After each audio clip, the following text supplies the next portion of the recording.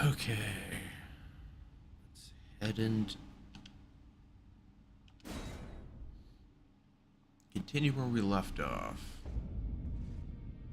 Where I left off was here. I was looking at some stuff.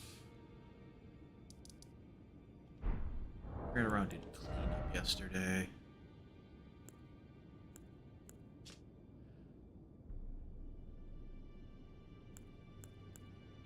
Found this America's Source Seal.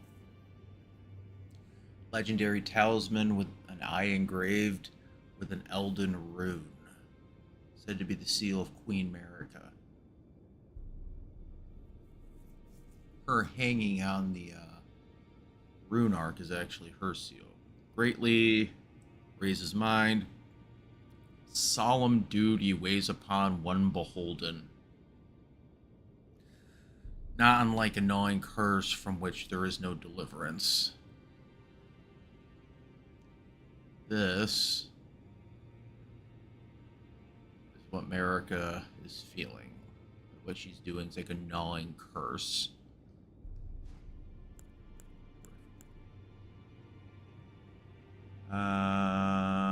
Oh, this is the rotten staff of the Erdtree that I got off of fighting the infected. What was it? Those one of the avatars that protect the minor Erdtree. Pest glaive, made from hard sharpened shell, wielded by the pests who emerge from the swamp of Aeonia. Slightly increases on physical damage negation. Though men recognize the keen intellect of the pest, evident in the spear's uncanny design, they will never be understood by them.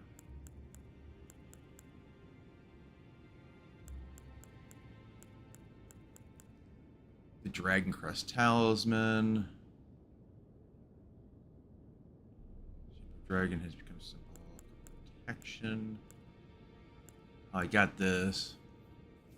Cordovis's great sword. Sword imbued with ancient holy essence. It's crucible magic. Its red tint exemplifies the nature of primordial gold, said to be close to nature itself. One of two honored foremost Crucible Knights. Holds the power of Crucible of Life, the primordial form of the Erdtree. So the Erdtree and the Crucible are one and the same, just different, same thing at different times. And I think the most important thing is to understand it's the Crucible of Life. Life emerged, creates life. It's how America's creating the demigods. I know there's a fixation that America is actually birthing demigods, but in a way she is. The Elden Ring is inside her body. You see this at the end. There's no organs. She's producing them from the rune that's actually in her body, and with use of the Erdtree, because the Erdtree and the Crucible are one and the same. Holds the power of the Crucible. The interesting thing is looking at this equipment.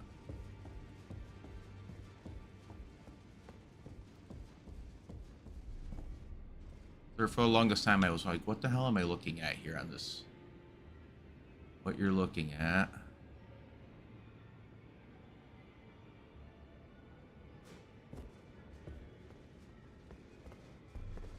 This thing. The power living inside the Erdtree. Its tendrils are its base, its roots coming in. It's the holy power that sits in the Erdtree. It's where grace resides. It just doesn't. If it went any further, it should have been making like branches, but that's the trunk of the Erdtree is what you're looking at.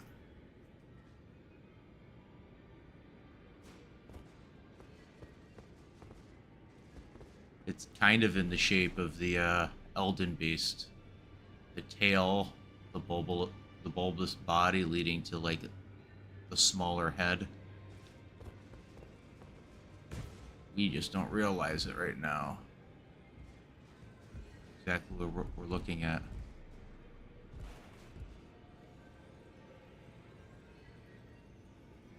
This glob very much looks like, very much has the shape of the Elden beast.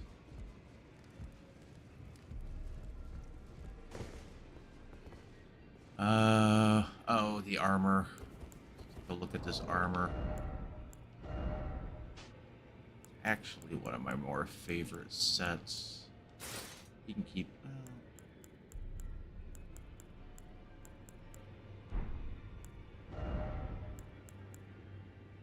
Both sets have things to look at. I don't so much know if the legs are important. This is one of the more interesting things to look at here.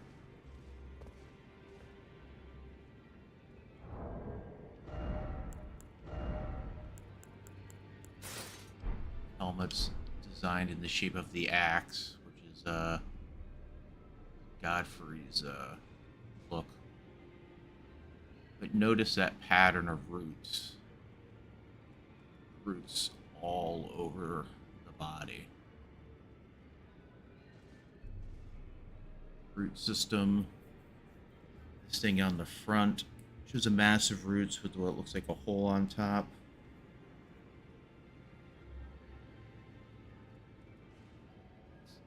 Motif appears everywhere. Massive roots. Almost like a hole, a divot, or an indentation in it. These were the guys, these are the Crucible Knights, so they were the Knights of the Crucible, which is what Godfrey was. He was a protector of the Crucible for a long time. I've always wondered if this curl here represents very... It could have been a tall mass of roots, we don't really know. This upper part could be looking down at the Erdtree from a height, is what it's representing. Shoulders, chest. Where's the equipment? This one is also an interesting one. Similar. One has more have to do with horns. Look at the motif on bottom though. Root system. There's almost a root system on top. That twisting spire we see. Hey, how's it going? It's great armor. I love this armor. It's great for fighting like the Elden beast at the end. But that weird root system right there is what I'm talking about.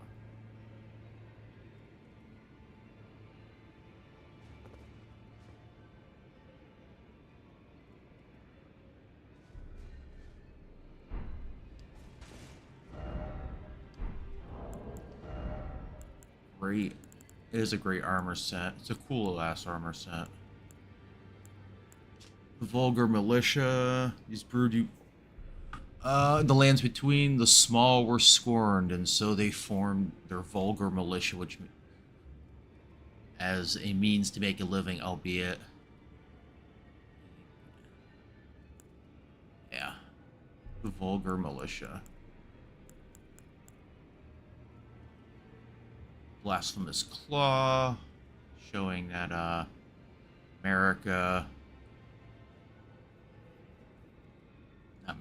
showing that Ronnie and Rykard were aligned.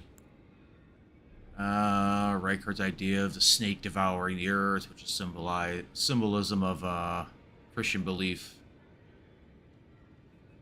Or I think it's actually a couple different beliefs.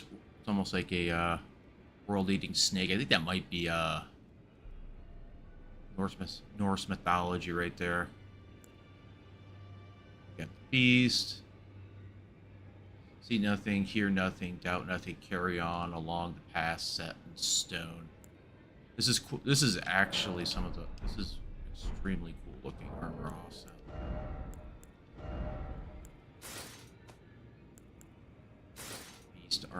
Beast champion armor.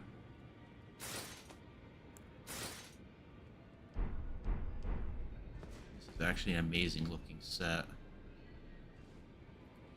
or a guy who lost his maiden. Her, her entire his maiden's quest was cut out of the game. There's still bits and pieces of it in the game, but because the Lord is the admiration of beasts. You can kind of say we have that with our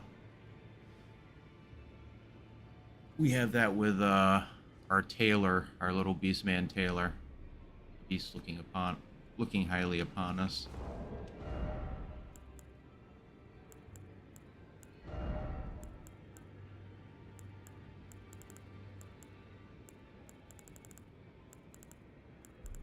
Where is it? One of the coolest things is... No, that's not it.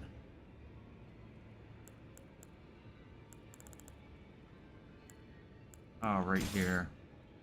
Siluria's tree is also a very cool item.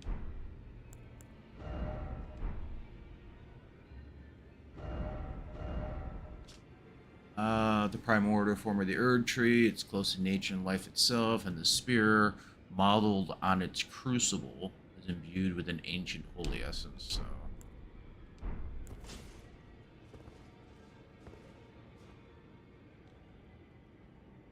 It gives us a... Oh, we can't use it, but... This is supposed to be kind of modeled on the crucible itself. So maybe this is a growth that was coming out of the crucible.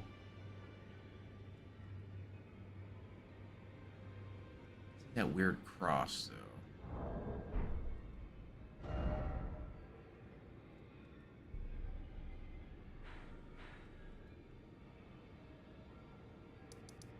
I have always wondered around about something mountaintop of the giants. That is the death of the giants, because you see something odd about them. Notice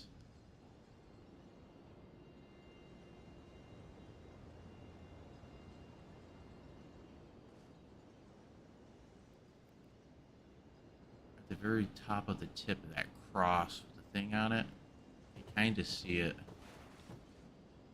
Something looks similar to it right there. Something that kind of looks like the weird horns coming off this spear.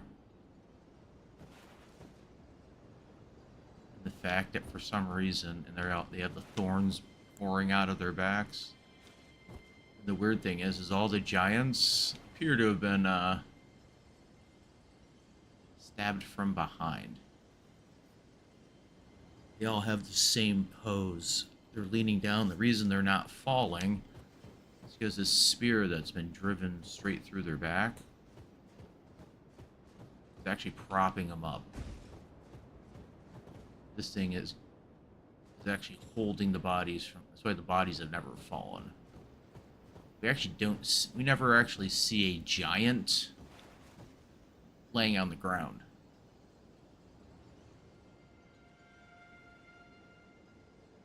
Well, part of me have always wondered, like, they must have done something in battle. Either caused the giants to pause, some form of magic, but somehow they drove those things right down into their back. Maybe that's where the trolls came in. Mesmer, question is see that it's part of the... Let me see, could it have been Mesmer? See, I personally don't think it was, it could have 100% been Mesmer, because... And a lot of that has to do with the red hair. Now, I'm not saying it's not him. But the big thing is the red-haired demigods basically seem to all appear about the time Radagon starts appearing. Radagon appears, as far as we know, sometime... I mean, it could very much, but the problem is they weren't using... Mesmer uses the fire, though. That's the thing. They wouldn't have gone with that. They were trying to defeat the fire giants. It's the reason Mesmer ends up in the Shadowlands, because Merrick is actually stowing him away, because she knows if they find out about him, they were going to kill him. The idea he has the snake living inside of him.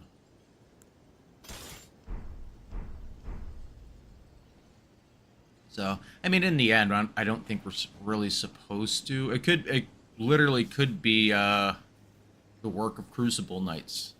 Like, the spear, it looks almost spear-like. Maybe we're never actually supposed to know. These are some, I mean,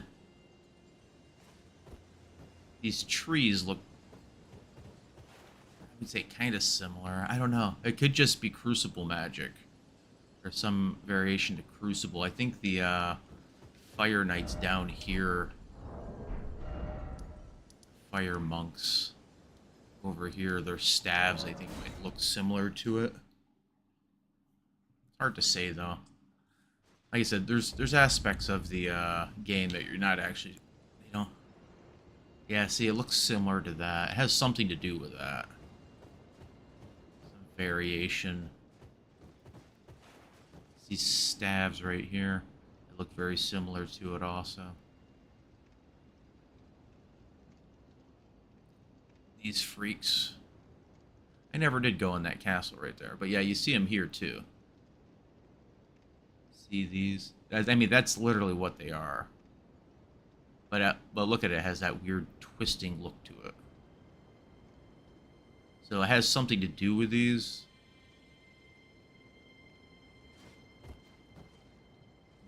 These weird fire monks. But these fire monks are literally, they were basically left to they're called fire monks because they're here to actually stop anyone from moving forward. Maybe it's a religion that kicked up around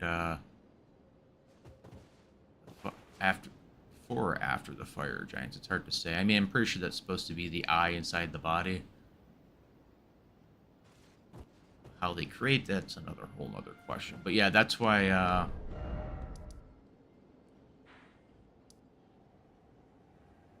Vike's here. He never made it past the fire monks. He stopped him before he actually went to get any closer to the flame. Like I said, we're not supposed to know everything. This game is very much based on the idea of Miyazaki, who created it. He doesn't speak or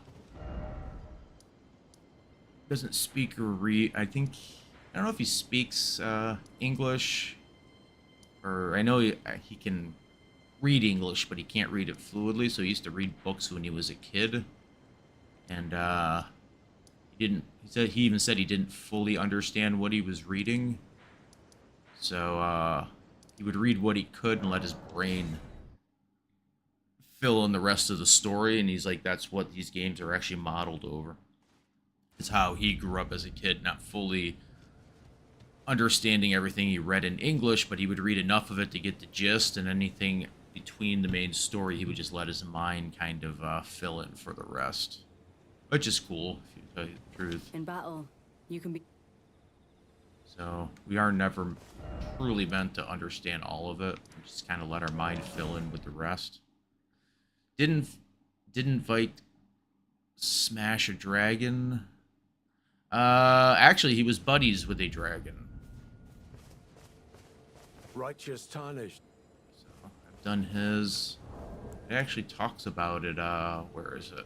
It's on one of his, I believe it's what becomes the Lich Dragon. He was actually good friends with them.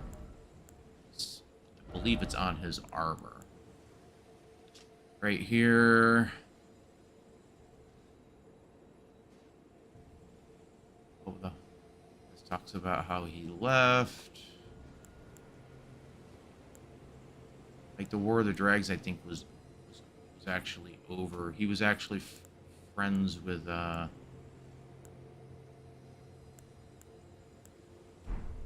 his spear. He was actually a very powerful, actually a very powerful.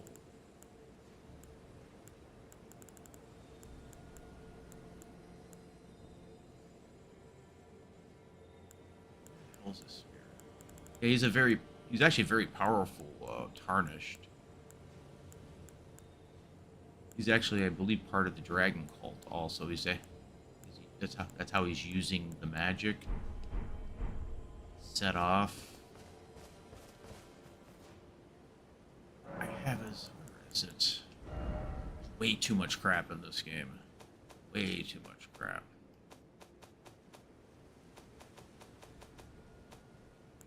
Here.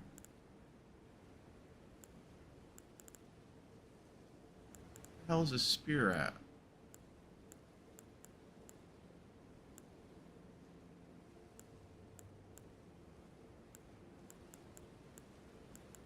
Twin blade. Swords.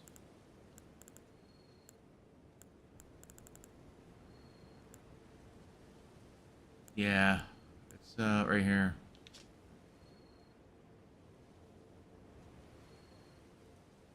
Nope, it says showing it. Yeah, I believe he wasn't it like Fortisax?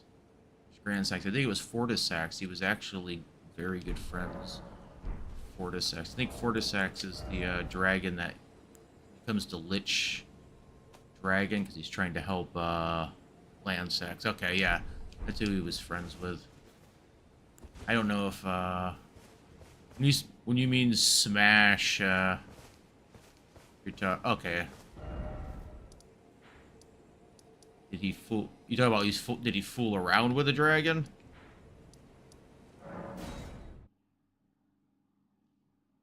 I mean, the only thing I've ever seen is he was buddies with them. Unless there's some piece of lore I haven't come across. It is what binds us. Ask about the horn set. Wondering about the horn set. True enough. In any other circumstance, long ago, a cleansing by no wonder that aside, and in this regard, the tower they were never saints, they just happened to be. Yeah, I don't know about that. Unless like I said, unless there's a piece of lore I haven't come across. I mean, I still bumble across items every once in a while. This is one of the most disturbing models right here. The weird human body, but like just the head screwed up. I actually kind of want to know what's underneath that head. His head looks just like a mass of maggots.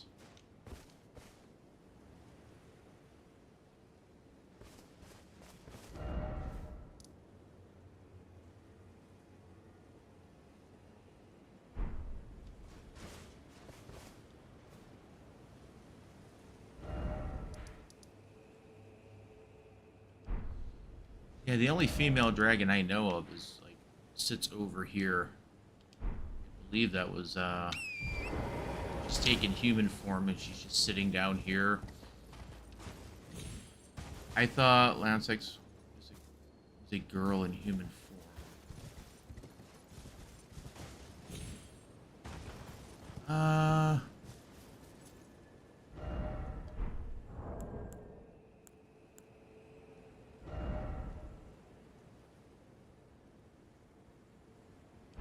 Why is the face? Oh, I said his face looks like a mass of maggots. Look at it. It's a covering. I mean, look at that. Doesn't that look like just a pile of large maggots? Almost like they're just sitting on top of each other. It's not actually maggots. It just looks like that at first glance. It's just his mask. See his horn sticking out. That's what I see when I look at that mask. It just looks like a hairy mass of maggots. It looks like they're just crawling over each other.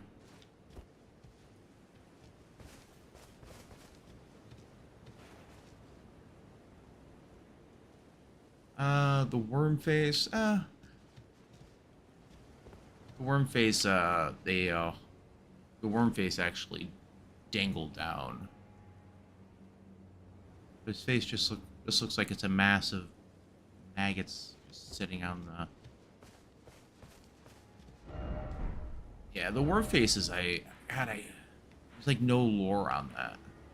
There was something I wanted to show.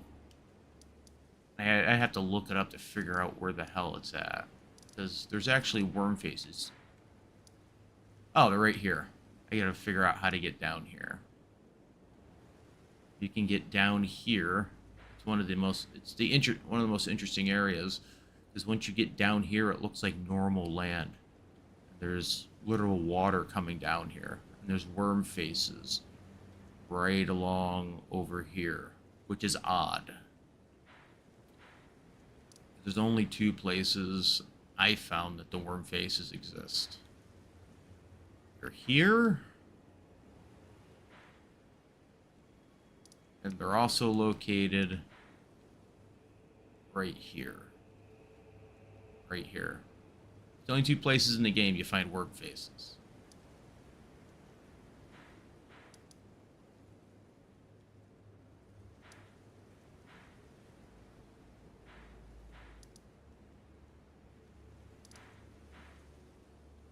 And this area has the similar golden trees on it also, which I've always found pretty odd. You don't see it here on the map, you only see these golden trees right here.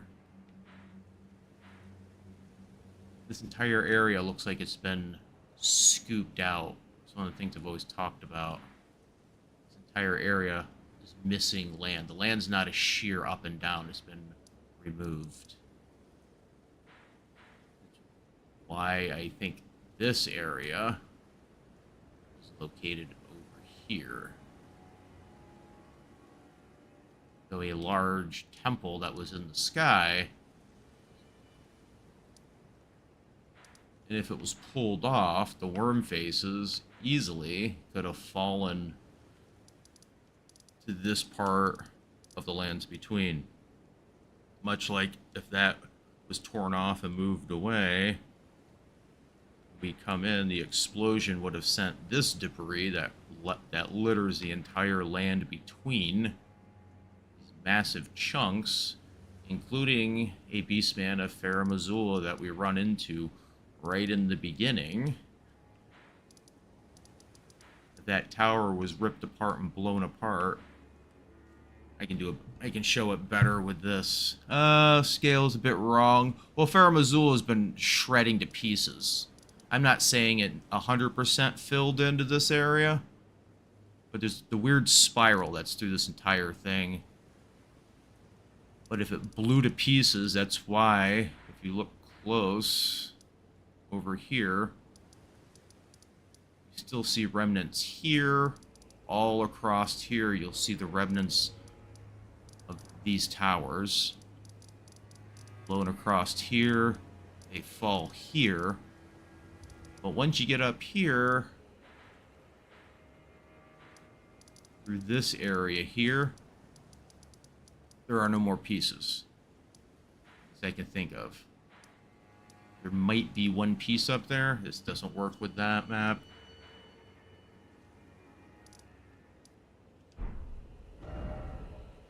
But that entire thing is basically crumbling and falling apart. I don't think it took up the entire land. I don't think Farum Azula took up the entire landmass, but I'm pretty sure it sat above that. Above the tree are with worms. Above the tree? Are there worm faces up here also? Well, the worm faces are tied to death also. So, well, part of what I was saying, like, they either fell off there, or the worm faces found their way onto Farum Azula. This is a mausoleum. Like, if there's ever something called a city of the dead in some place, it would be this. Like, the beastmen literally take their dead and build their city upon their bones, which is odd in itself. But, like, the idea, like, there's water here. Where would the water be coming from? That would be my question. There had to be a water source. The water doesn't just appear out of nowhere. right here. You see it, it pools out, runs down. There was like, you can see it's the outside land of what the city used to sit on. I mean, there's probably massive chunks of this that would just actually be falling into the ocean, being pulverized. It would also make sense as to why parts of this area, if you ever notice, it's buried. There's entire part, the broken bridge where Gold Mask is. Well, that's what I'm saying. This is a pit down in here, this entire area. Yeah, this bridge right here is what you're talking about. Where he appears right here. Yeah, they're in this area. This entire area is filled with them. So either the people transformed into them, or... But this is like right here is like the only other area they're located I can think of. They're here and there over here. And I think part of we have to remember too is you go, where is it? Not the sanctuary. It's here. Oh, right here. The Divine Bridge. The Divine Bridge has one of the most unique bridges in the world. You come up. This is also the back door.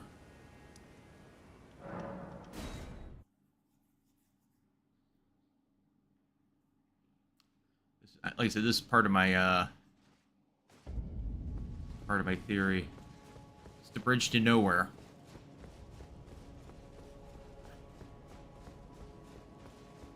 Was it made by? Doesn't have the motif of the Golden Order on it. It's a bridge. Now it could lead to the old Divine Tower, or leads straight out into this area. I mean, it could have also been there. I just think it was part of, I just think a lot of this stuff was a big structure, but the Divine Bridge, it goes to nowhere. It doesn't have the old, like I said, it hasn't been relit. It doesn't have the Golden Order tiles in it also. This is the back door for Godfrey when he returns. In case anyone's ever wondered how do you get into the city so easy. This is the area that's tied to the back door of the city. Where is it? It's over here. The Tower of Return, because everyone is waiting for Godfrey to return to reclaim the Elden Lord. So there's also weird crap. Like, I don't think this waterfall probably wasn't here. You got the weird High Road Cave. The High Road Cave that's 1.5 feet from the water. So if you actually go down to the base of it, you can see it kept going down further and further. It was part of an aquifer system. So, okay, enough of this.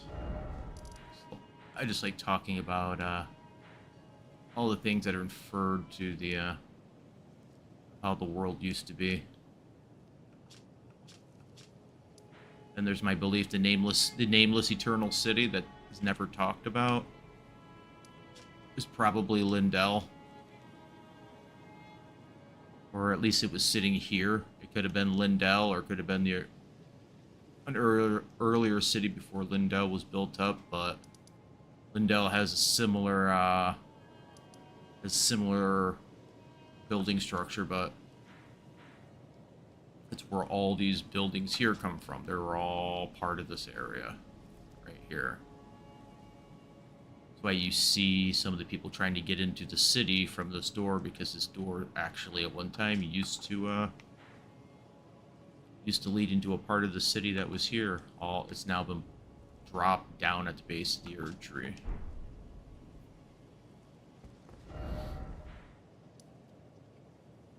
Probably from the Night of the Black Knives. That's why all the doors here are sealed up.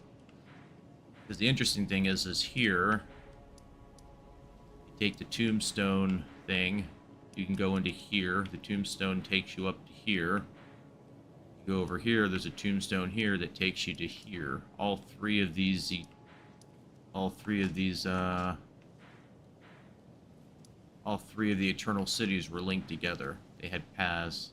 This one takes you to where pick up with Ronnie. It leads to this waterfall here. This tombstone takes you to this waterfall here. You run across. Very cool. Okay.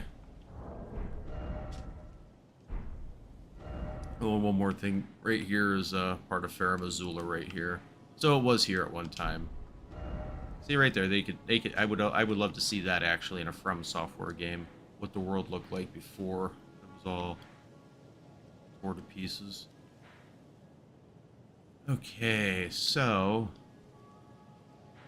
what I have to make sure I do not do for a while is don't cross this area right here. Don't get too close to the Shadow Keep. Do not cross like right here. If I do that, it's going to break. It's going to break the seal.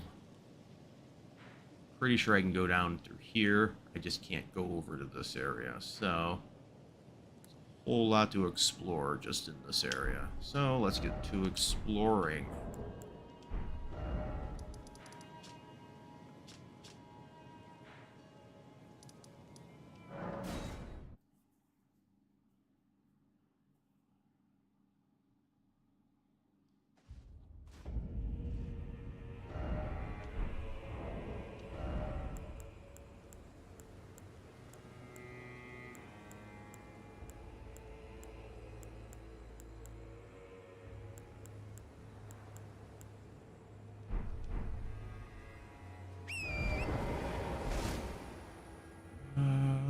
Let's see. This direction. All kinds of goodies to find. Get over there.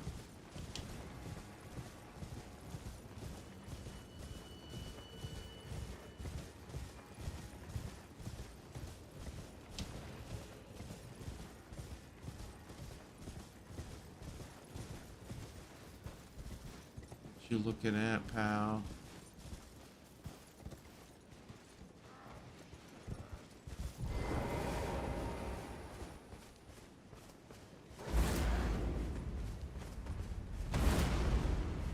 I wonder if these guys once followed Godfrey. They're a fan of the axe and they're using skills that he would use. I wonder if they were once his men.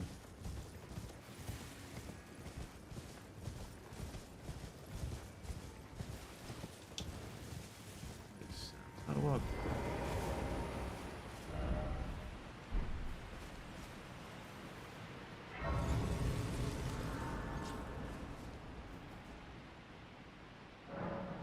Can't level anything up yet.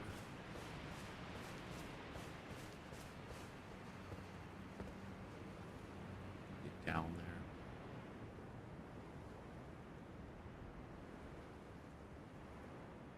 there. Down over there. Oh, I can drop down over there. This top part.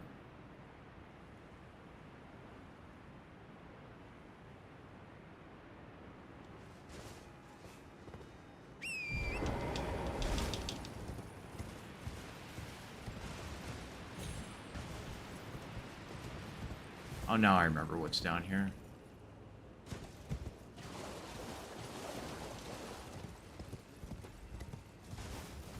Headless Garian Knight Troll.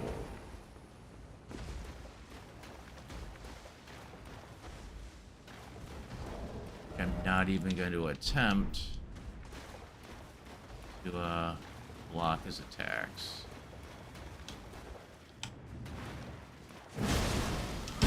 Oh, holy crap, that was a fast attack. That attack came out a lot faster than Oh, he has no head. Their weakness is their head.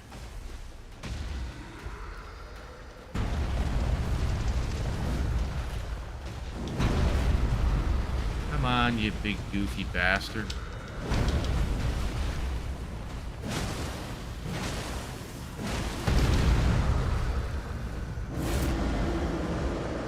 I don't know what he's screaming at.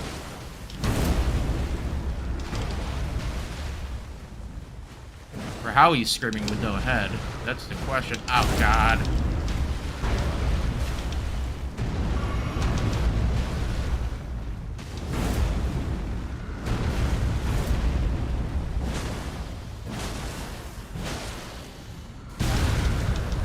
Holy shit, that attack comes out fast. Oh. God damn it.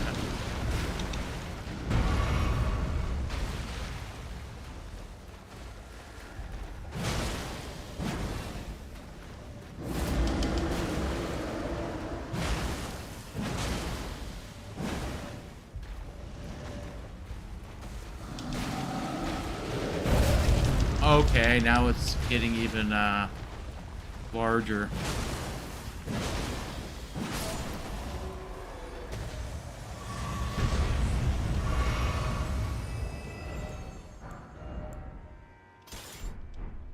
At least he didn't spam his stupid phalanx spell. Okay. Usually they go wild with the phalanx spell and all you're doing is dodging magic swords.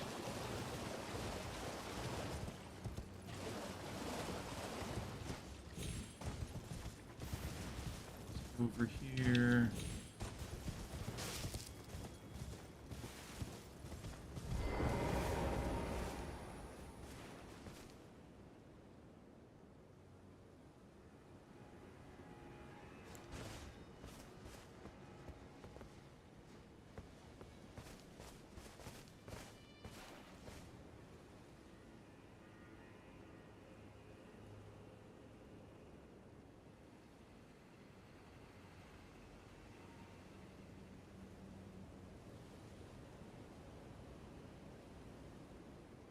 That could possibly be a representation of the Crucible.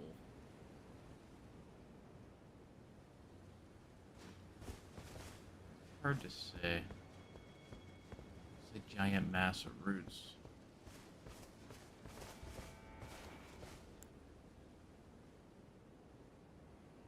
It looks like, in some ways, the guy we see...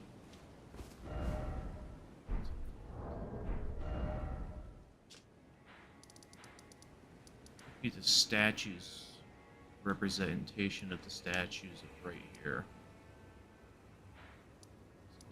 Labyrinth.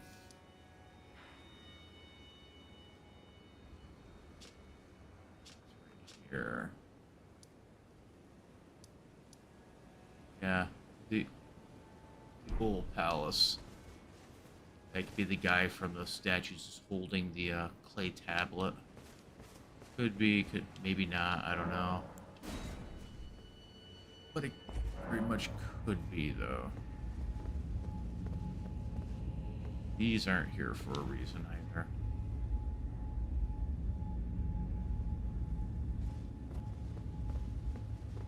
The odd space. Something that looks like I'm traveling through space and time.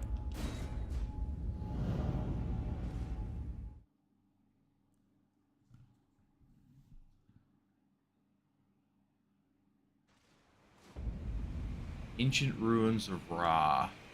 Aro.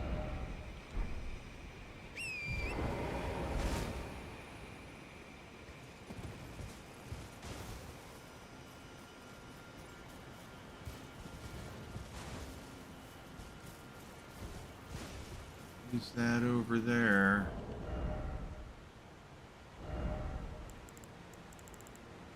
Switch this out.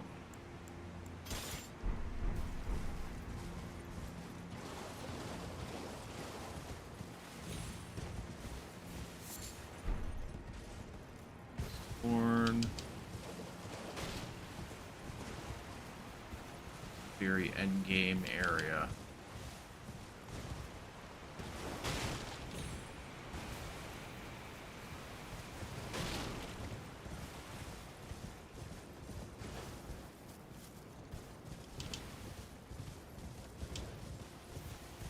People Row have a seem to have been the builders of the aqueducts in the worlds of the lands between, at least the older ones. The idea that they were moving massive amounts of water.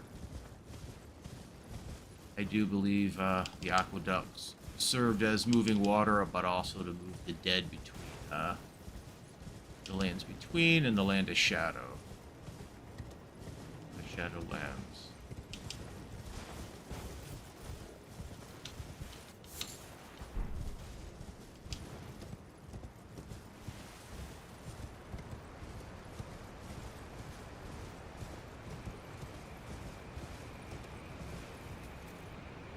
Here's one of the statues of them.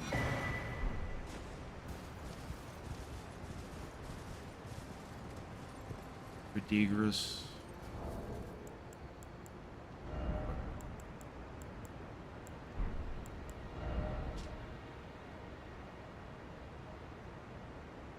Verdigris Dascus.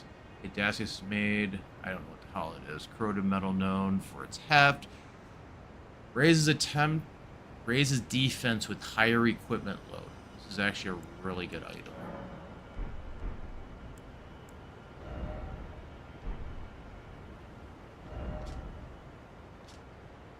Great weight makes for great strength. Strength to protect others. Actually, I now remember how I played this my first time through. I just weighed myself down heavily.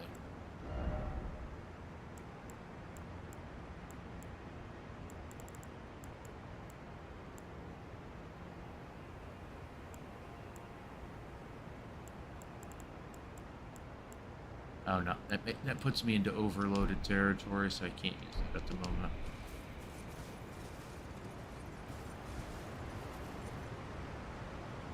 With the linear... How'd you get the raw wood? There's a teleporter over here. Right over here. It just teleports you to this one section. You get an item. Can't go anywhere past this, as far as I know.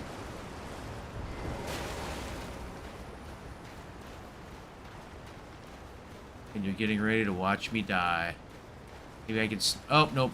Won't let me.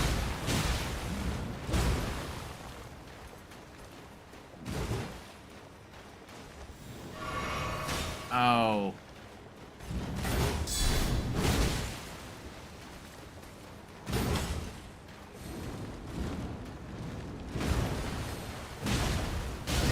Oh, God. Shit. I forgot I'm fat rolling. I can get back there. What's the deal with linear Illum? I don't know what that is. Linear Illum.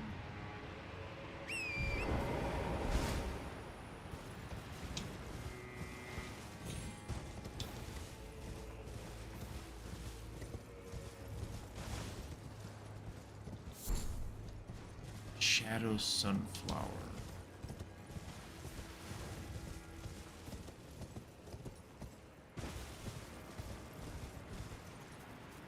Where did I go? Oh, it's over here.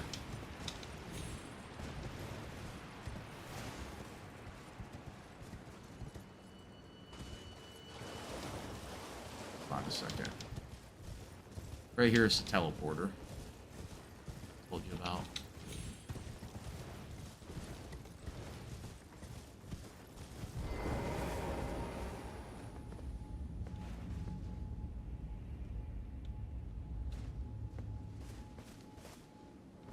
See the exact same thing in the Belfry Towers. That guy might be the guy who holds the tablet that we see some of the tower motifs. So the Radon area to deal with. Linear.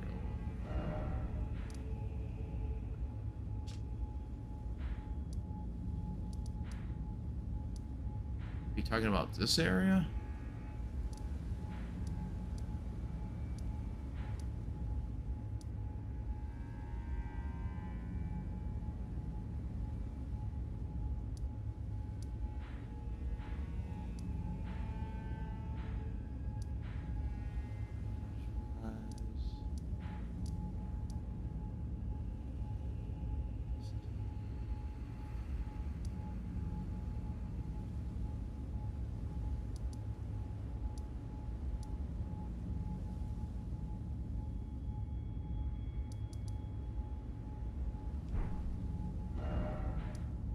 Oh, the sky area after Mesmer. Oh, you're talking about this area over here.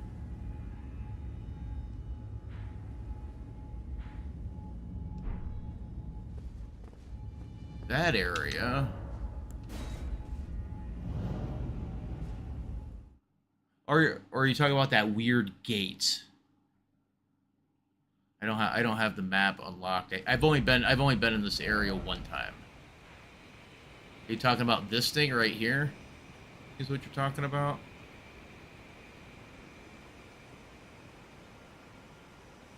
Because this over here are the ruins of what is probably one of the most extremely ancient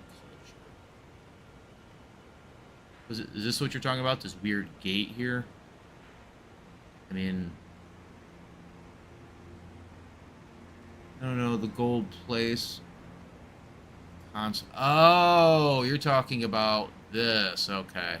You're talking about the spiral that leads up to the, well, like the whole thing is leading up to that ascension gate that's there.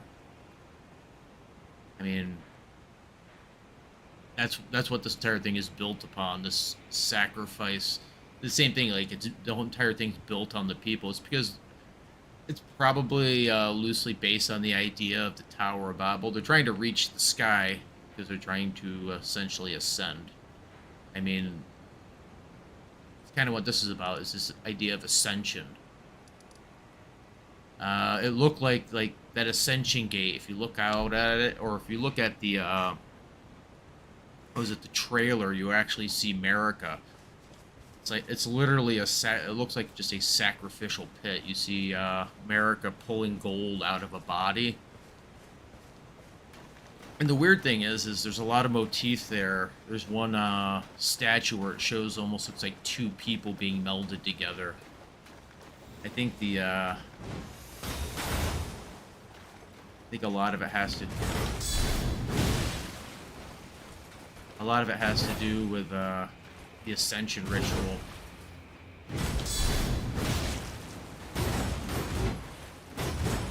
Come on, get away. It hit me. I knew he would. Of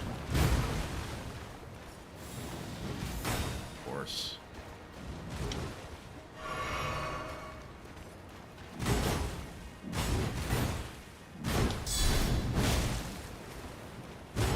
And now comes... Run away. Oh, look.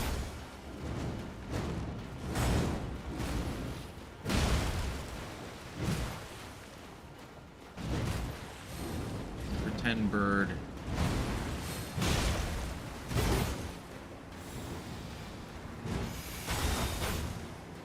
Come on. They hit me. See, I don't know why, oh, God. What the hell's going on?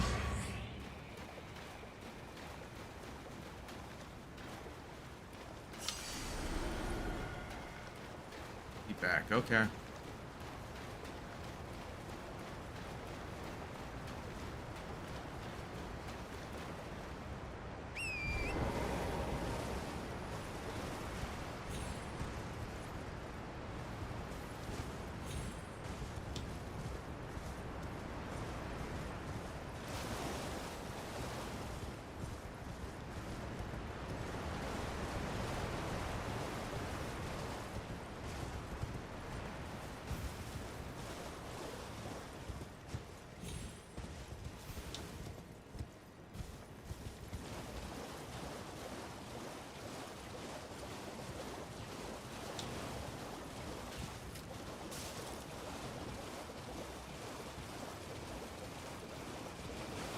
Yeah, you can teleport back, so I will get that.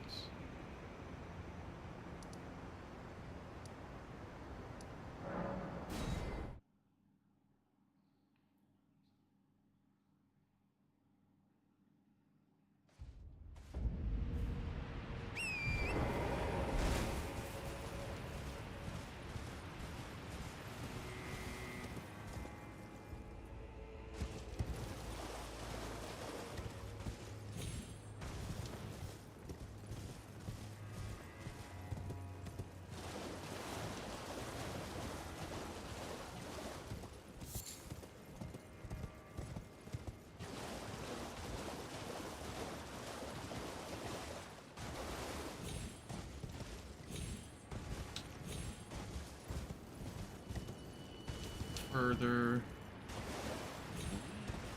Oh. Yes, I can. Castle Venus.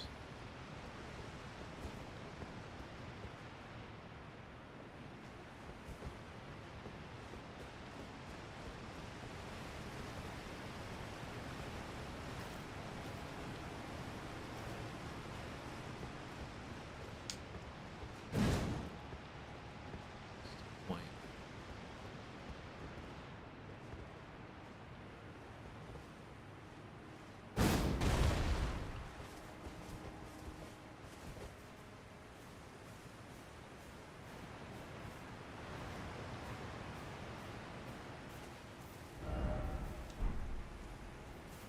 Absolutely no point me coming down here. Actually, this is how you get on top of that other castle. That's what I'm looking at. The other half over here. Oh, stop.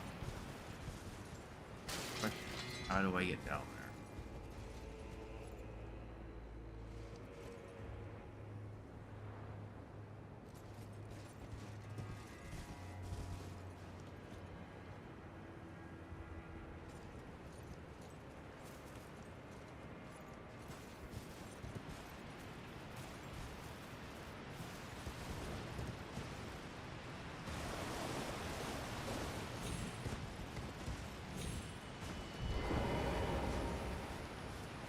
Here.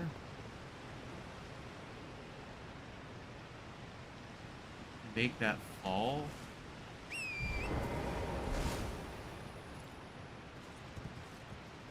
You can never tell if I can make a fall or not on the horse. Yes, I can.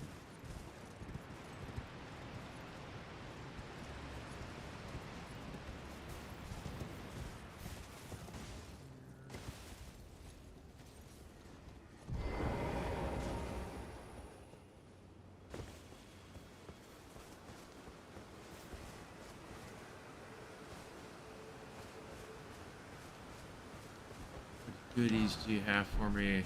Nothing I really cared about. Thank you.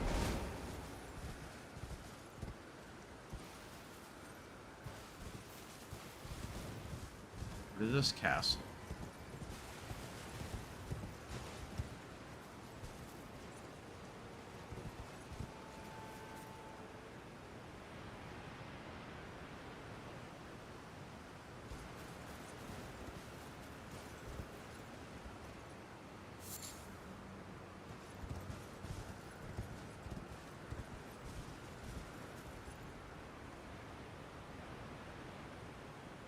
I love how I can't remember how to get over there.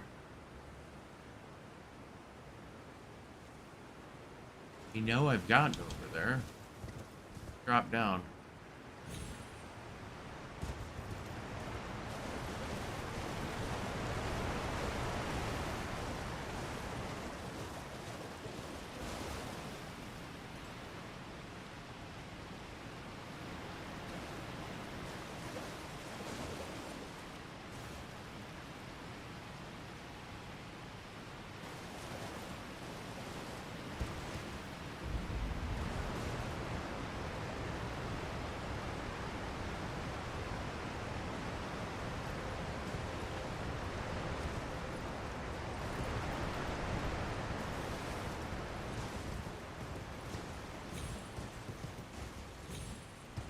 I'm too dumb to figure out how to get to the castle.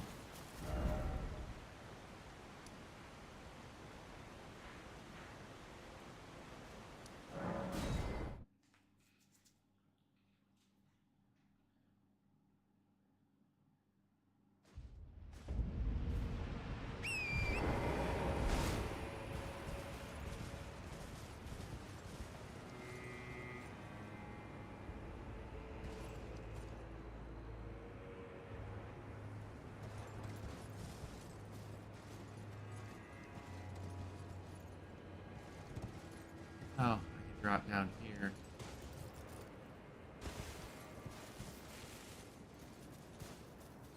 Ah, that was a bit sneaky.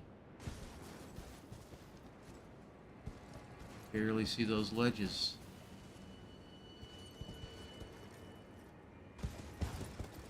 Very sneaky. So the question is, how do they get into their own castle? I can't even figure it out.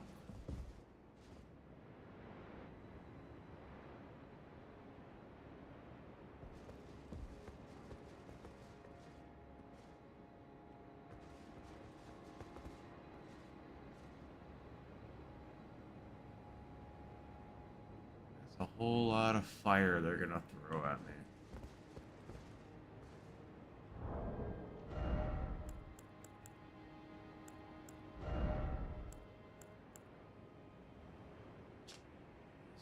Ah, yes.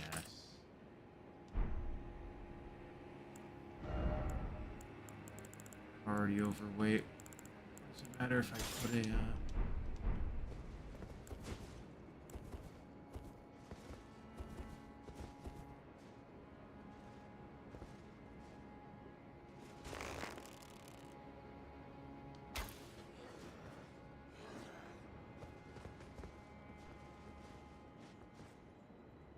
not using the right arrow.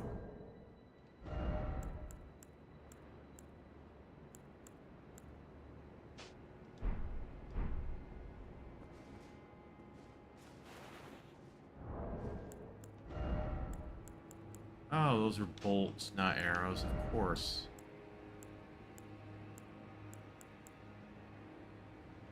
That's what I want.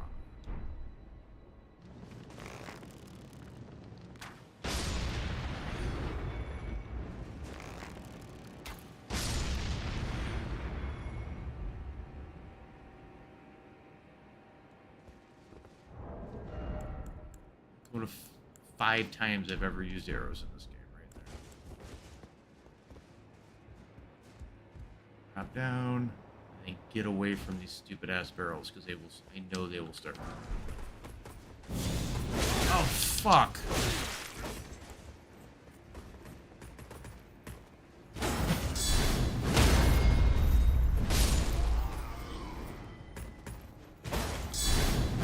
I missed him. Switch back to my shield. Stupid me.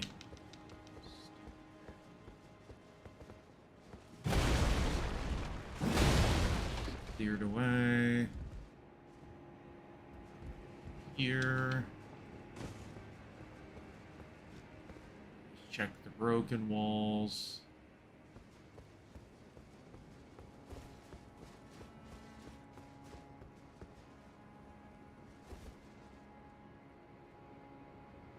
Yeah, knew there was a guy right there. How did I know? That guy's just gonna sit there, so I will take advantage then. Someone around these corners. Nope. This right here is where kick is good. Just come right off the edge.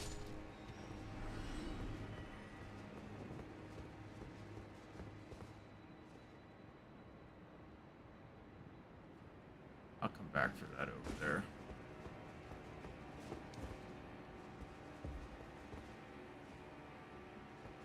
Drop down. It's better to drop down from over there because these guys have crossbow bolts. Here's what I've come for. If I'm not mistaken, this guy has a goodie I want. Oh, this guy has a disgusting tongue that comes out of his face.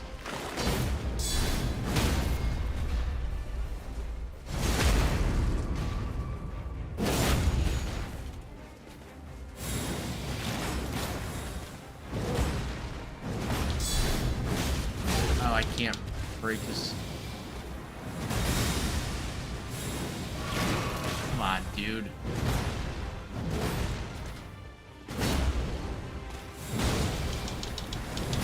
Shit. Come on. Holy shit, that does a lot of damage.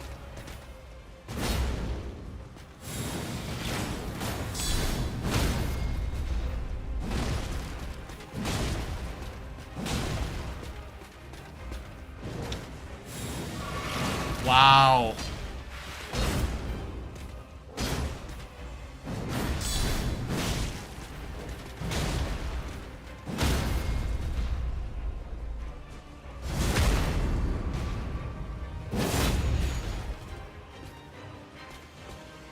Run away.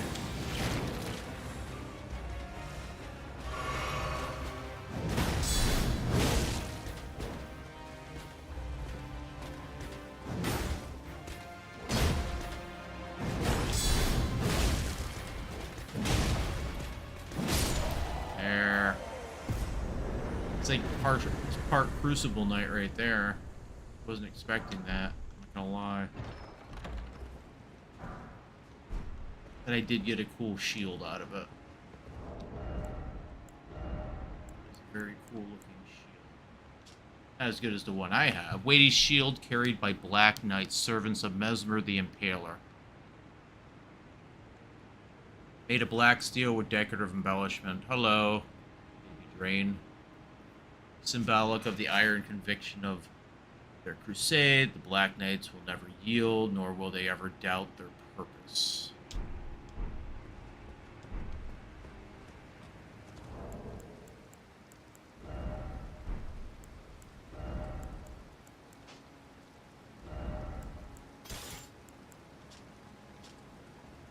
Good holy. Great if I'm fighting something with holy damage.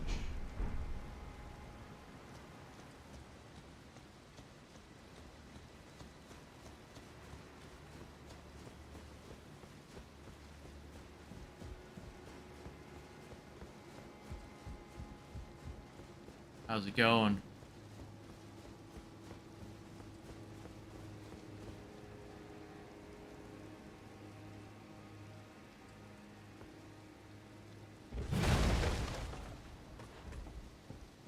God.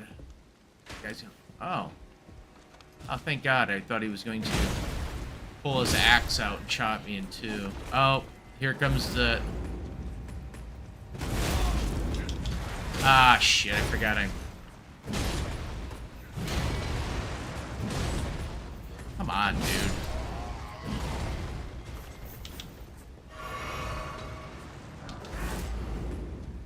These guys are so nasty. That axe will rip you apart if they hit you with it. Luckily, I have a 3,000-pound steel hammer.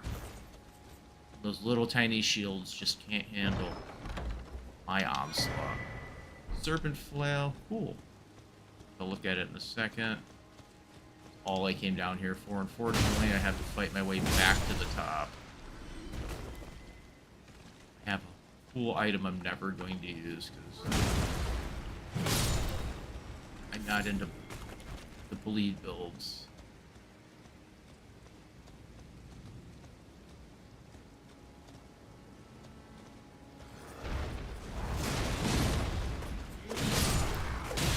Oh. Dagger guys.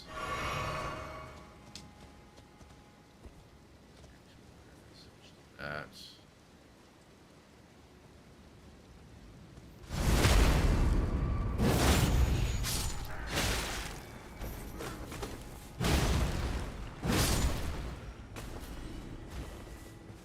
Just keep standing there, dude. Staring down the barrel of that. It's probably an automatic crossbow. Good about waiting on my friend to go for a walk. How are you? Oh, I'm pretty good.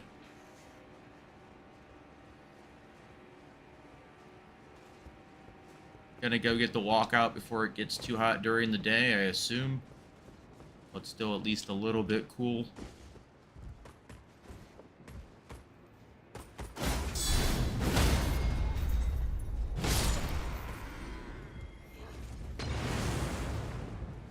Come on.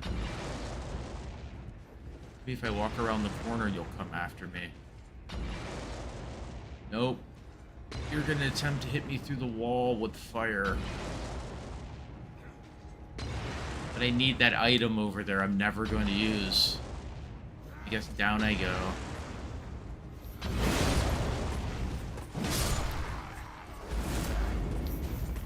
Hit him fast before... Let's see. Well, was it all worth it? All this fighting? Not really, but... makes me happy I got something I'm never going to use. It's like buying something I'm never going to use. Yes, sir, yes. Is it getting pretty hot this summer for you? I don't know where you're at, but... I'm upper northeast. It was been pretty nasty, at least the early part of this year. It's cooled down a little bit this week.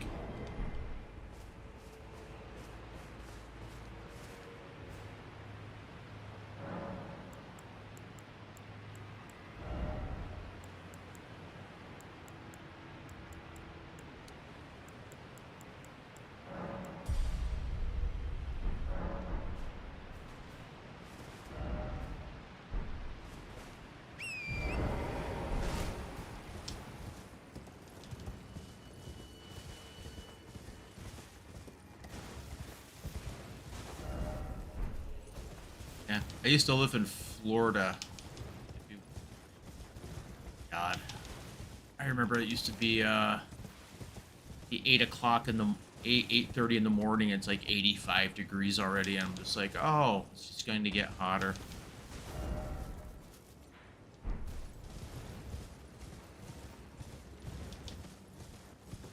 Not that hot up here, but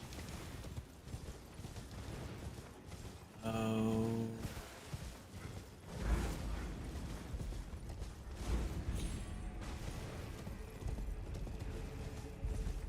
I'm in New Jersey, and it's not hot, but I wanna...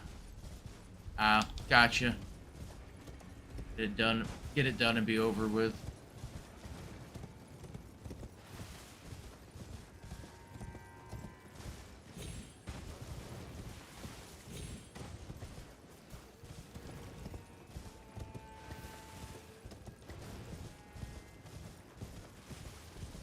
What's the humidity like there? Is that a fairly... being that close to the ocean, does it get fairly humid on the coast? I'm assuming it does.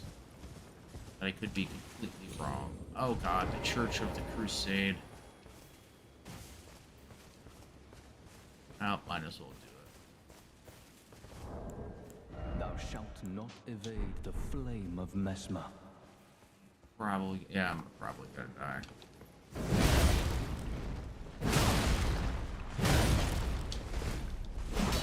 Yeah, Florida's something else. It's called hell.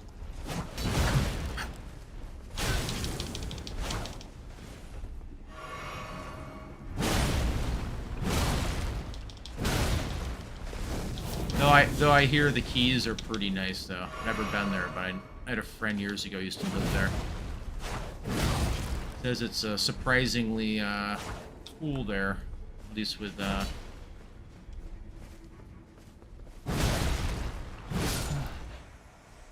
could this be?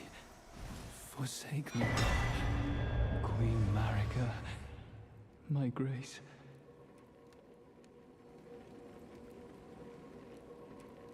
For Jerry the Spider is chill. He's 7 feet tall.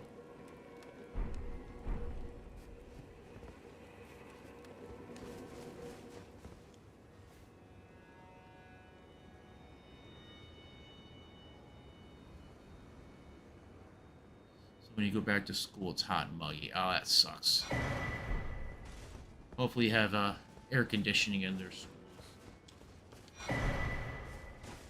Well, actually, usually if it gets, I don't know. Sometimes in the north they don't actually.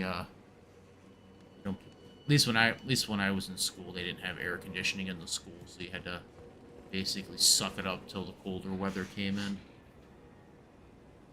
I'm in Australia. You mean, are you in Australia? Jerry the spider is chill. He's 7 feet tall.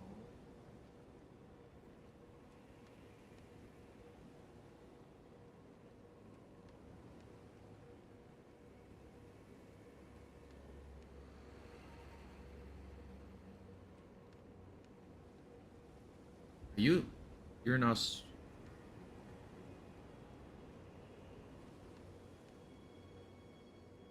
It's AUS.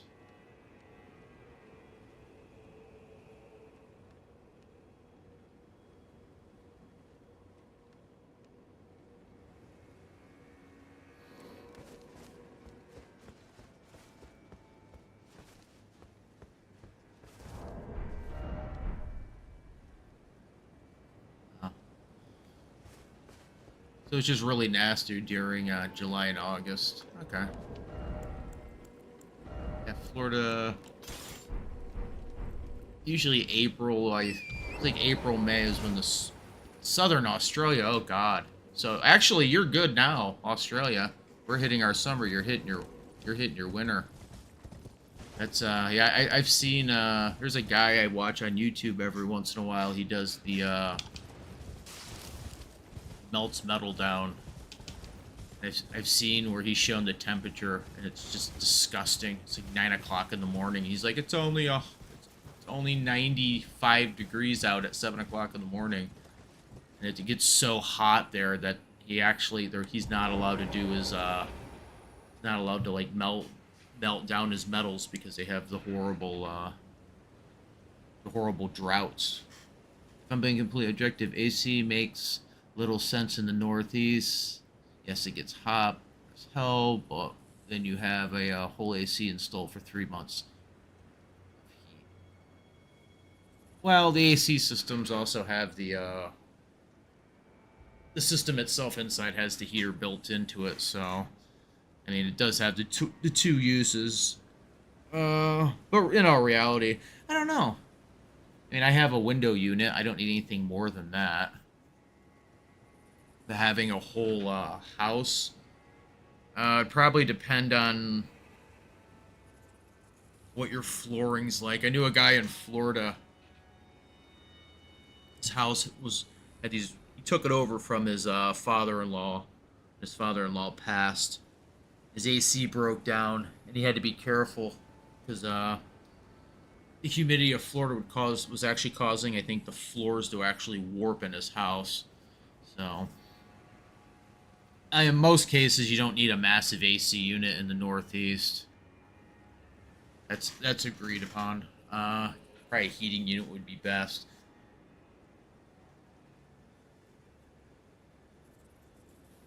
Is snow cool? I've never seen it. I mean, snow. Usually, when it snows, it's more the air is colder than the snow. Unless it's like a wet snow. Wet snow can be nasty.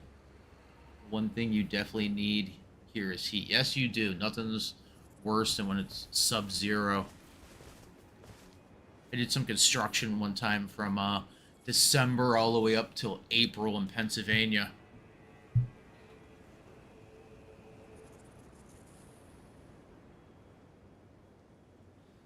So the funny thing with snow is actually made up mostly of air. So that's how like igloos work. Igloos can stay, I think, what, about 56, 58 degrees inside.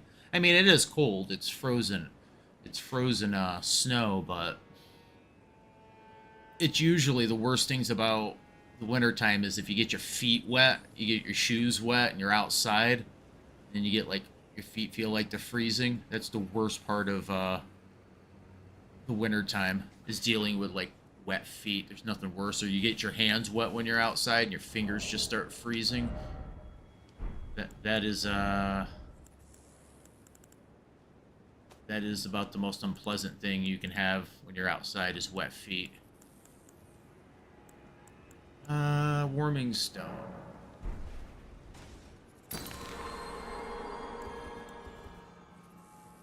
Come on, my little friend. You're not a bad guy. I killed this guy my first time playing through, and then his buddy showed up, and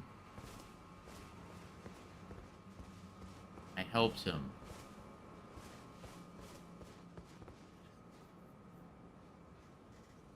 And also, Vortex, snow seems really fun the first day it falls, and then every day after that, you're like, God, I hate this. That's usually how it works. You're like, snow's cool, and then you're like, oh, I had to shovel this crap for an hour and a half, and then you're like, God, I hate snow. I never want to see it again. That's usually how it works. And the lowest temp it's gotten for me here was like 7 degrees Celsius or Fahrenheit.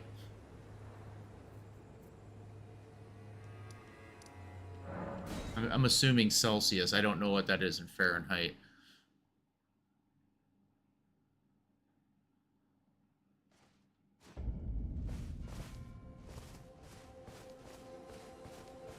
Welcome. This is about 50 degrees straight, so... Oh, I know. This is for you. The forager brood give their thanks.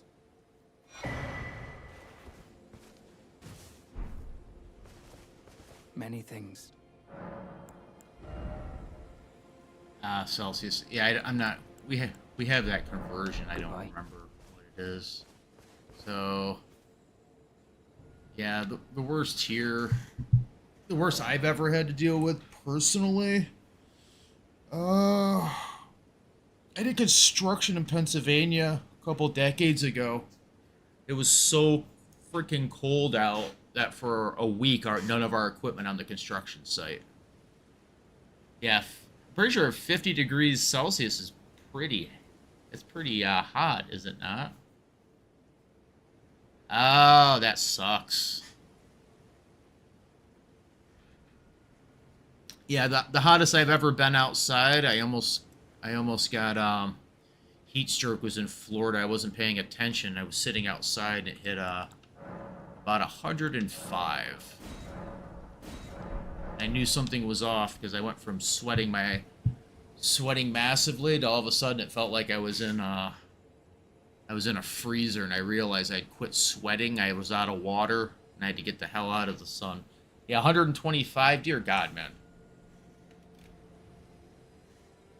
It's literally like desert heat. That's the crap in Arizona where I've heard people leaving their tools out when they're working on their car.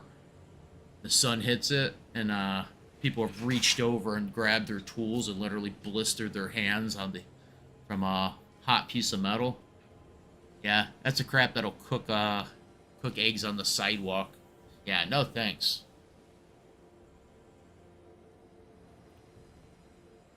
So is that with a is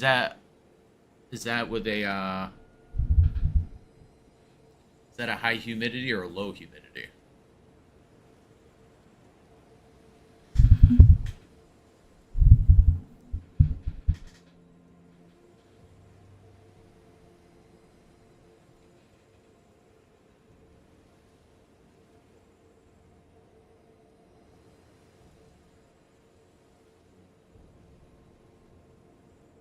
Oh, I'm sure it hurts to put your seatbelt on. That would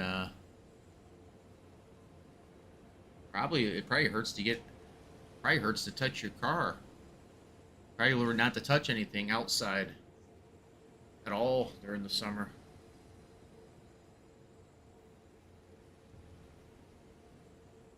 But is that with like a low humidity in the south, north is high humidity.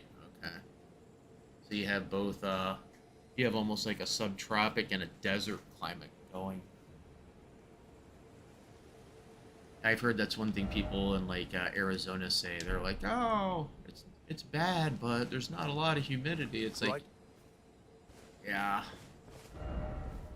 We had a heat wave when I was back in the 90s in New York.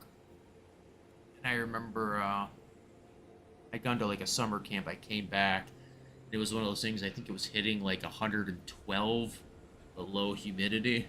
And I can tell you, still really hot, even though there wasn't a whole lot of humidity. Like 112 was still pretty disgusting. You go outside and it felt like you're gonna pass out at any moment.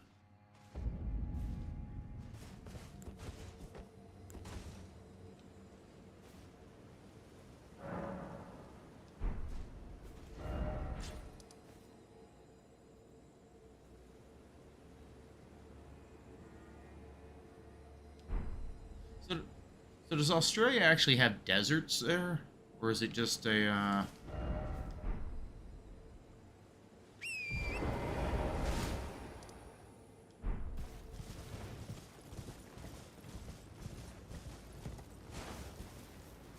Time for you? It's 9 p.m. for me here. It's 7:30 a.m. here.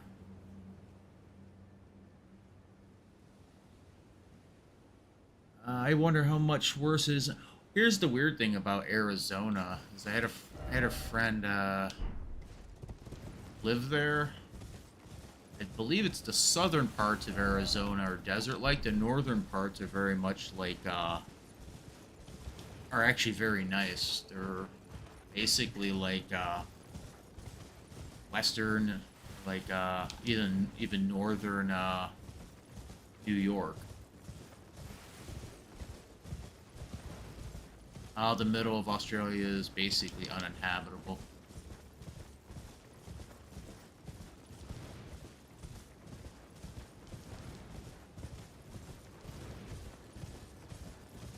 We have places like that here. It's called Detroit.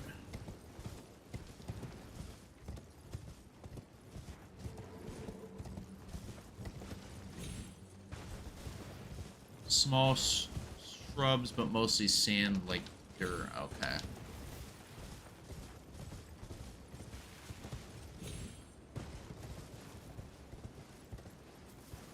That's supposed to be a proper desert. Yeah, I had a friend who actually liked it in Arizona, but he left not because he disliked it. He left because it's more of a job thing. Couldn't get into the job he wanted. I'm not gonna lie, it probably wouldn't be for me. I'm not really into the whole tarantulas scurrying around.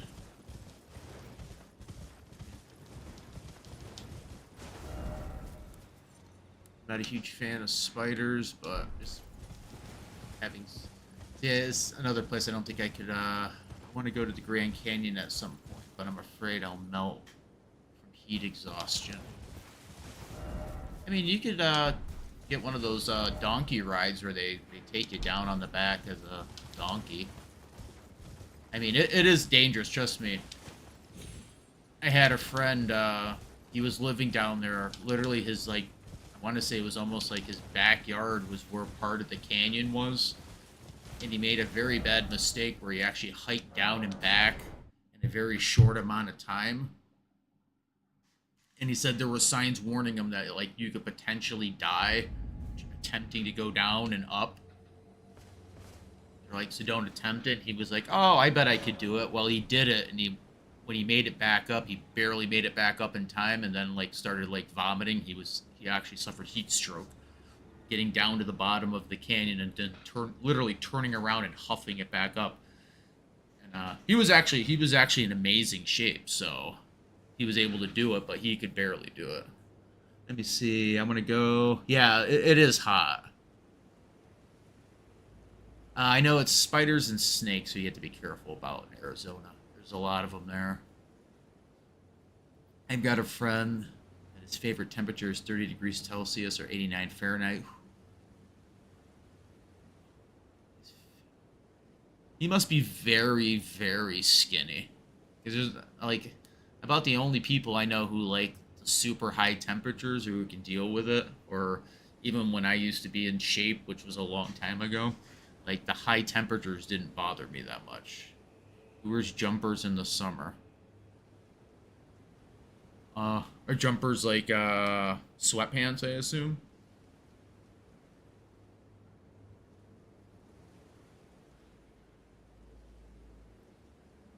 I mean, hiking down to the Grand Canyon would be cool. It's just, I mean, you can take, like I say, the donkey ride. There's but you do have to be careful. Make sure you have enough time to get down, get back. Make sure you have enough water because I know he worked out there. He was trying to get into the Forest Service, and he saw a lot of stuff out there. There's people constantly getting injured out in the forest. Oh, hoodies. Oh, I know. Exactly. I know. I remember those guys. Back when I remember them in high school. They wore hoodies every single day. Yeah, I don't know how you do it. 90-degree heat. Some people the heat doesn't bother. They just don't sweat.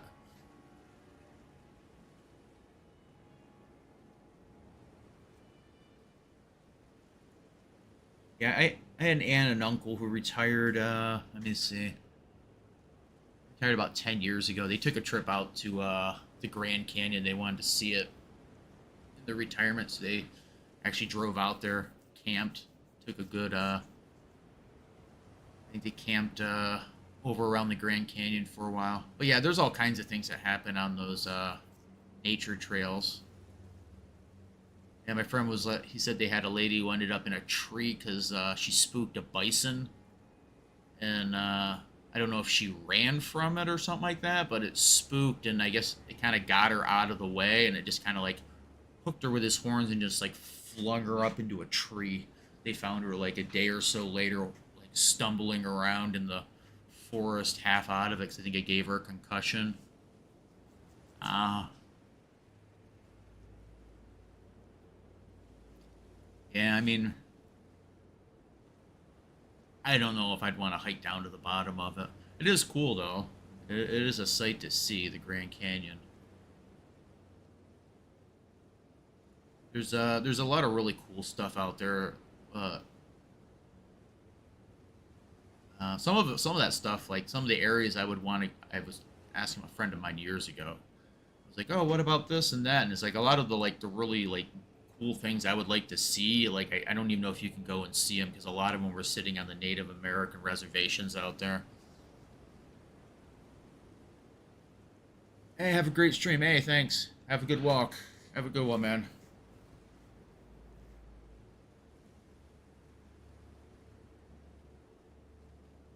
I will be right back. I'm gonna go use the bathroom real fast.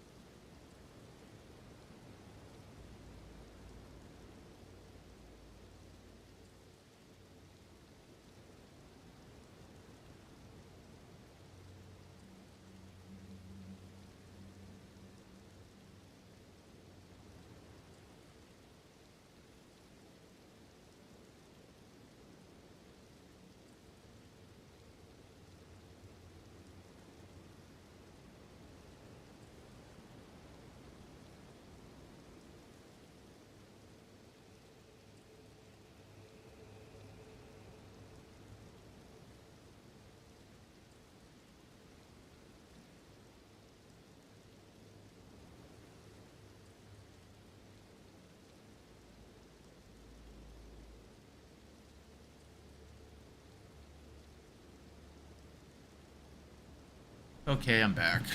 Uh, no, Australia does look cool. It'd definitely be an interesting place to go and visit. I think it'd be, I don't know if I'd want to live there, but definitely be an interesting place to visit. I assume it's like Florida. The rule of living in Florida is you got to give it 2 years. You'll know, you'll know in 2 years whether you want to stay or not. Florida's subtropical, so it's extremely humid in Florida.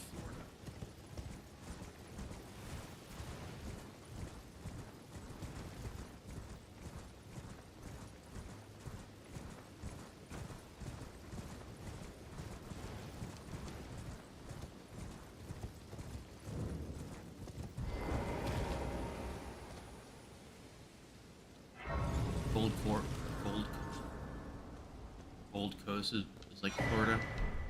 Ah, so it's very touristy. Florida doesn't have. Florida is very touristy. I know that I abandoned here my flesh and my body.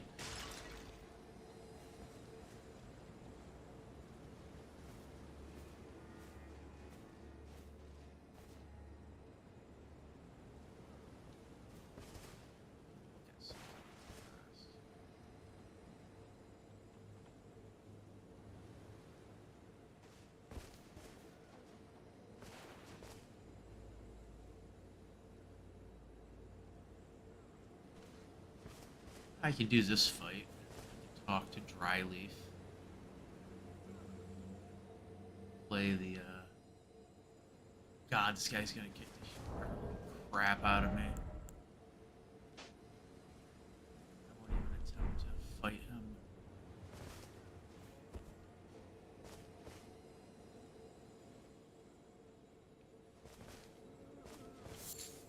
Wait a minute.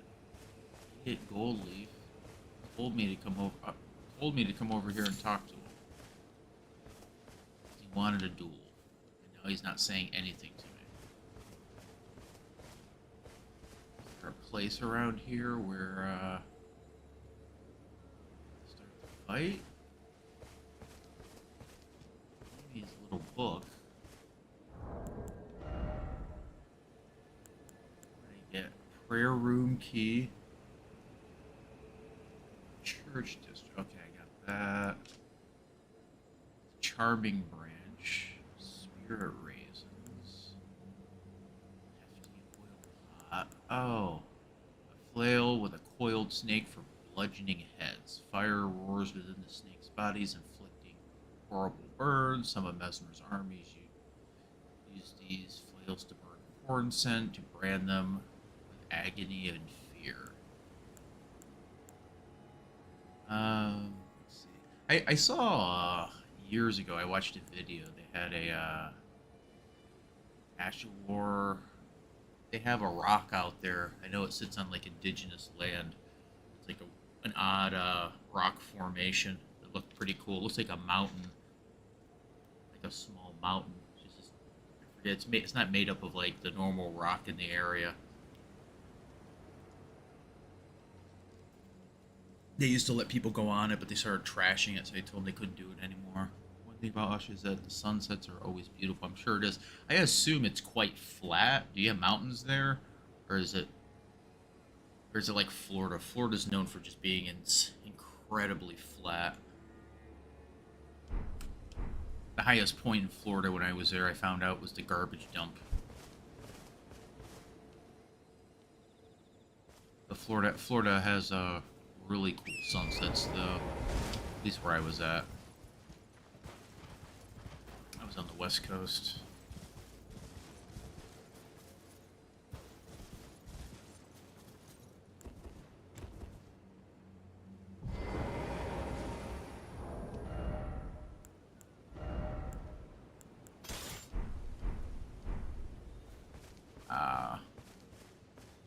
It's a bit hilly.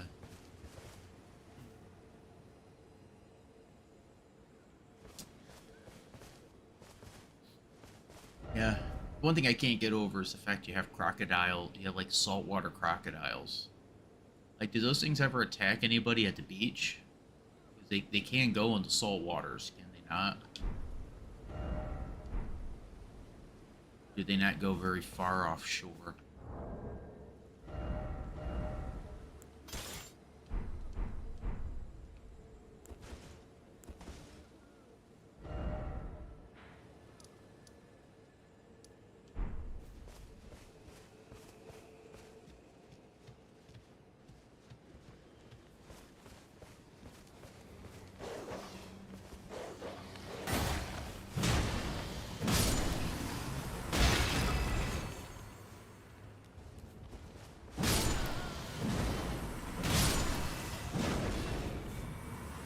Wait a minute.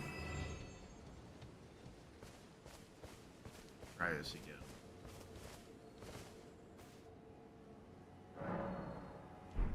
Ah, okay. So they're just in certain areas. Okay.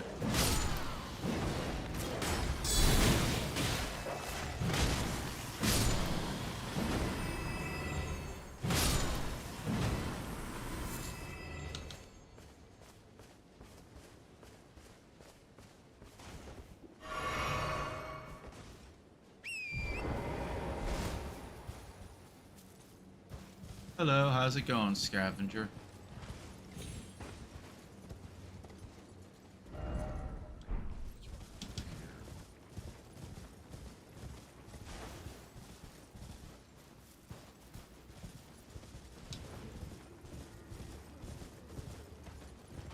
So, are they like the kangaroos? Are they like everywhere in Australia, or are they just located in certain areas?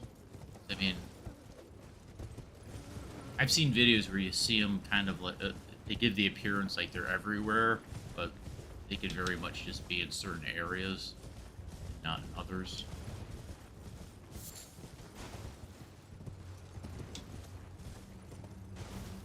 A lot of blue bottles. Almost stepped on one multiple times. Oh, so they are. So okay. What are blue bottles?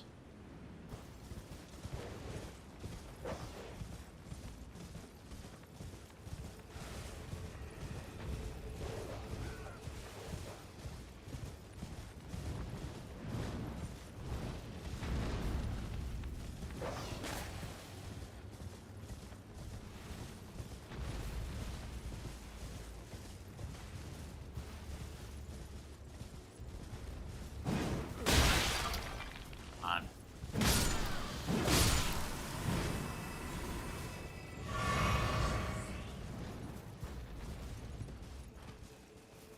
Ah, jellyfish. Okay. We have those. We get those, but they come in seasons. I was a kid. I grew up as a kid in Florida. They would just kind of like they would suddenly just kind of appear at the beaches for like a week or so, and then they would just kind of disappear. They'd wash up on shore. Nothing deadly, but they would cause all the water in the Gulf to get like make your skin itch horribly. Yeah, jellyfish are one of those things you be careful about. Yeah, we used to get. There used to be some quite large ones, extremely large ones. They were nothing too deadly. It'd hurt though if you got stung by one. I never did, but.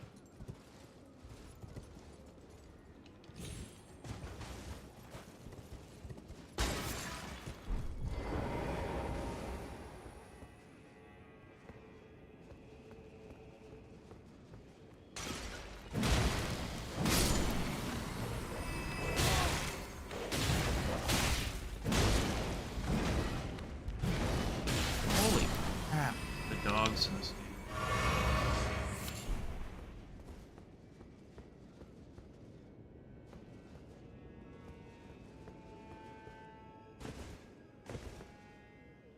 I assume the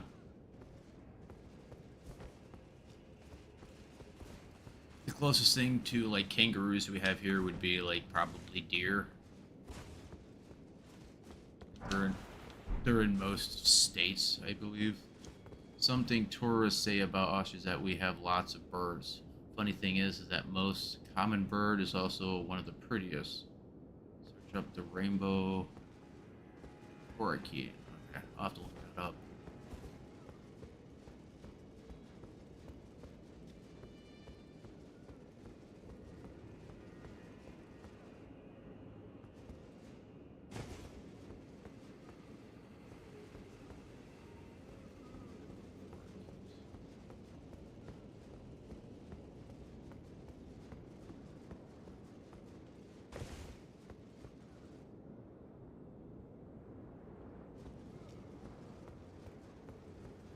Yeah, I know. Our birds are kind of grouped together wherever you're living. In the cities, it's typically pigeons. Ouch.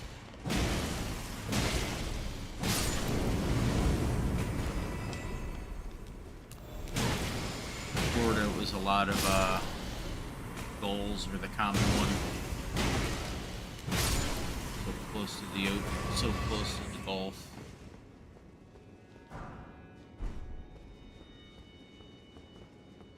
Then you have people who bring in exotic. In Florida, you get people who bring exotic. People used to bring exotic birds into the state. The place I was working at about 10, 15 years ago down there. Place I was working at, all of a sudden out back, a peacock just like appeared out of nowhere. Someone in the area had bought a peacock. There's a lot of like horrible crap. Florida's known for people abandoning exotic animals in the state. Guy came back from lunch at a place I was working at, and found a Burmese python just laying in the road. I think it was about 4 or 5 feet long. Just sitting in the hot Florida road in the summer, trying to stay warm.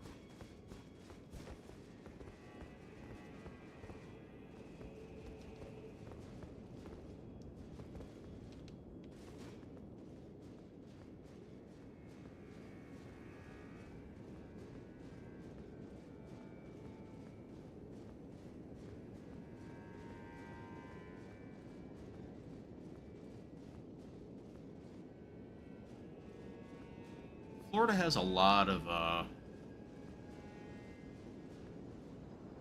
have you heard of the bearded dragons? This common lizard and used to catch them.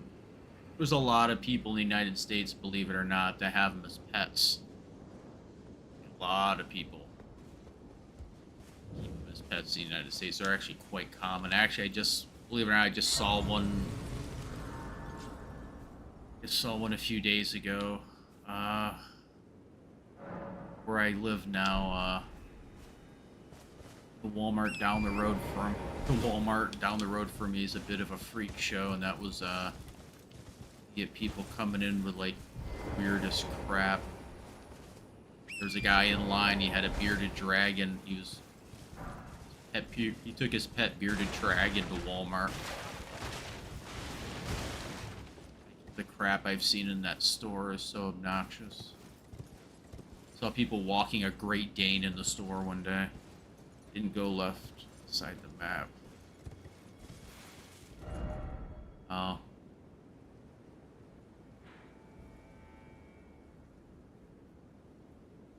What is Walmart?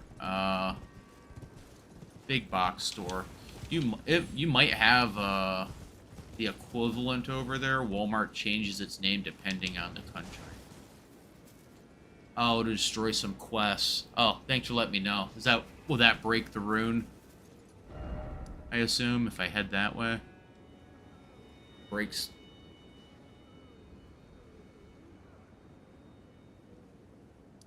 Yeah. Oh, you talk about right here? Yeah, that's one thing I did. I made that mistake. There's like, I think there's like the invisible line like right here. Yeah, I was just gonna go down here just to the Bonnie village. I did that on my first playthrough. I went all the way over there and it broke a bunch of the quest lines. I'm trying to get my way through. Thanks, though, for reminding me. It's easy to forget. There's a lot of crap going on in this game. That's the bridge right there.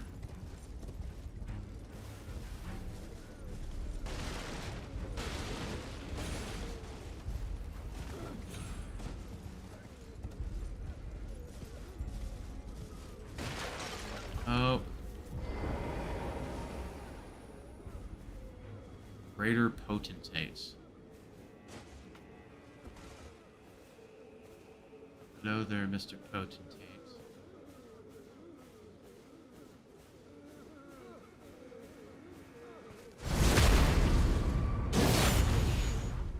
Wow, I did not do as much damage to him as I was hoping. Oh, you jerk off. Oh. I'm not going to look. Ouch.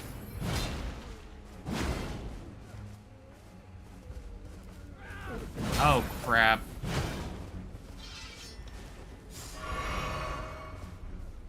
Come on, take a shot. Wow. That's very...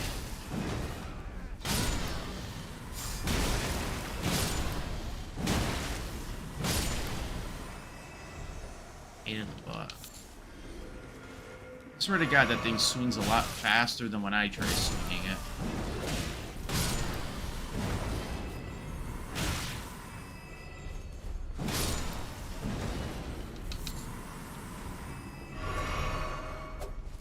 So, Walmart's kind of a, the store... God, I don't... Nowadays, it's a store that sells a lot of grocery, but it was basically a big box store. It's where you used to go and you get televisions, basically anything you could possibly want for your house, you can basically pick up at a Walmart. We used to have things like Sears, Kmart, Ames. Walmart kind of put them all out of business. The Walton family.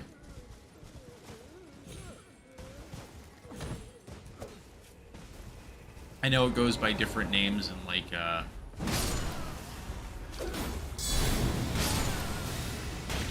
a lot of stores have different names depending on the country they're in. So it might operate in Australia, but it might go by a different name. There's weird laws when it comes to actually companies and their names. I know that. Like a lot of people don't realize, holy crap, that in the United States, Trader Joe's and Aldi's is actually the same company, because Aldi's is known as Aldi's North and Aldi's South.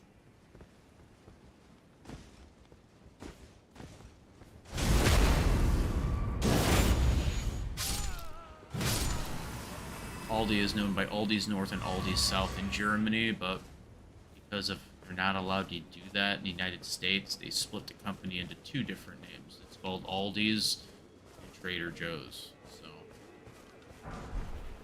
like I said, it might exist there. It might exist in like a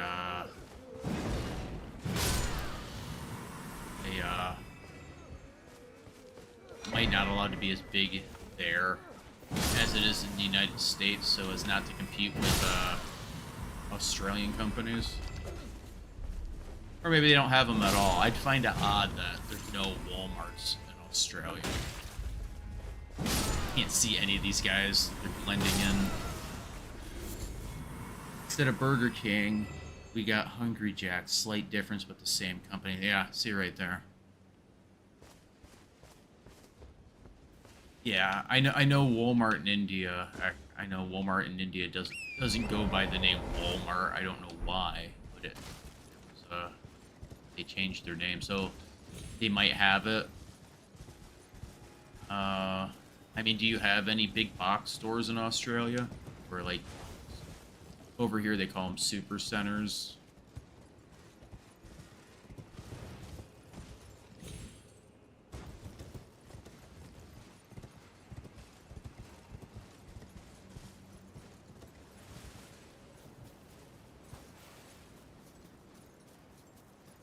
Here's the giant snakeskin.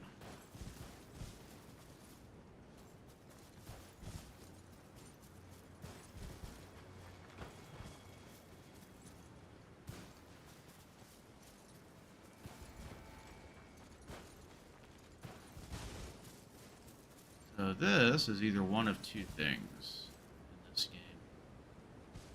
Either A,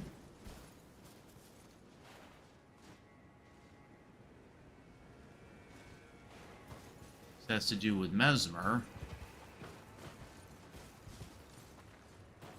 or B,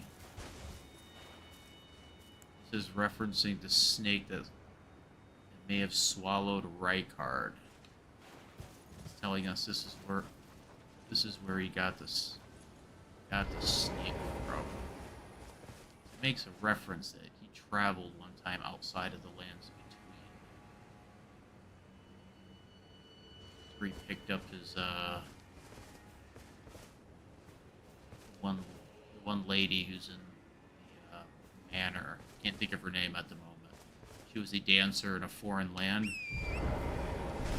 She met Rykard and he brought her back.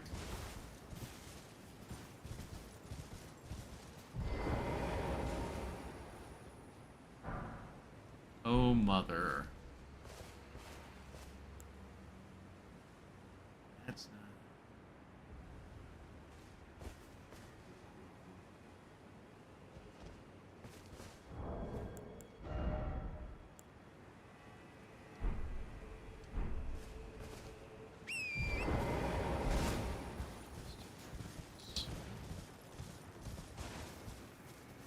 Kmart's popular in Australia. We got Target. Some places Walmart can't break into the market. I don't believe Walmart breaks into the market very well in it's China. Okay. It's like China. The Chinese people are just kind of like, yeah, no, thank you. So it's taken up very little market share there.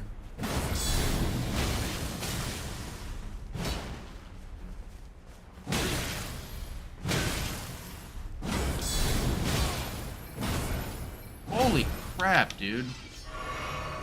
These...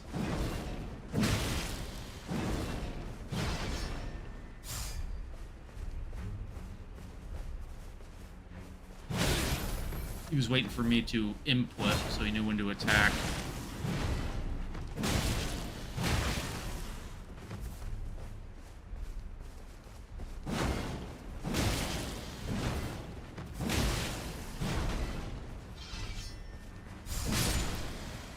Bad time to start doing your,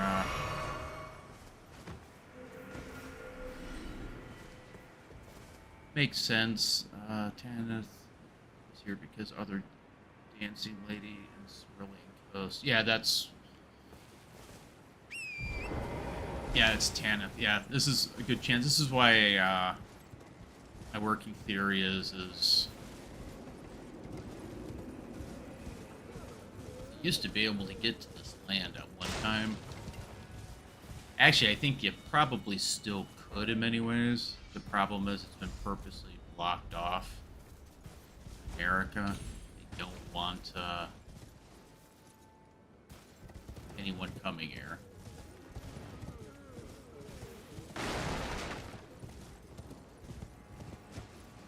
There are reasons to think that. I actually wonder if the passage to this land is tied to her bedchamber. Because those drapes that come down look very similar to her bedchamber, I think. I wonder if that's where the passage to this area was at one time.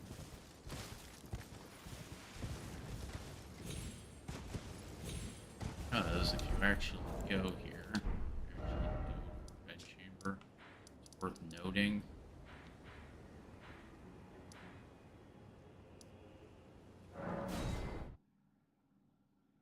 Oh, see it right there. That's your bedchamber. Who the hell sleeps on a giant stone? That's not a bed. Anyone's wondering, that's not a bed. It looks similar to this.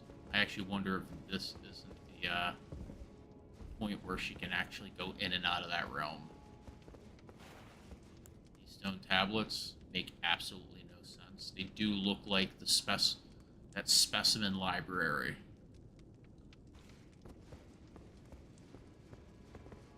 But as far as this being a actual bedchamber, you could say that is, but nothing else here resembles anything that would resemble a normal bedchamber.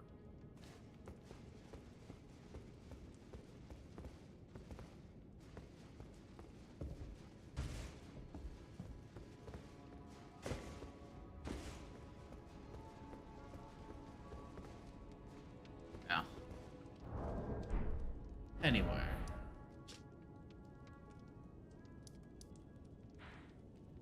So I go back down here. I think over here is the dungeon. The Bonnie Jail dungeon. I'll go down under there. My theory is America ordered a lot.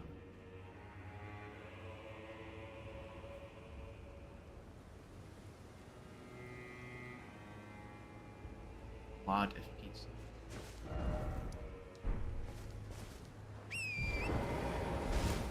Lot of pizza. Who doesn't like pizza?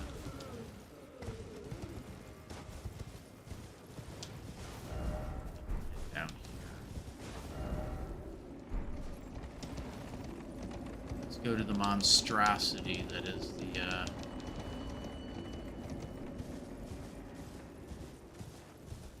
Bonnie Jail.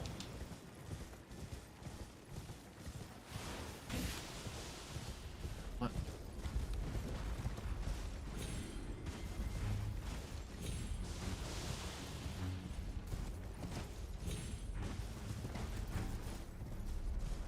Am I missing something over here?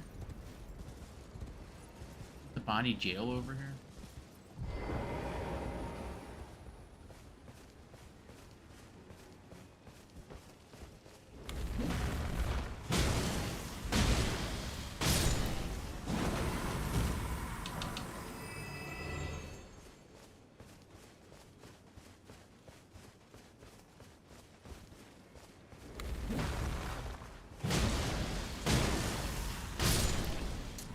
So, I have a theory of why there's no actual spiders in this game, and I don't know if it's true. It has nothing to do with, oh, pizza boxes, got it. Okay.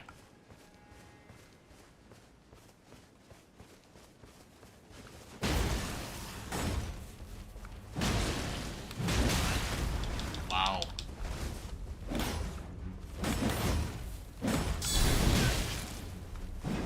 Why is everything fucking hitting me with 30 oh god.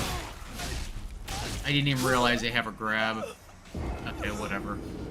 So, I have a theory of why we don't see anything that looks just like a spider in the game. I've always found it odd. We see spider webs, we never actually see a spider, even though they use them in other games.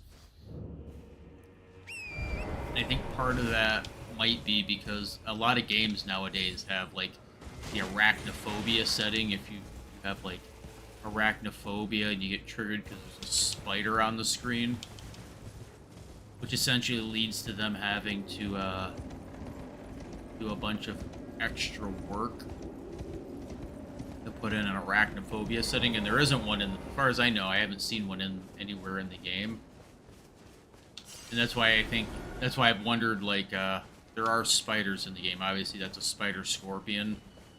You have the creepy giant hands, but you could possibly get by saying that, well, we didn't put the spiders in the game technically, so they don't have to waste their time making an arachnophobia setting in the game, because there technically aren't any spiders in the game.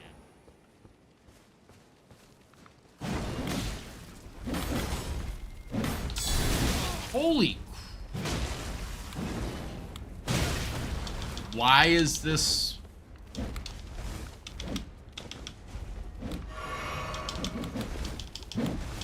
Get away from me. Yes. Thank you. That one has a red tail. That one's different. I just realized that one. And it's...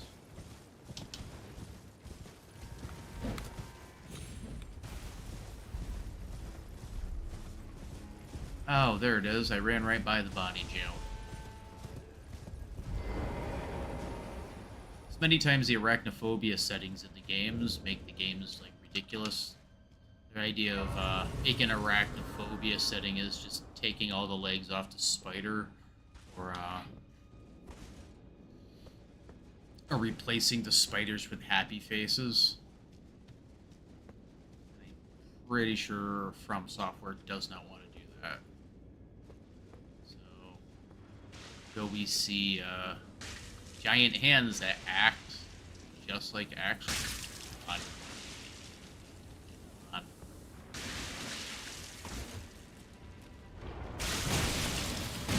Stop.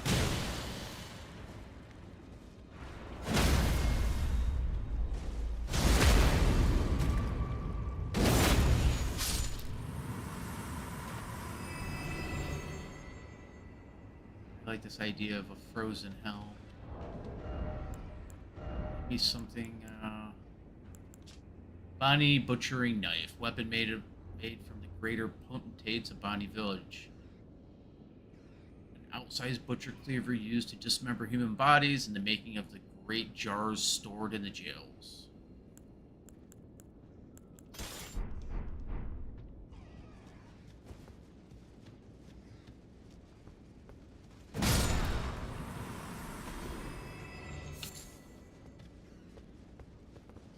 There.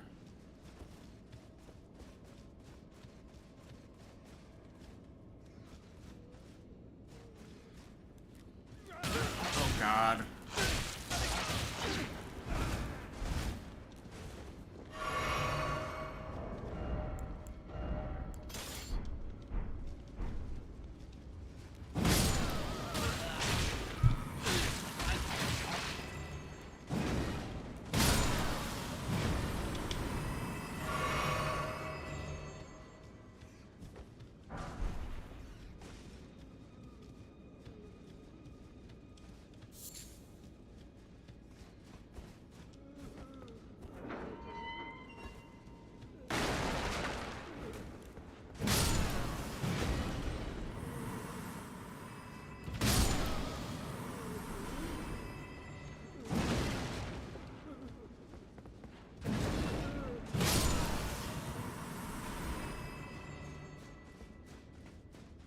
Before I jumped down, was that it for this area?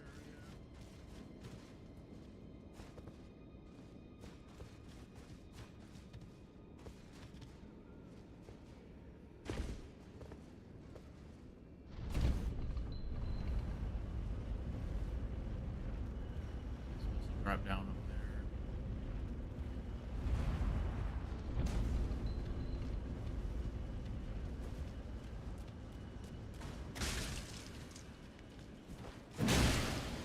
Out here.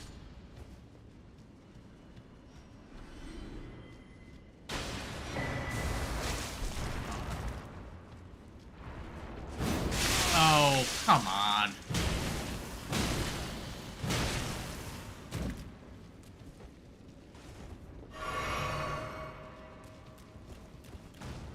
I don't like the fact that it just switches off the auto attack sometimes. I don't know why it does that. It's a bit annoying. Potentially get you killed if you're not careful.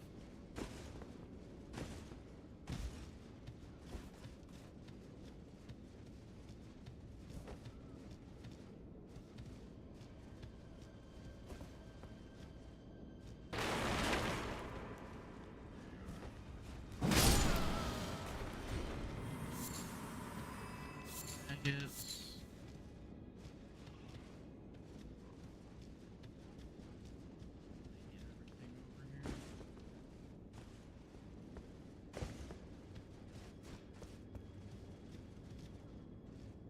everything. Okay. Back up then. What was the point of Mentor's transformation?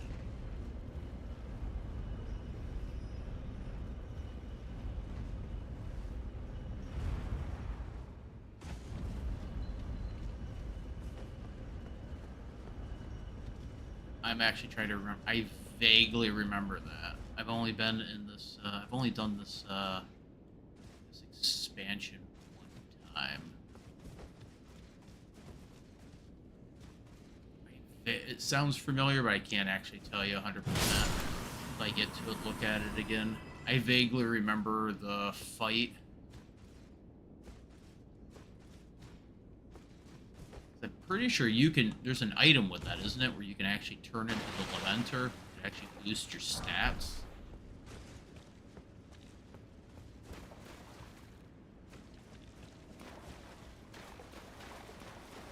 That's the one where he makes isn't that the fight where he makes multiple copies of himself?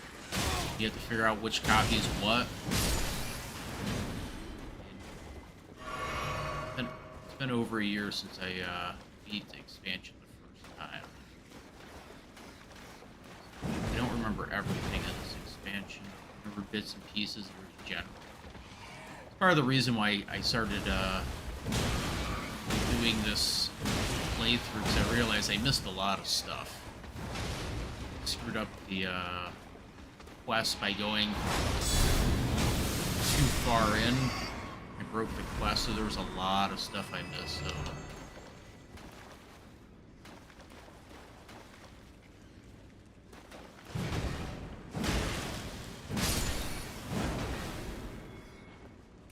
he's just broken. They're just running the path from there to over here.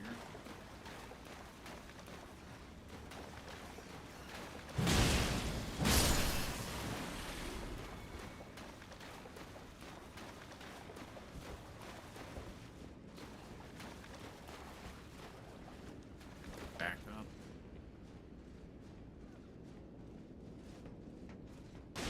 Enter transfer. Oh, come on.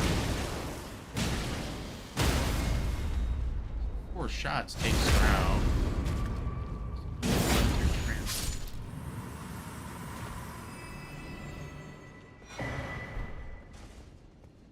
Stalwart, Horn Charm +2. Ceremonial, criminal worn by the horn set, vastly raises robustness. Resistance to blood frost. Horns are sublime artifacts to horn set. Their presence confirms the belief that they are the chosen people. Only the repeated sprouting of fresh horns can create a tangled horn, which is viewed as an irrefutable symbol of primacy. Huh. Keeps sprouting.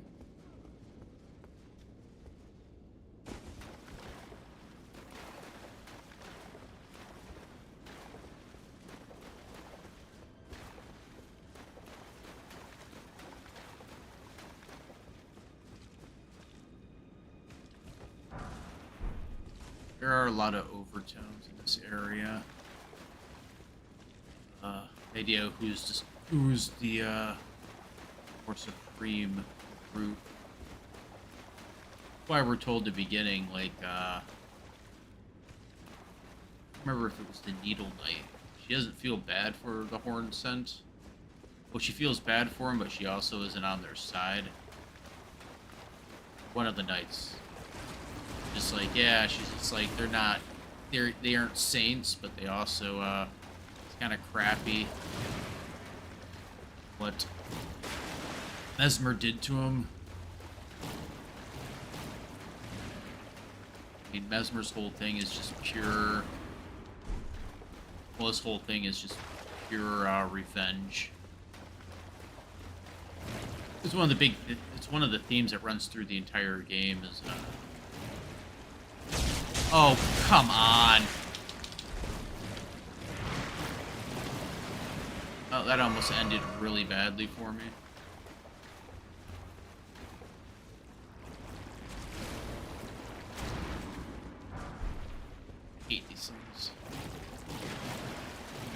Only way to kill them I think it's fire and strike are actually they're not resistant to. I think that's their weakness. You gotta hit them with like very hard hammers.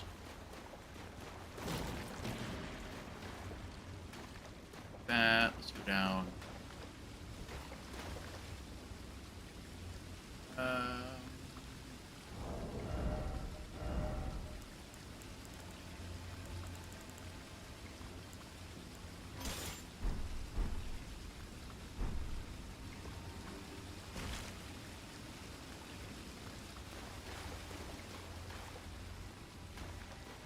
I know I'm coming up to the boss, if I'm not mistaken.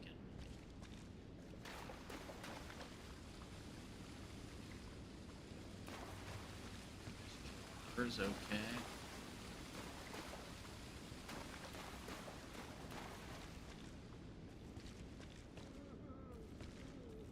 You can tell he's a jar because he has arms. All the jars that don't that aren't alive don't have arms.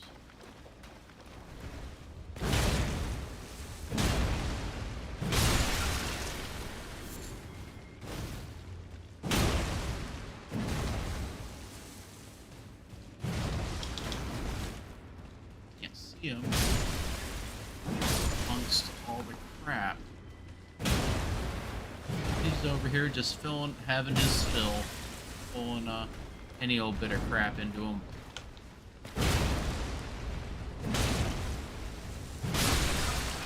Smash my way to victory.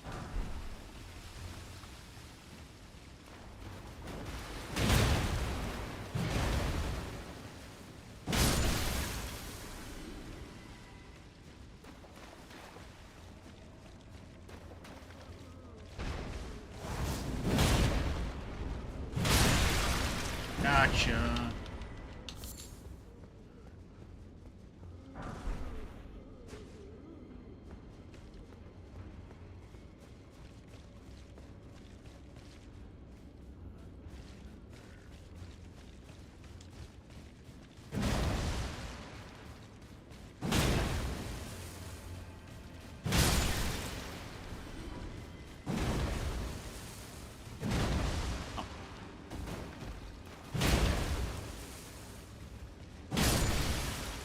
I'm literally like probably 10 points of damage off from hitting those with a one shot. One more upgrade.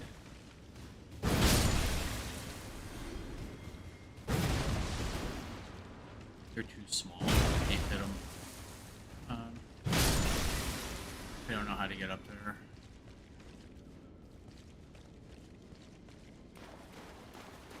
Keep moving.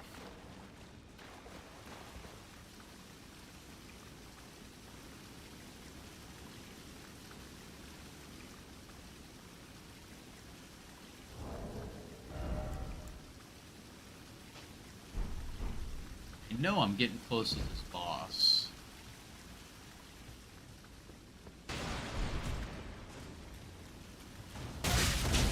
What the hell was that?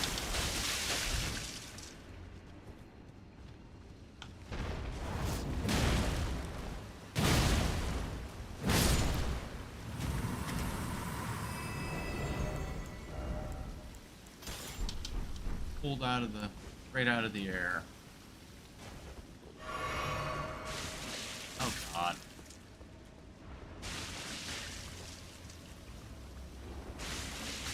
I will now use.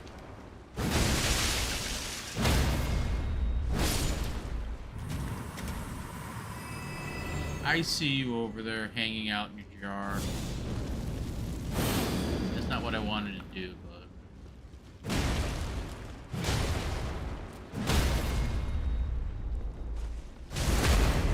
Look close.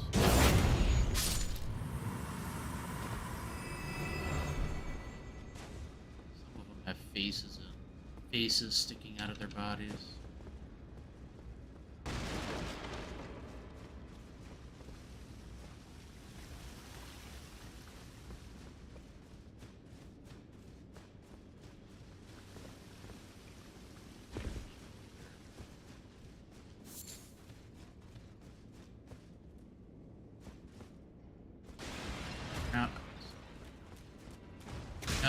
I'm not giving you a hug.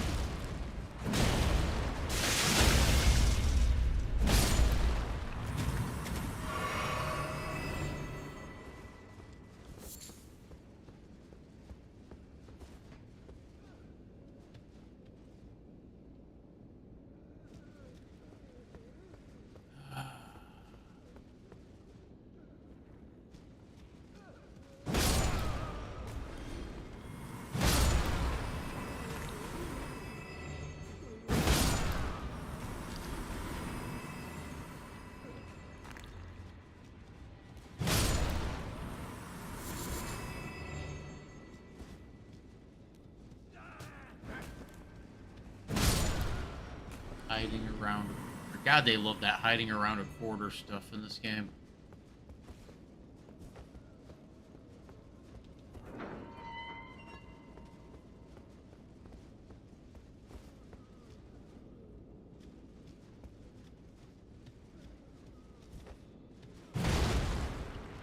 Look at that.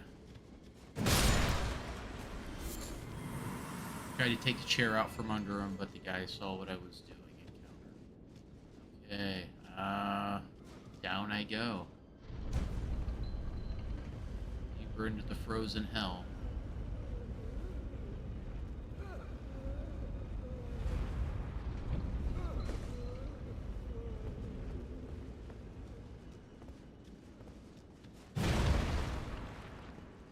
Not a real pot. How did I... Oh, God.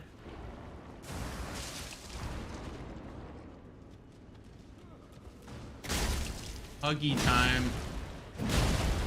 It's gonna hit me. Holy crap, that does a lot of damage.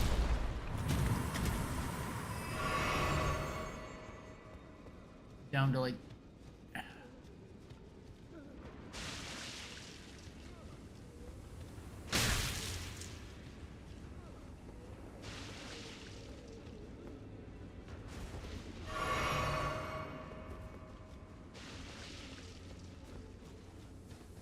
Had to give him a,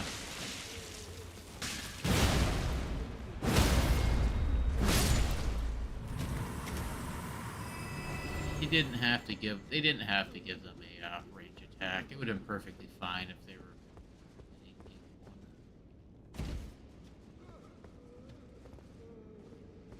There's absolutely no reason for that. Friggin' area is covered with them. Oh, there's the boss I'm gonna probably die on. Oh, come on. Oh, I can back... I didn't realize I could actually critically hit him.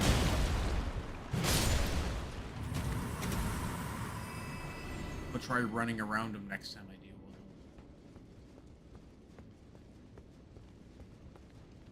with him. Yep, there's the boss. This would probably be too... See right there. Can't tell me that right there doesn't look like that guy's that horn scent that's part of our little group. That doesn't look like his mask. I knew I'd seen that weird maggoty looking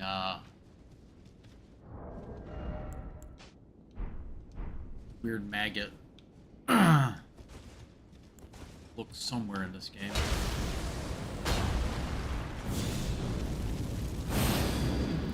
Okay.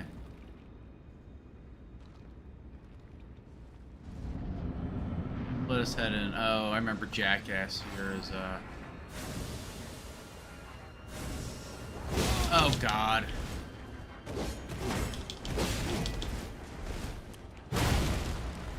I also remember he doesn't have a lot of hit points.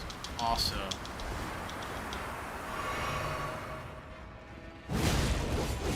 No, he does.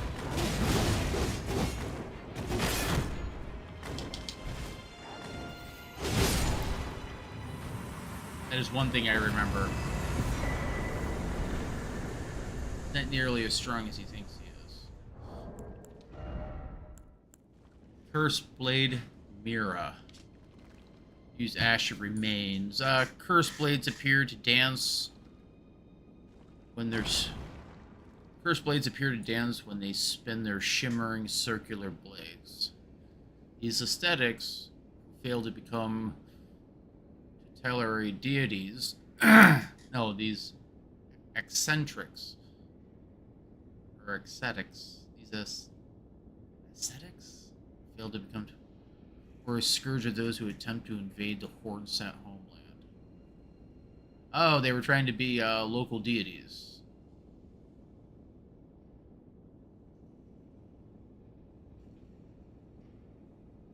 Long ago, before the land was overshadowed by invasion, this scourge was shunned, and their cursed blades were imprisoned. It was during this confinement that Mira met Labyrinth, and upon her death, Labyrinth was plunged into a devastating darkness.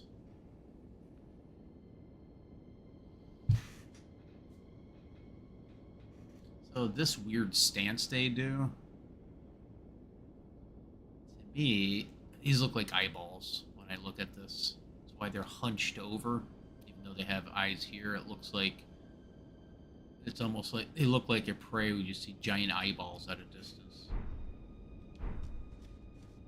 It's as if they're trying to make themselves larger than what they actually are as a way of intimidation. I've heard other theories of what's going on there. At least that's what when I look at, that's what I see. Their blades out make them look bigger, and also it gives them the appearance of like eyeballs staring at their foes. Ooh, I can level up. Nice. Let's do some leveling. I can get A level. Oh, yeah, I can get A level.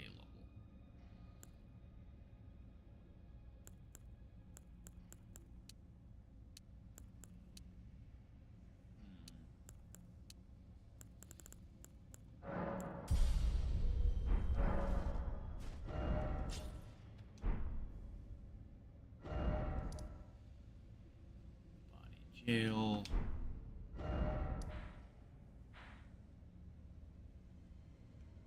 What's this here? Actually, one of the things I was looking for is a bit of lore with the ruins here.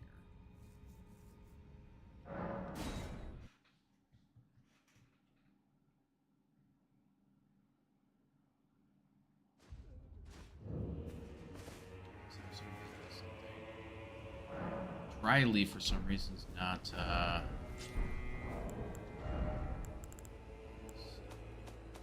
key items at.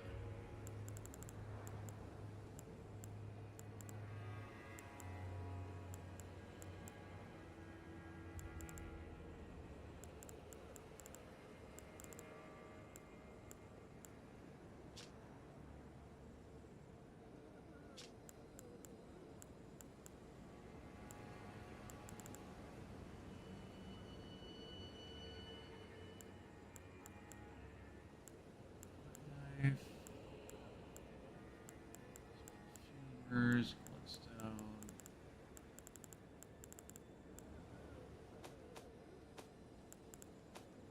I think it'd be in the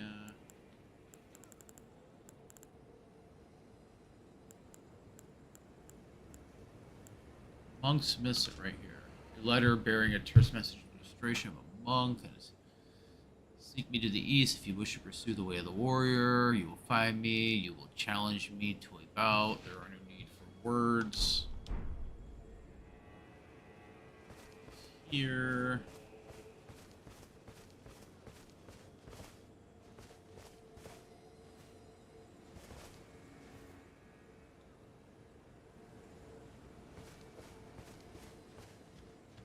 There's supposed to be like a summoning sign.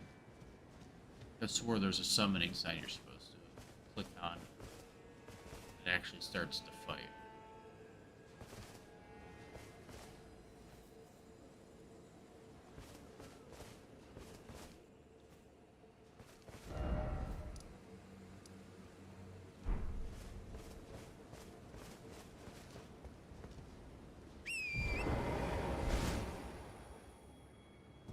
I've done the quest where you fight him. I could have swore there's a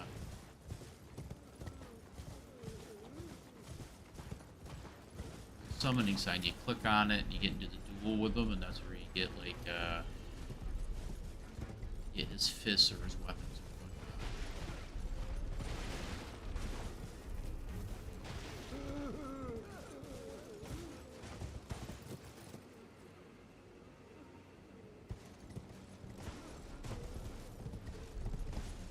Piece of lore explaining what happens over here.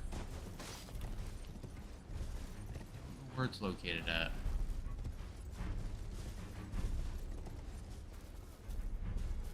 This is the work of Rolano, the Twin Moons.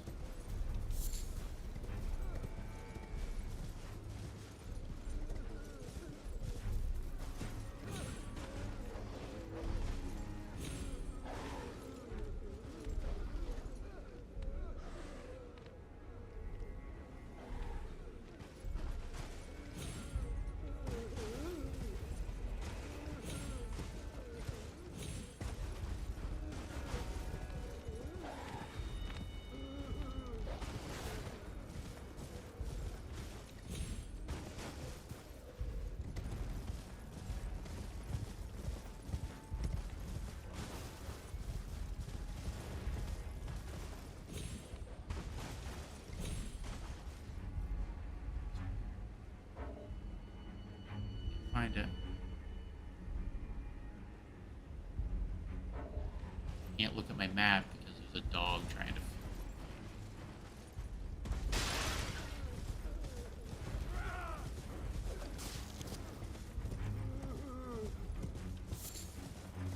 Oh, I can't. I'll have to look it up.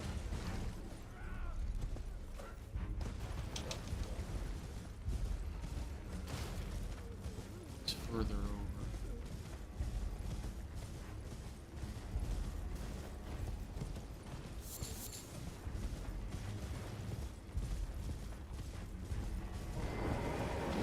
Oh, what the? Piss off, dude.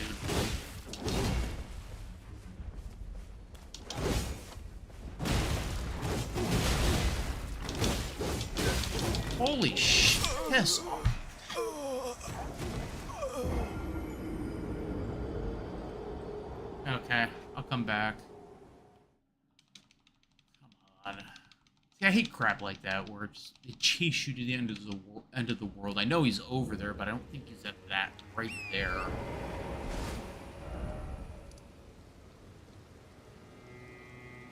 Where are my runes at?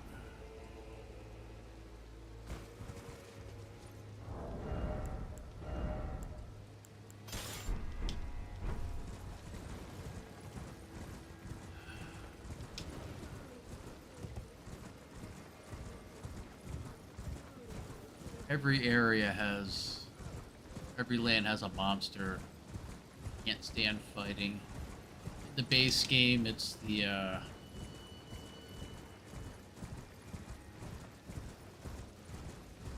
Look at that. Holy shit, that's an aggro range.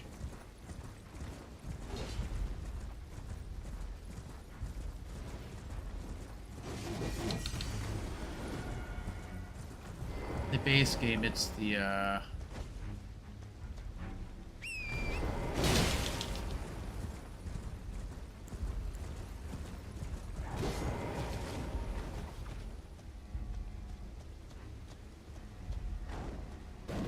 Oh. Stupid. Stupid.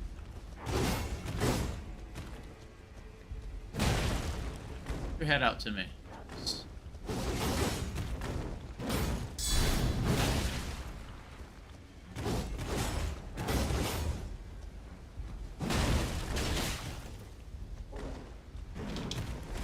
Out of here.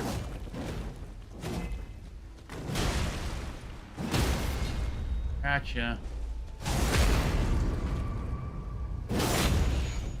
Oh, what is this? Like a kind of dancer. This thing right here. Cursed blades. They were trying to become, right here. These tutelary deities are these things right here. They were originally trying to become these things. They're like a local like a local deity, almost like a patron saint of this area. That's what these things are right here. They were trying to become these, they never took off. They were actually imprisoned.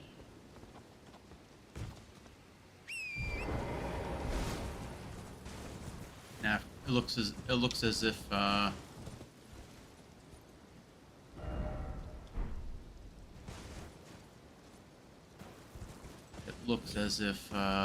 with Mesmer they may have been released. I think it states they've been. Come on, out of here. Over here. Let me get away from the dog. Oh, I gotta figure out where the stupid thing is. Fuck off. Okay, dog, where are you?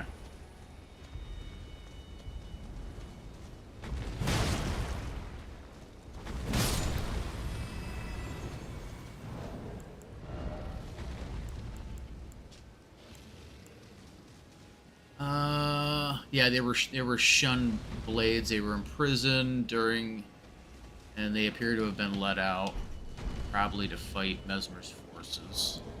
So that's what they are. Now they're just kind of lingering around, attacking anyone who's by them. They're mostly just a giant pain in the butt. Golden arcs, assembled barbs, known as symbol of coercive questioning.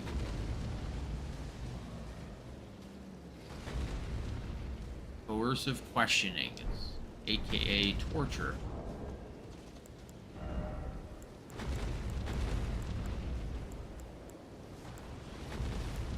Let's see. Easiest way to do this is to use Margaret Shackle. Oh, my bad. Oh, I get it. Yeah. You on Twitch? No. There's a simple reason I'm not on Twitch is, like, the reality is no one watches my stream. It's like, it is what it is. I'm not all that worried about it. But I can get people to at least watch a few times on this. You go to Twitch, there's about, I think at one time I counted, there was over 260 people all streaming Elden Ring. If I can't get people to watch my stream on YouTube when there's only about 30 people, 20 to 30 people streaming it, there's no way in hell anyone's ever going to get around to finding me at the bottom of a list on Twitch amongst 250 other people. That's literally why it's the only reason why I stream on YouTube. Like, in many ways, Twitch and YouTube, some of the streamers that have been around the longest, part of the reason they became so popular and why some of them that helped them become successful is because they were doing streaming when it was a much smaller group, so it was easier. The discoverability was much easier. But like, just go on Twitch sometime. Go to a channel or game that's being played. I think at least on my settings, each row is 5. It's 5 people streaming. Just start counting the rows. Okay, so I did it one time. There was like 45, 50 rows of people, 5 in each row. I'm like, I'll never get spotted on Twitch. Twitch is a bit tricky because it's better if you have YouTube videos to first draw in an audience, then start a Twitch to get people over to it. But essentially just going to Twitch now. I abandoned here my eye.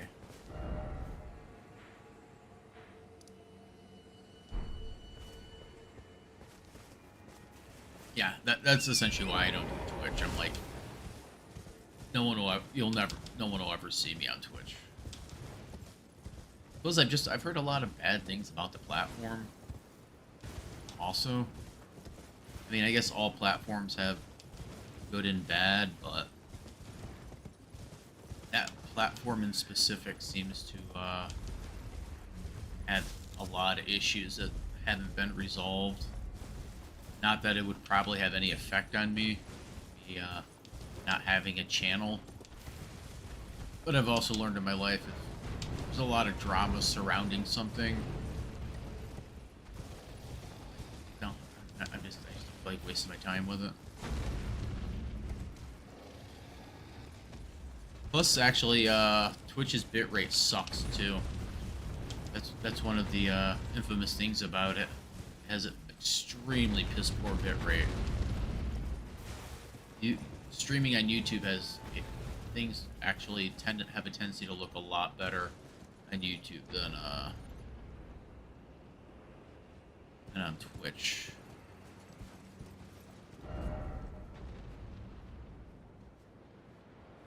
That's one of the reasons why I keep using it. I stay on this. So let me see here. Go here.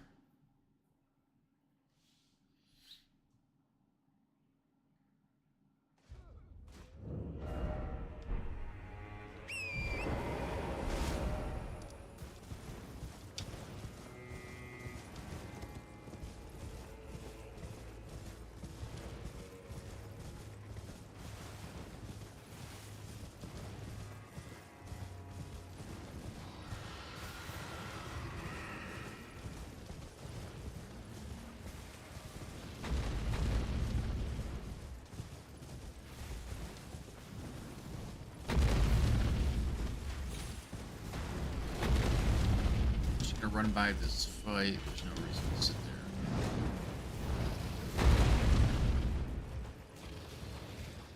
Plus, what I heard on the mood is good, but it takes time to get through. Oh, I love the Abyssal Woods. I actually enjoyed it when I went through it last time. It's not too bad. I mean, you just have all you have to do is the giant eyeballs. You just have to parry the attack. I'm not a very good. I'm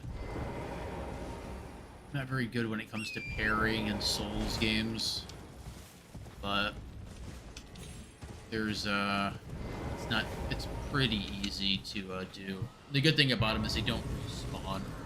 Big giant eyeballs won't respawn after you kill them. So once you kill them once, that's it. The Abyssal, no, the Abyssal Woods is actually, I think it's a pretty cool area.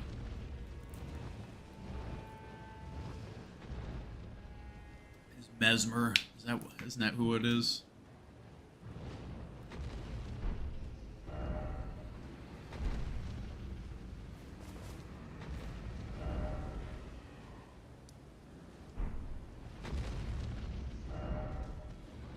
Yeah, but no torrent, yeah. Lore-wise, it's because the Flame of Frenzy can even destroy souls. That's why Torrent won't even refuses to go into it. Which would make sense. It's also the reason why what's her name leaves us if we take on the Frenzied Flame.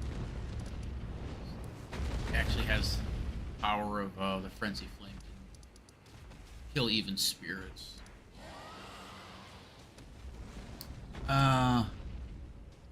Yeah, it's not too bad of an area. But, like, you just have to get that parrying down. You get the parrying timing down, that whole thing is so easy to get through.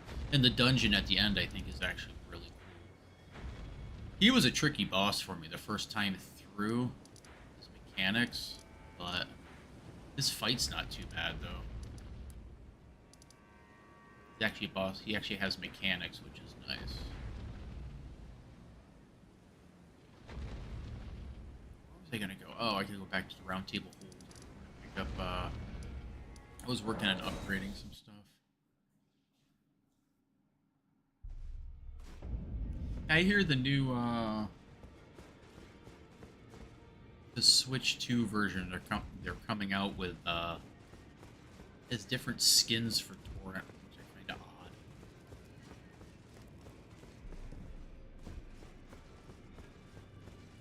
I wonder if they'll change his look or if it's just change his I'll gear. smith as long as you can. I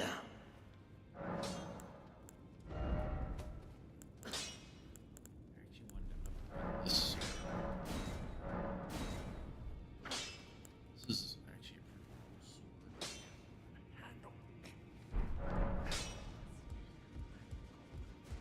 I more upgrade stones.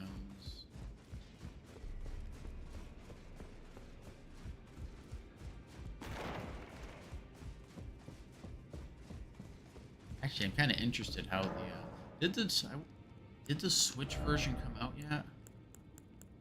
I'm actually kind of interested how that plays. Like the Switch 2.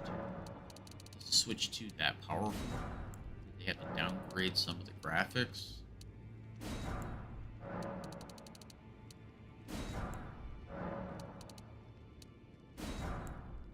I am shocked that Nintendo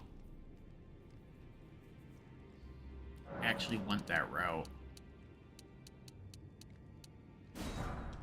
putting Elden Ring on the Switch. Nintendo's really big into the kid-friendly aspect of gaming. They always have been. I was shocked when they put Resident Evil, was it Resident Evil 4, on the GameCube.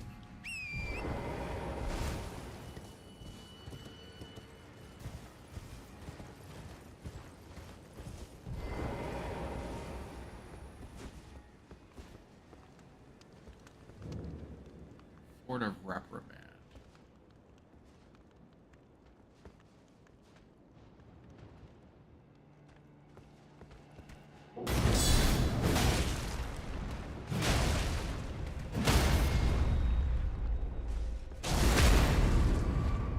Oh, this guy must be having just a ball down here. Think about it.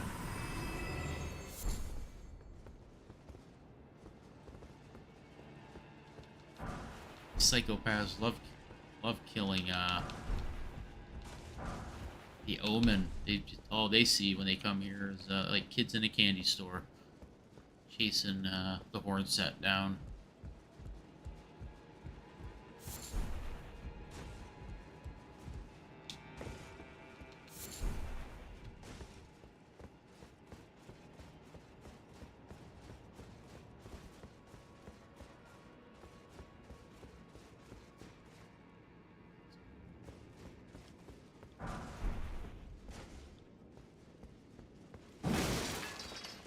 That way.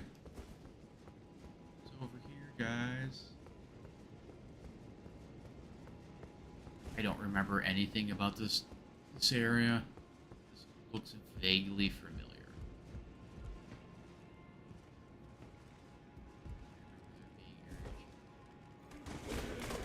Ah, yes. I remember that trap.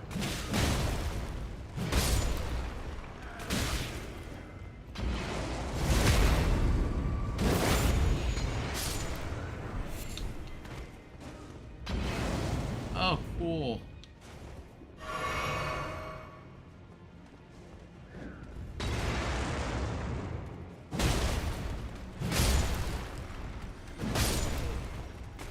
Something good, I hope. Well, my hopes are dashed. So I got the exact same thing off that body as I got from that chest. Okay, time to leave.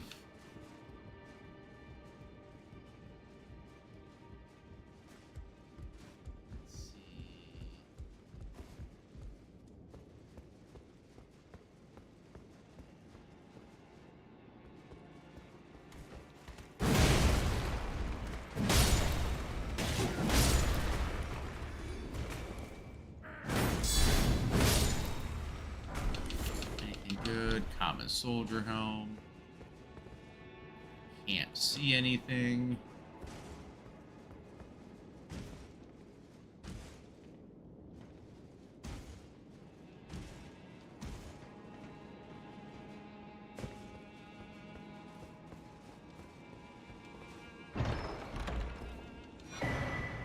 Ooh, flame drink talisman +3. Nice.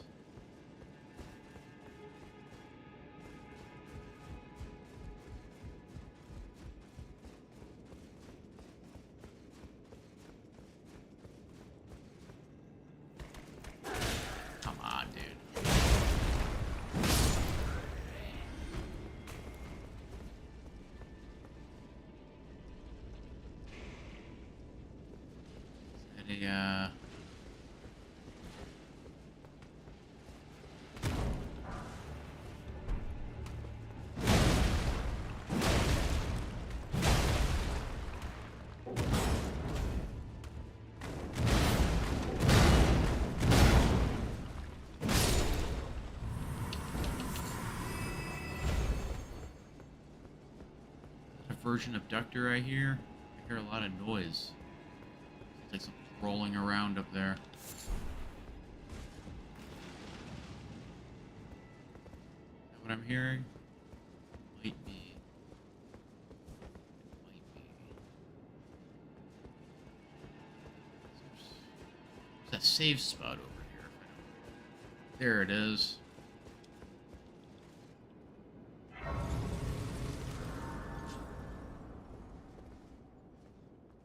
Thousand.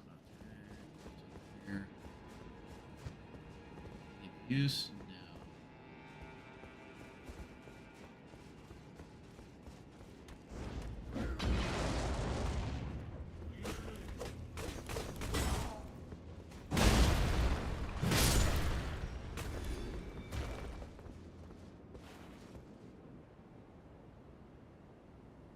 Creepy golden eyes. Those things are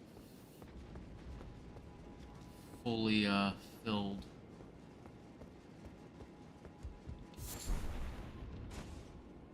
Not even the pupils, just solid gold in those eyes.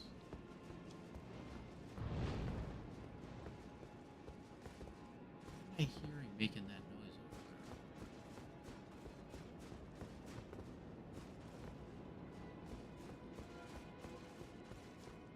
there? Alright, time to head in. Oh god.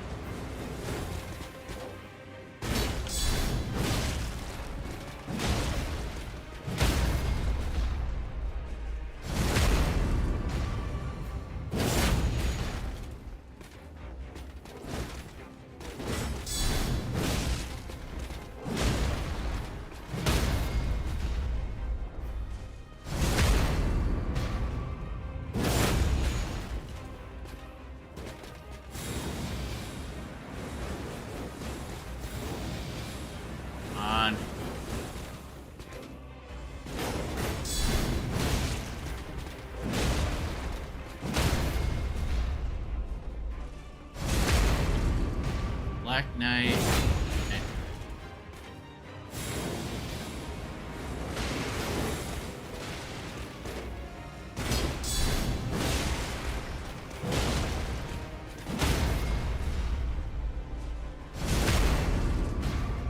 The less armored,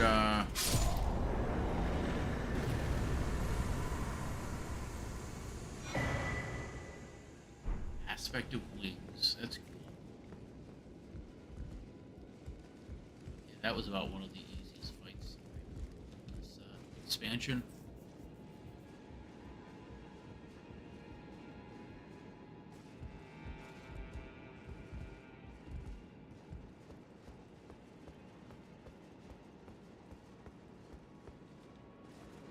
Here.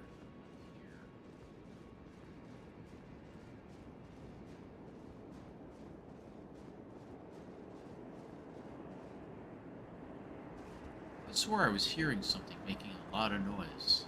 Maybe it was just a dragon. Next area. Battlefield priest.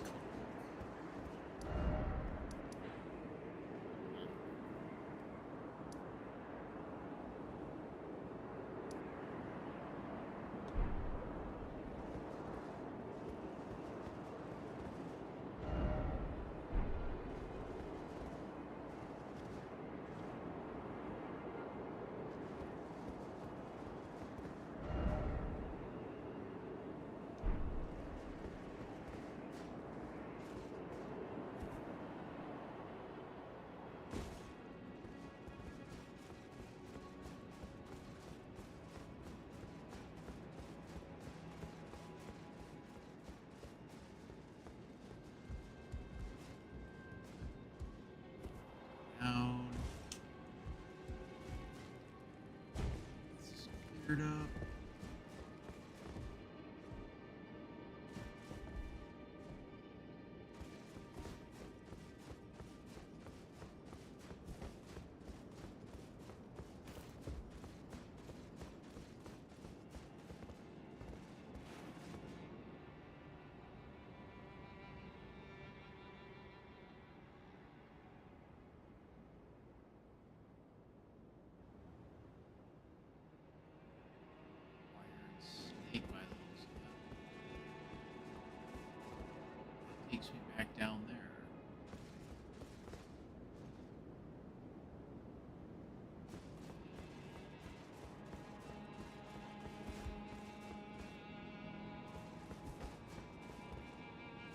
I feel like I'm missing something. Maybe I'm not.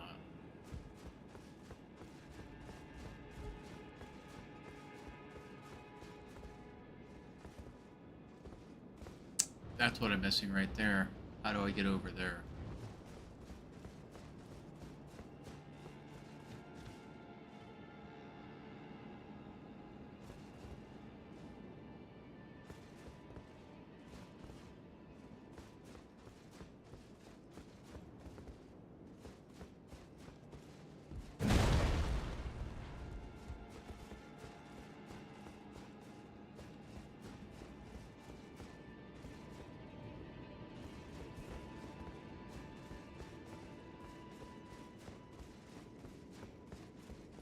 I was thinking, and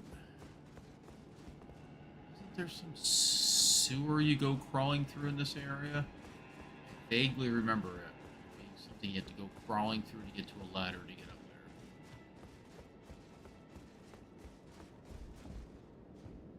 there. She can't actually.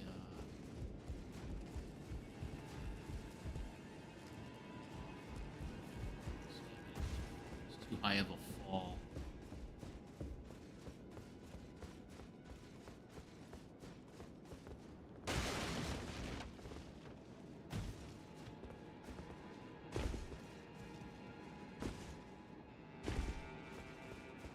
That's where the guy actually jumps down on top of you right there. Off that roof.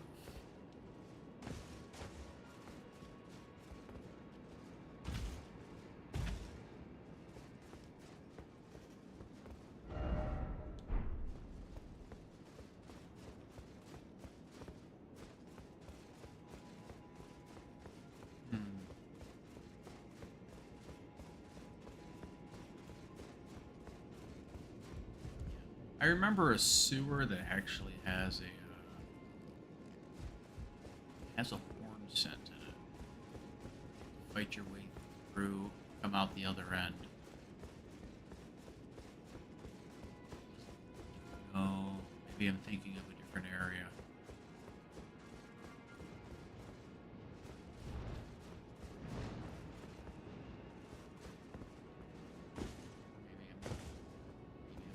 Here it is.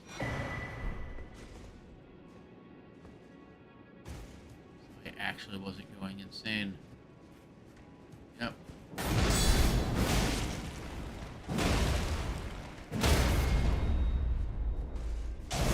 I do remember. Yeah, there it is.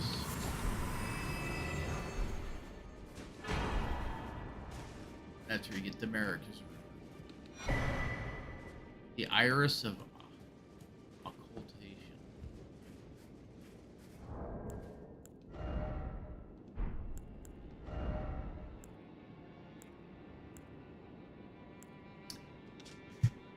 An iris that is as dark as night. Placed on the eye of another to deny them light in all its forms. Can also be used to receive the blessing of an equipped great rune at the cost of all runes currently held. In the realm of shadow, this artifact was employed by the priests of the Erdtree to intensify the fears of their flock to magnificent effect. I know there's two of these. There's one with light, there's one with darkness, and you had the choice.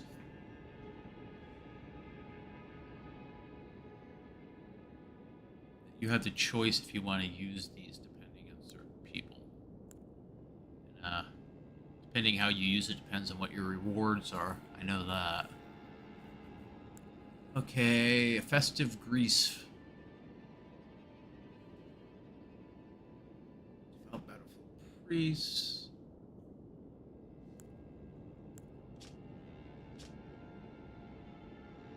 Battlefield priest. See right there? Look at that picture right there. You have the arc here. You have the tree here. You have roots going down to this odd arc. I wondered for a while. Let me show you something. Well, I can't show it at the moment. Actually, I will show it. Why not? Did I miss? Let me get through here first.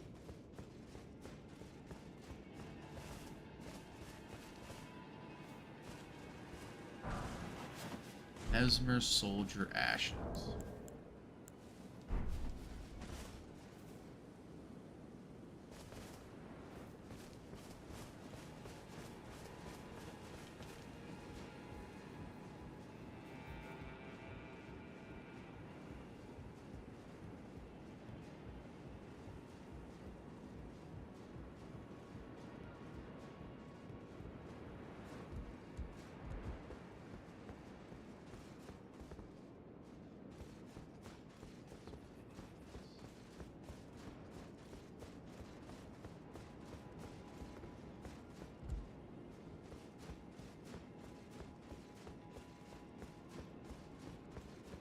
I haven't figured out how to get over there yet.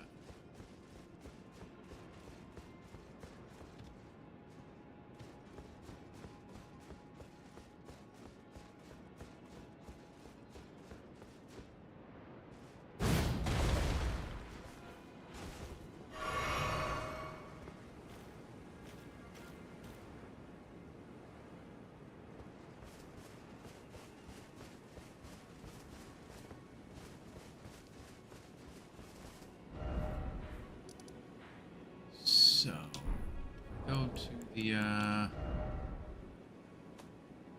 actually, put here.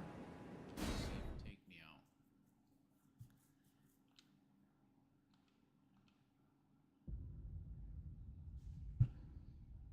So when you see, the actual, like, front of the video game, you see the Elden Ring sitting between two mountains. It kind of looks like this Elden Ring right here. There's an arch here. This half moon arch right there. You see one here, and then you see one all the way on bottom. See Marika's rune, that's the arch she's drawing power from. This is Marika right here. You have Radagon behind it. Stitching pattern. No, the interesting thing in that picture is you see it's actually Vike kneeling down in a pile of bodies, and you see other NPCs. You see the rune literally resting on the ground. But I've always wondered, like, what is this? Like, where is this represented in the game? And I wondered a long time that the rune sits in Marika's body. Body contains it. It's something I'll talk about once I get to once I defeat Malekith, because there's the original Elden rune is actually sitting there.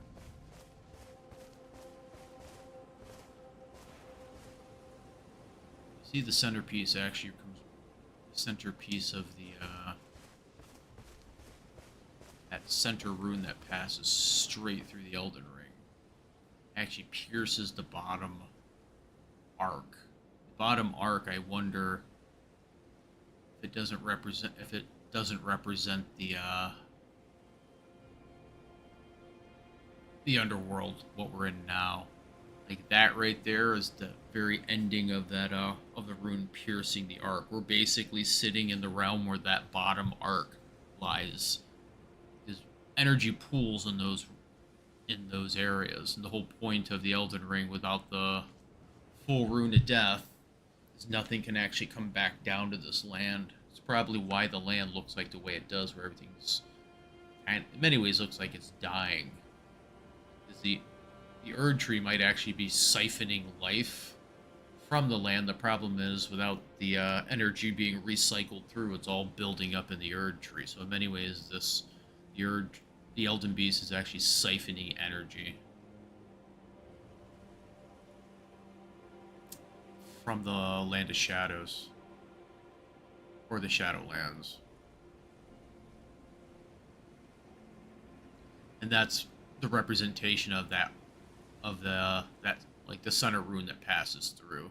It's probably remnants of the quote-unquote Rune of Death, even though the Rune of Death for the most has been removed. Most of it has essentially been removed from the Elden Ring. It fully hasn't been removed from the Elden Ring. You have pieces of the Elden Ring, and why does America also have them? We have pieces of it. We don't have the whole ring itself. Believe it or not, like Radagon and America are actually in a much weaker form than they were. You have to realize all these runes make up what was once America or Radagon. Like they don't have them all together. They don't actually have the runes in solid pieces. All the runes at one time, we can use them one at a time. All that power was once contained in her body. Like she's not nearly as powerful as she was. I do wonder if that was her whole intention. Yeah, see this line that's going down through? That's that rune that passes through the Elden Ring. The Rune of Death was removed, but this thing still remains in pieces. That spear that we see driven into her is a small bit of a small piece of the Rune of Death. It's probably reactivating this right here. This bit of the rune that passes through. It's probably just slight remnants of the Rune of Death. Or what it could also be, it could literally be the spear we're seeing through her. Though this one doesn't have it, but it could possibly have bits and pieces of the rune.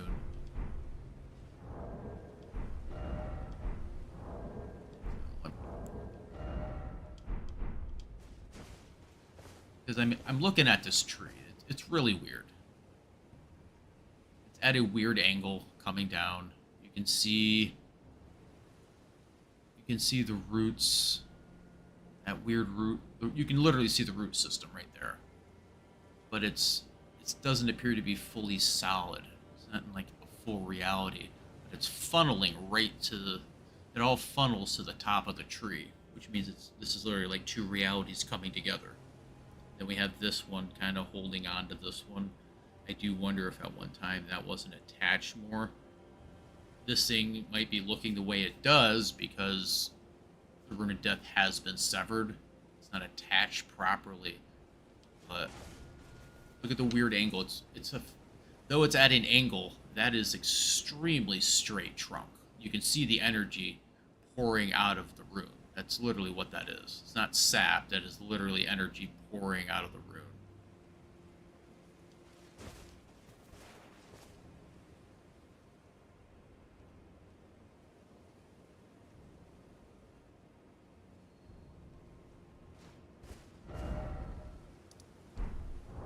Like I said,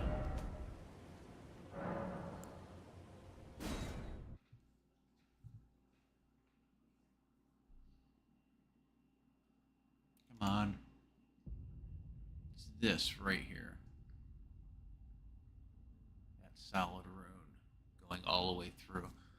When you go in and you actually fight Marika, if you look, there's huge chunks of the Elden Ring are missing. Because, I mean, she literally smashed it. But this right here might be a representation of the very bottom of the lands between. I don't think the Elden Ring is reality for, like, everything in the world. I think it's the reality for, in many ways, just for the lands between. I think the lands between, how it's referenced, it's the lands between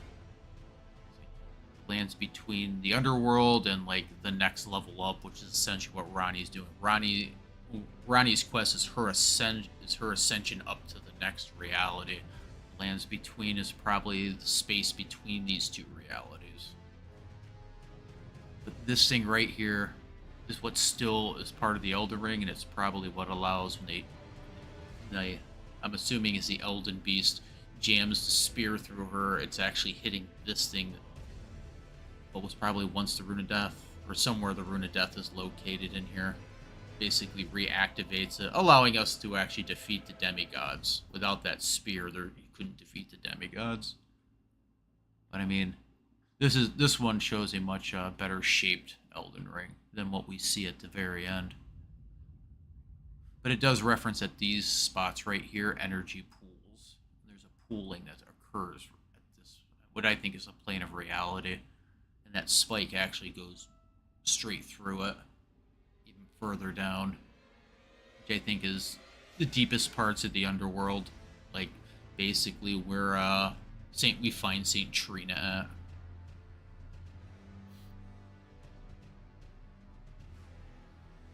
I mean, you could actually say each one of these runes represents children of America also.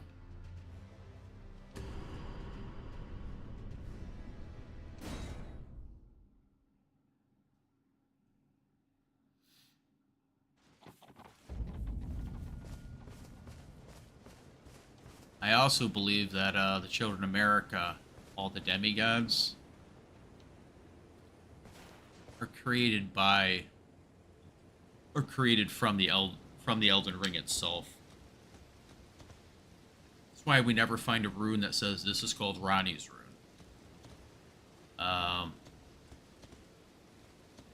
She even says she cast away her Imperium body, and then we find out from Gideon Ofnir, he's like, oh, she cast a rune aside. That's why America's is destroying his physical body, and by the time later on we find his rune is destroyed. The body and the rune are actually tied together. Ranni killed her body. I think her tossing away her body also symbolized her tossing away the rune that was... Now whether those runes were actually fully activated in their early years is a whole nother thing.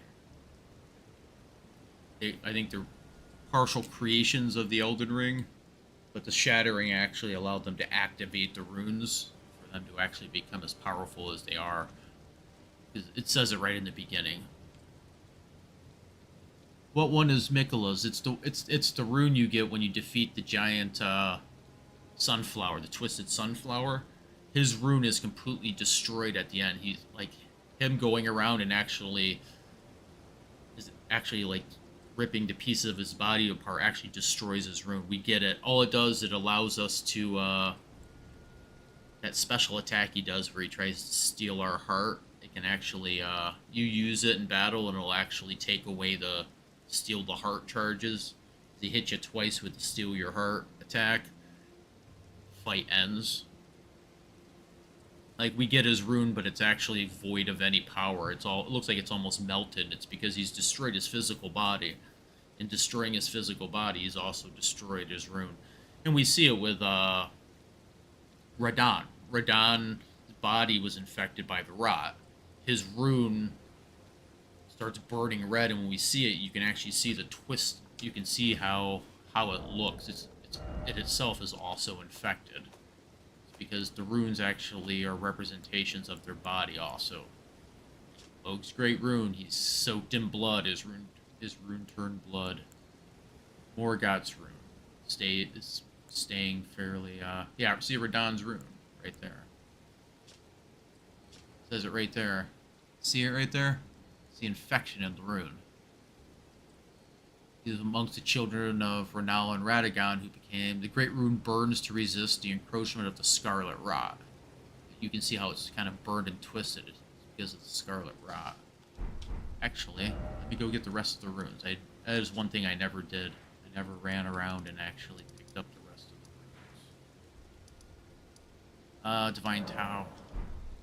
Over here. But you can see the alterations to the runes that also kind of reflect the alterations of their bodies.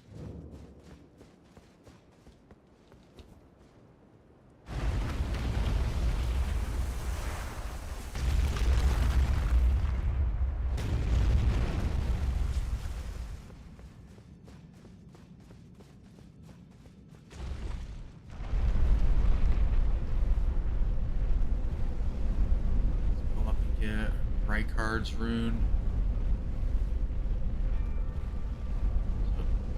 Yeah, so the whole thing is two are actually interconnected with each other. There is the Elden Ring, but I think it also represents a physical world.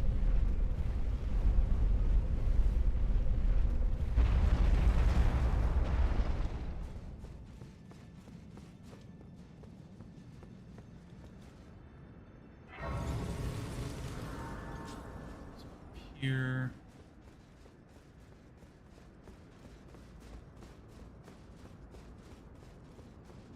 Rykard's ring. Look at it. Has a serpentine look about it. You can see the weird coil twisting. It's because he's melded with the snake. Great snake. Great rune restored. Great rune of Shardbearer Rykard. You see the line passing right through. Its blessing restores hit points. About defeating Rykard was among the children of Renal Radagon. It became whatever. But Rykard fed himself to the blasphemous serpent, the great rune, and all. So the rune, so his body, his rune, went into it. Now we see a rune that used to be circular. Now we can see the snake forming in the rune. Yet it didn't affect this right here. Probably because, like I said, it's a piece of the. That's actually a piece of the rune of death.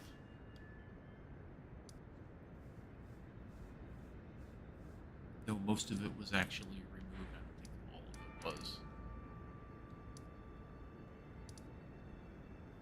Let's see. And up there. Divine Bridge. We can go to.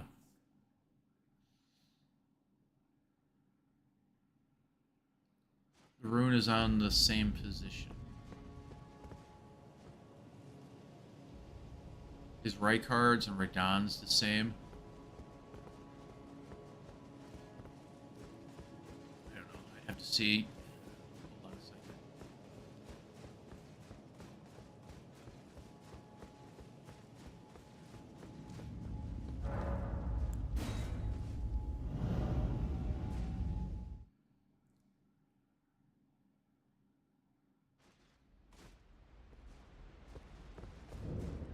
Let's take a look at all of them together. Because, well, the thing is, I think like things like the Twins rune is basically Morgott and Moog. Theirs is a twin rune. They look fairly similar, but I think take a good look at them. They're pieces of each other's rune. There's weird things. It's almost like the whole thing is like a puzzle piece if you look at it. We'll look at a second.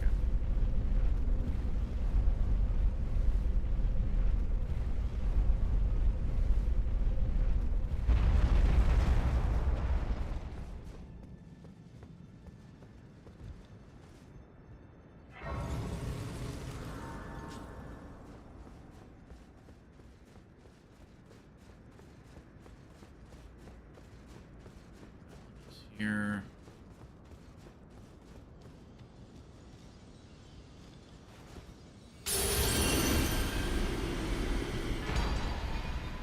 Melena's great rune.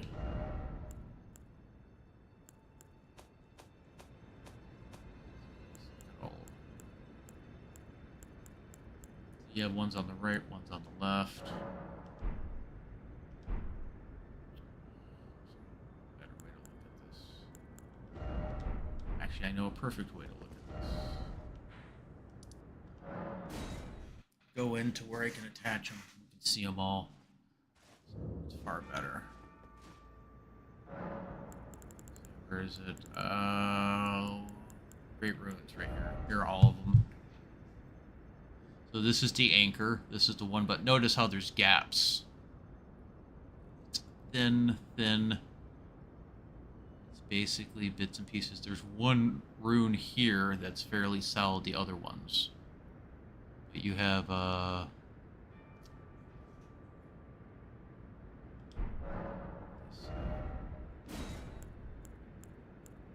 you got Morgotts, you have Moogs. You look here in the center where it begins to thin out. If you jump over here, you see where it's thicker. So you could literally take this and put it like right over the top of that. Some of these have, you have to remember they overlap in this area right here. So you could like take this and stick it like up here. that would be where the overlap is. These might be pieces of a similar rune. They could what is this? This is Rykars or Radons. So out of this group here, these two could actually be overlapped, and like this one and this one could actually be put here. Then when you'd have Mikola and Ronnie's would overlap here, kind of go here. Yeah, they all link together. Notice there's no solid one going through here. So this would be kind of like the top. This one could be the right side. This could be the left side. And you have Mikola's rune here. That's kind of... They are twins, so they would actually be that. This doesn't necessarily mean they're twins. I don't think they have to be twins, but there's probably a massive amount of power in a single rune, so it could easily be broken up. And then you can see how they're kind of twisted, and hers looks very much like the Scarlet Rot. But Radon's Great Rune that isn't full Scarlet Rot. Hers is actually fully Scarlet Rotted.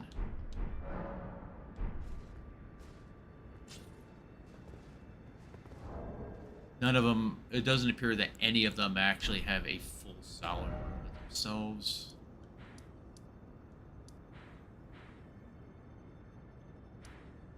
It actually might be too much for their bodies. I mean, they barely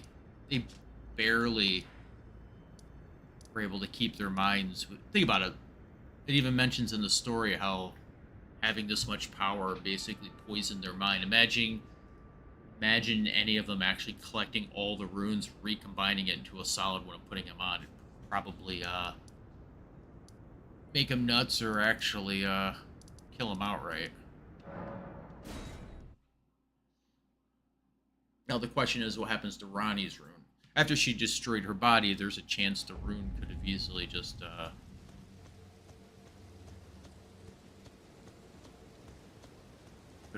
either been destroyed. I mean, there's his rune.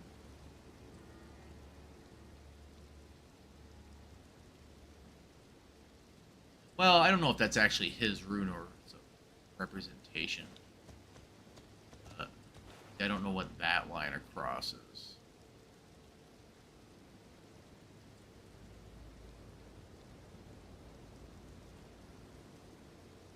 It's supposed to be a spear through. Yeah, I don't 100% know what that is. It's a full representation of his rune. Because the rune we end up seeing is all kind of melted.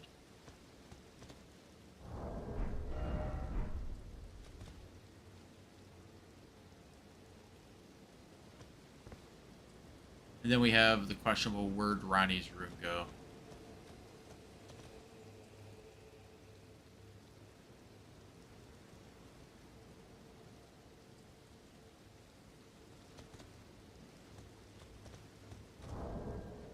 I mean, if you actually think about it, our character is fairly powerful. We are wielding literally the very runes that the demigods wield, which is actually a lot of power. But they also might not be working properly also. The Elden Ring is extremely damaged.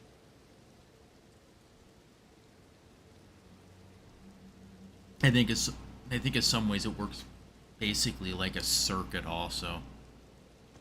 Power running through it, so it may also not be working functionally like it should. But like when we see at the end with Margit, after we defeat him, we essentially get his runes, you notice his physical body literally shrinks down. So a lot of what we were seeing with him was caused by his great rune, though it doesn't seem to necessarily affect us as much. I mean, there is one more rune. We do have a rune, and that is right here. The Great Rune of the Unborn.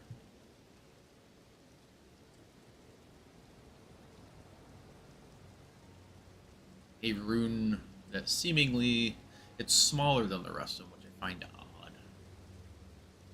Or maybe it just wasn't scaled properly. looks in some ways very similar to this one. Smaller size.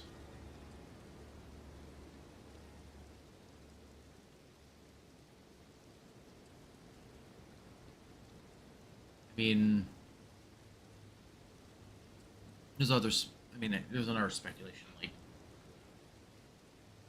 maybe Mikola, he could have made adjustments to his rune. Who knows? I mean, we have no idea. In the end, for that area right there, how thick it is might actually be why his rune is missing a chunk. I don't really know. I don't know what that cross thing is. Let me see. The blessing of this half-rotten rune reduces the healing powers of the Crimson Flask. And yet, due to the infusion of America's spirit of resistance, attacks made immediately after receiving damage will partially recover. This rune is broken. This is what I used on the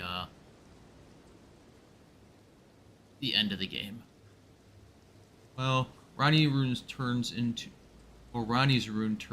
the rune of death. Ronnie's rune was the rune of death from the night of the Black Knives, which Ronnie was part of. It also is found on her in the Great Tower of Liurnia.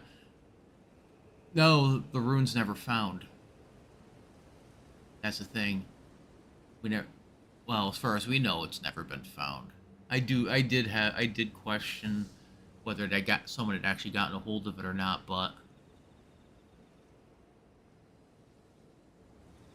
what we get off her is her death mark. It's the curse that was carved onto her body. Even the all-knowing says her rune's gone. He's like, she cast it aside, which if it's part of her body, when she shed her body, like it might be the reason. Like it may have essentially destroyed the rune that we knew it to be. She killed her body. Might also be the reason why small amounts of death was reinserted into the ring too. But the body and the rings are actually tied together. Whatever happens to the body seems to also reflect onto the ring.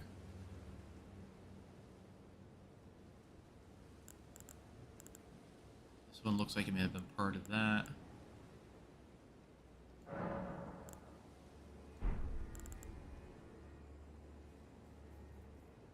See, this should have been the first sign that there was something going on with Radagon. How did he have the ability to remove the rune and give it to Renala? Damn it! I thought it was 200 IQ. What? Oh, don't, dude. I drew conclusions and realized afterwards. I'm like, oh crap! I got that completely wrong. The story is very convoluted. It's very, very convoluted. Most of my theories, it took a long time. Like, it's a lot of crap to try to piece together. And it's done on purpose. It's supposed to keep you thinking. You can only get so far, too, with the story. Like, a lot of stuff's just not explained.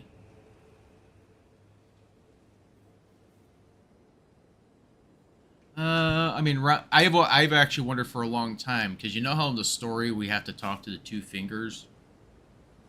We only get to talk to the two fingers when we get a rune. Interesting thing,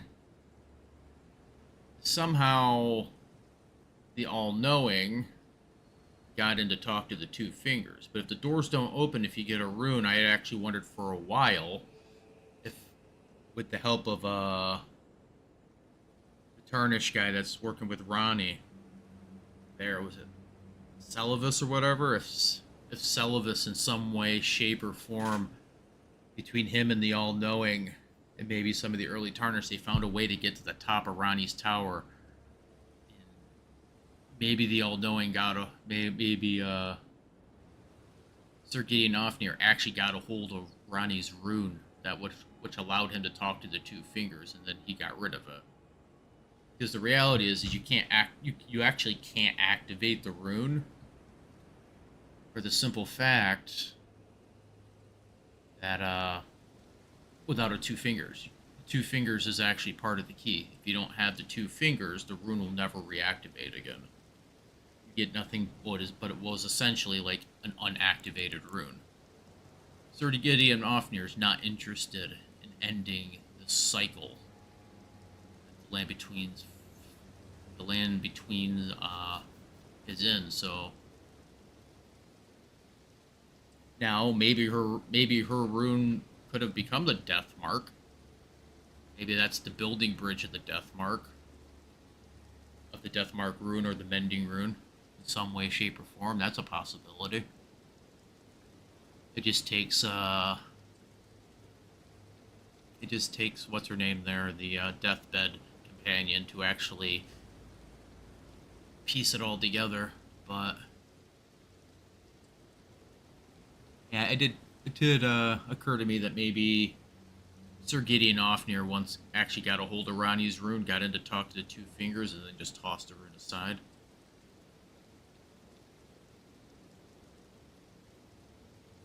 Yeah, there's a lot of stuff we have about Sir Gideon Ofnir. He's seeing everything. And there's other things also in the game that aren't explained. Like, I've actually wondered if who was it? Melina, if she wasn't a finger maiden specifically designed for there, Godfrey. If she makes a comment before she sets herself on fire, that purpose she's on, like, it isn't what her mother wants, but she's choosing to go down this path. And I have a feeling she figured out who she was supposed to be the finger maiden for, but she's choosing to be our finger maiden, to see our path to the very end. So here's the thing. There's actually lore that talks about, it doesn't go into detail, but it makes a comment, because I actually came across the Death Knights in this game. I actually forgot they were here. And it makes a comment that they're in the lands on a quest. And we had to get their armor to actually get the last bit of lore that's associated with it. The actual armor they have has a far bit more lore to it, and it explains what happened to him. His body's been transfigured. Because when you go down and fight the Death Knight, you actually fight here. Death Knight, twin axes. Death Knight, the pair crackles with lightning. The Knight, once the personal guard of Godwin, was also the protector of the Prince of Death's cadaver surrogate. The armor actually talks about the coming of the age of the Duskborn. So they have a feeling that the time of the Duskborn's coming, so they actually have come and found, they actually, somehow, there's a cadaver surrogate, body surrogate, in this area. You actually see it in the it's right here, the Fog Rift Catacombs, which is interesting. The idea of the Fog Rift, we cross the fog to get into the lands between. The idea that the fog in the old Soulsborne games, the fog actually screws up reality and stops people from, you can actually enter the fog and never leave. The idea there's a rift in the fog. That might be actually how they came into this land, is through a rift in the quote-unquote fog, but they actually have his body, a cadaver. You have a body that's a surrogate body for the Prince of Death. They're looking to actually, what appears to move him, to somehow move him, or move him into this area in preparation for the Duskborn, which I actually wonder if they can actually shift him over here, or shift what he's doing over to this area.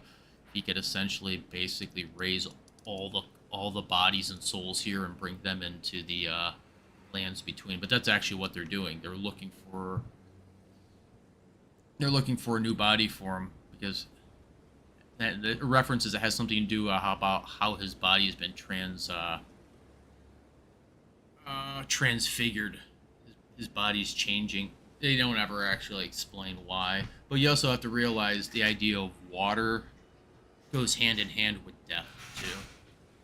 The idea of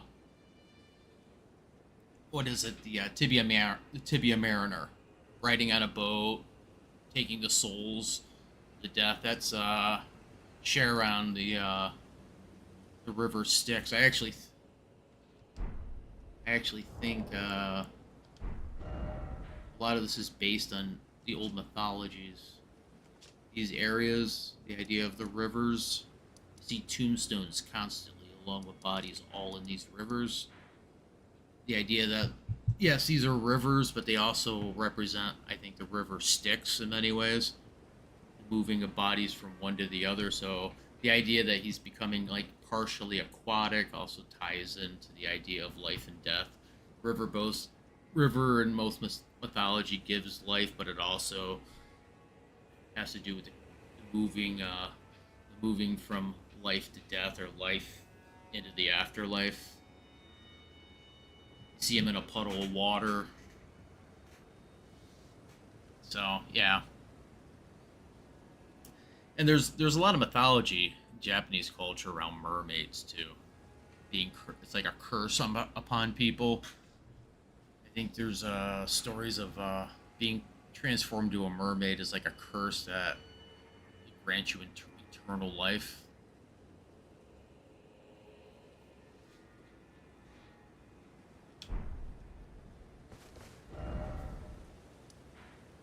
If you look at, I mean, you look at like the weird eyes, also of them, like, or like the death, like the Prince of Death's throne.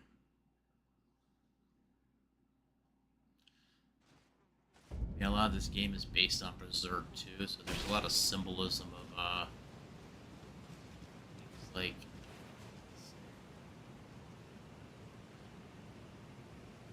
Well, not with this. Like if you look at, it's like that looks like the blowhole of a whale. If you actually remove like 2 layers to his face, take out the old one, it looks like a skull. You have thorns. Yeah, for some reason he's kind of changed. Definitely changed. Let's put it that way. He has those black thorns that cause death. I mean, I don't know if they were gonna do more with him at one time. There's like a weird tentacle with him. It doesn't really explain what the hell's really happened.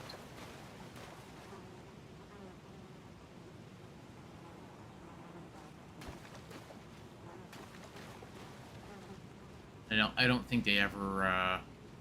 Now it would be cool though, and I think there's actually some deleted stuff out of the game that had to do with some ocean monsters.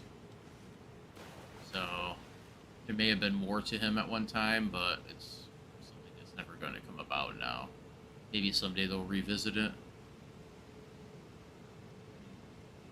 I wouldn't don't even know if he's actually what you consider a mermaid. I mean, look at his torso. His torso looks almost insect-like.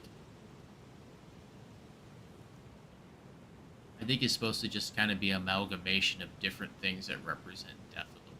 You got the flies. Flies cause decay. You have like water. The idea of the water. You got the weird purple water represents sleep. The long sleep is what's referred to as death. Also, he's just, I don't know. It's just a weird amalgamation of a lot of things. Eyes are super white.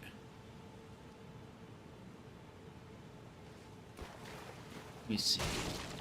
The weird thing with Deathroot is the eyes almost look, in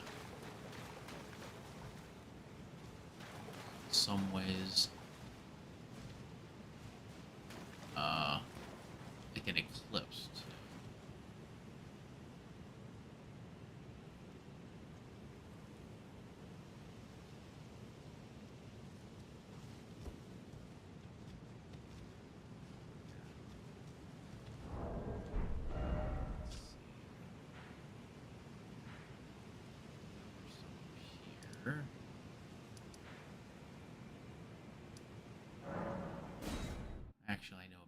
guess I can look. This says snow on it. Let's see.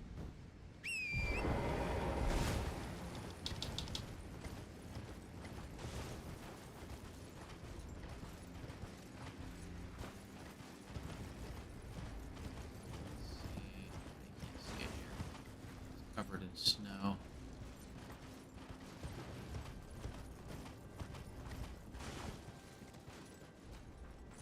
Let me ask you something.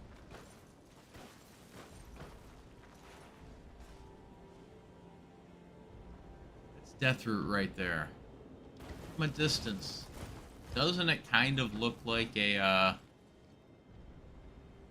what are they called? One of the, God. Looks like a god skin from a distance, doesn't it? That tall, lengthy body of a god skin. Even though it's actually Deathroot, but if you look at it from over here, it kind of looks like a god skin. Same thing as big white blobs there too. Like that kind of looks like a god skin royal from a distance. You're running down, I noticed I was running through, and I'm like, these in some ways kind of look like god skins from a distance. Like, oh look. Almost like the apostle. I don't know if they were supposed to be like that, but they give from a distance they actually look like nobles and the apostles. Don't know if they're, like I said, I'm not sure if they were supposed to look like that. Yeah. Who knows? I'm pretty sure this is actually where they originate at, is from this area. You get the swaddling cloth over there in the,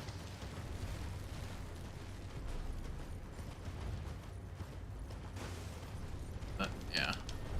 So you do see it. Okay, so I'm not completely insane. This is actually where I want to look. Right here.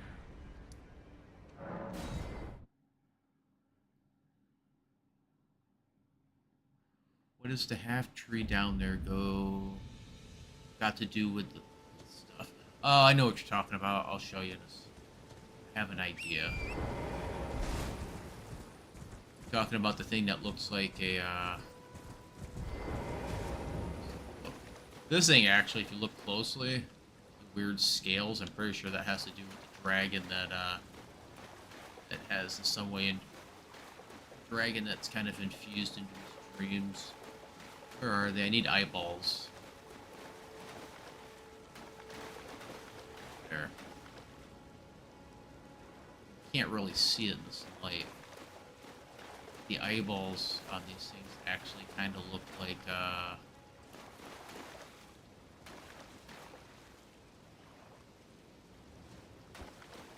like something weird up here. But if you look at these, it's hard to spot. Eyeballs have a look of almost like eclipse going on. Look at them, and you can't see it. Why are they all screwed up on these things? Usually they're really easy to spot.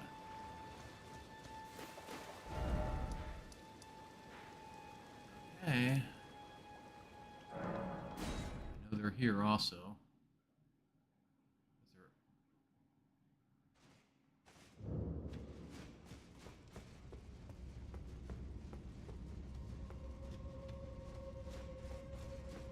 Why is there fog in here?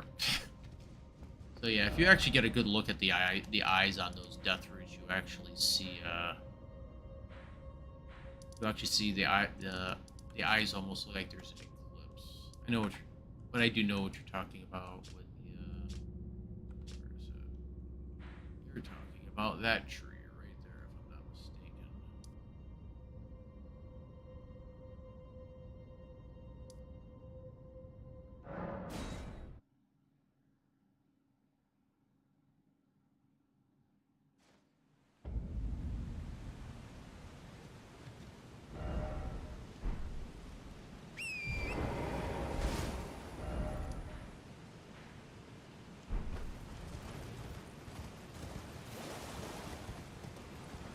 Talking about that one right there.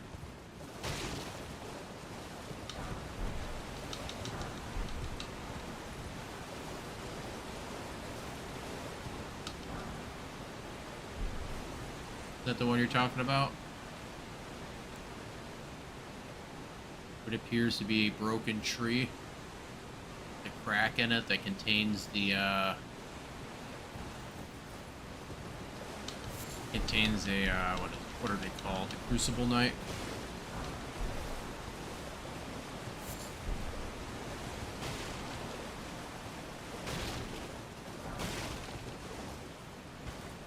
If I had to take a guess of what that is right there, most logical guess. Oh Christ! Get over there. Actually beat this guy, so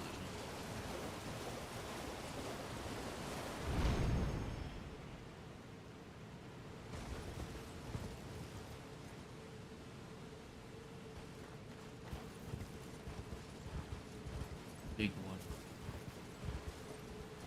He's right there.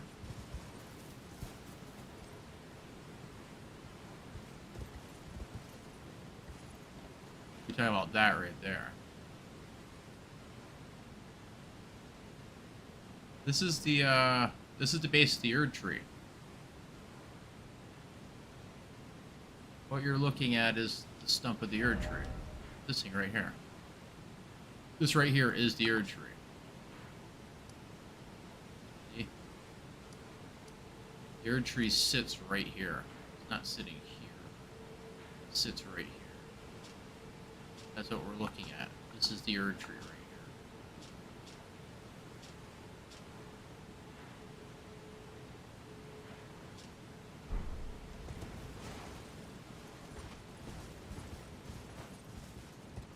This, I know some people have looked at this like, what is this? This right here appears to be, it's probably a minor Erdtree. It's at the very end of the game, when you come back to this area after you set it on fire, there's actually an Erdtree spirit that actually spawns, I think, over in this area. This whole thing fills in. Yeah, this is literally you're literally at the base of the Erdtree. Entire thing is the Erdtree. Godwin's roots right here, because some genius decided to, or maybe they just didn't want to move his body. You can actually see it here. Yeah, this is all the Erdtree. Look up, he's infecting one of the roots. Some genius thought, what, we can take a guy who has death infected in his body. Let's drop him right at the roots of the Erdtree. This is why there's so many issues occurring in the lands between. All the way over here. Yeah, that thing was probably yanked down. All of this stuff was yanked down. That's why it's down here. Yes. He's infecting this entire root, and this root is actually going into the Erdtree.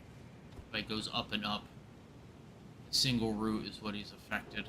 It's causing the issues they're having in the lands between.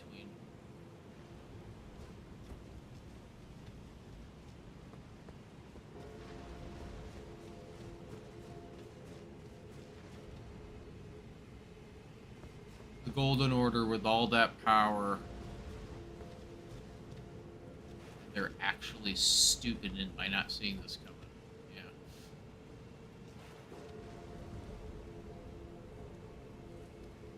Oh, there you go. You can see his eyeball right there.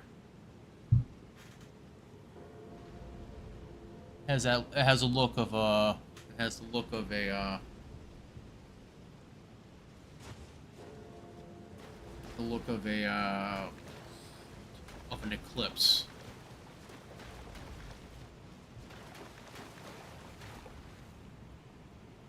You see it right there, and there's a lot of things, and a lot of things are from software that have to do with the the manga Berserk, they're a huge fan of it. That's why you keep seeing. That's why there's a lot of Eclipse. The whole series, I think, the Eclipse in Dark Souls 3, where like it looks like a bleeding eclipse. They're huge fans of Berserk. They kind of touch on it a little bit in the game, wanting to create an eclipse. I mean, a lot of things evolve around eclipses. At least a lot of folklore, thinking there's a rip between realms. In this one, there's a whole thing where they're right here. They were up here in this sanctuary here on Castle Sol. Find the other half of the medallion. Because right here, there's a ghost praying to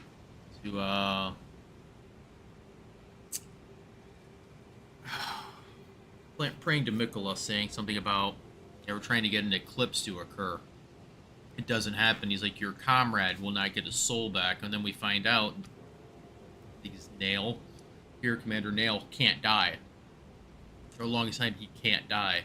They're like, the comrade still doesn't have a soul. And there's literally one of those walking mausoleums right outside the castle. You realize, like, he's one of the guys who's actually protecting the mausoleum, even though he's not dead. But it literally states, like, he cannot die, and they're like, he's been alive for a ridiculous amount of time. The whole idea was, like, if they could return his soul, he would, during an eclipse, they're like, your comrade will eventually have a soul. So there is a belief that, like, eclipses bring back souls, but it'd be kind of hard to actually create an eclipse when General Radahn has stopped the movement of the stars. There aren't going to be any eclipses. The moon, the stars, everything has stopped shifting through the sky, so that was never going to happen.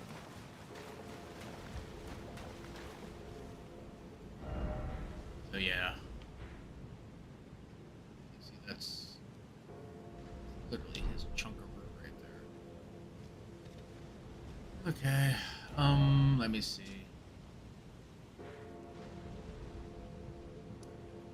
Gotten most of this. Oh, there's still stuff here. Well, I'll be right back. I gotta go use the bathroom. I'm sipping too much water. I will be back.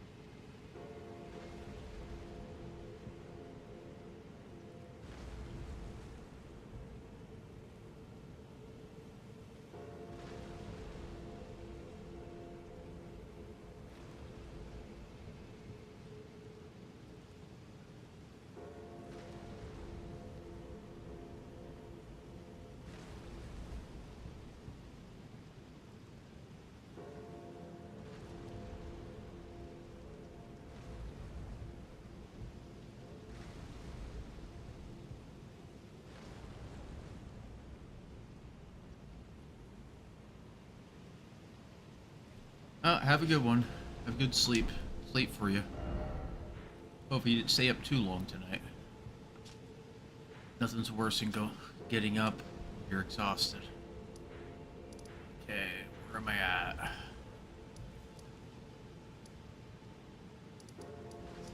Back.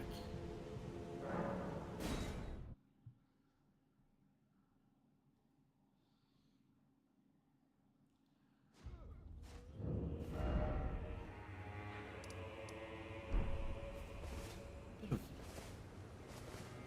broken stone around here. Look. To it. It's down. It's it.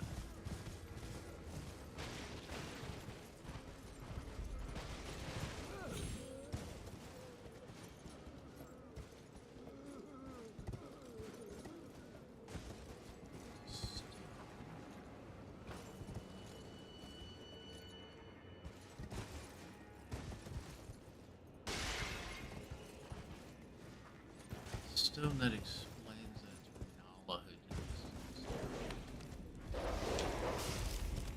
Wow, I didn't realize you could, if you're forced to, get tired of it.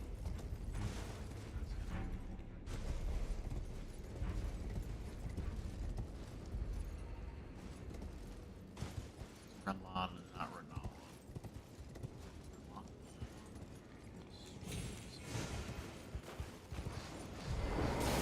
Oh. Hey there.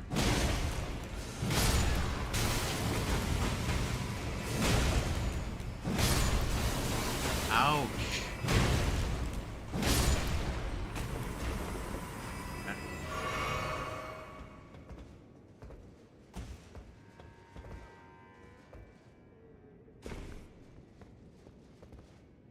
It's an item I'm missing.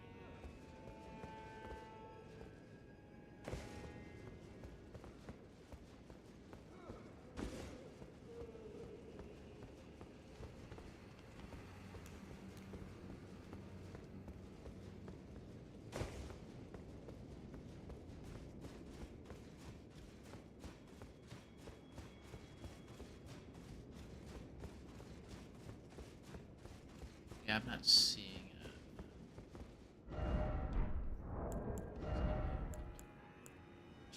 Mesmer soldiers, these belong to the ignoble penal battalion and were buried hidden from the Erdtree site. There was an axe, the other spear.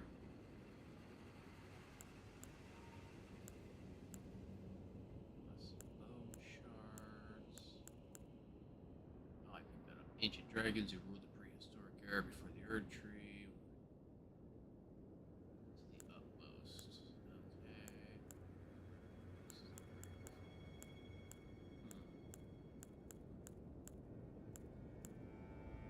Clarifying boluses.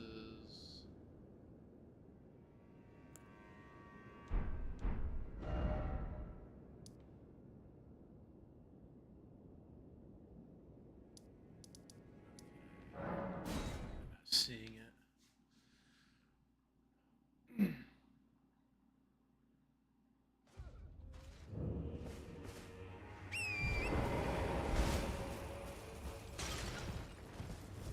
Don't know how to get him to.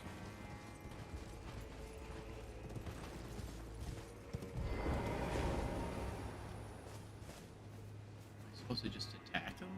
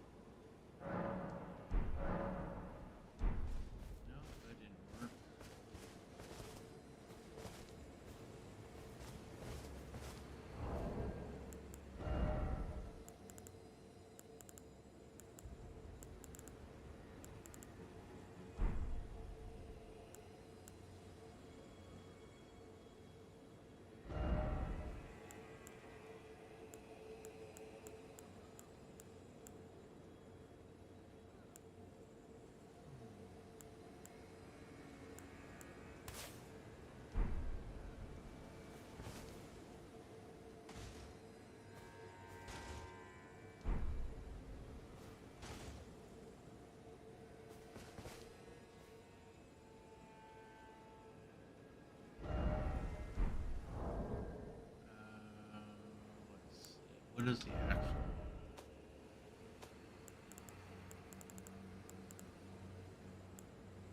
Find his book somewhere.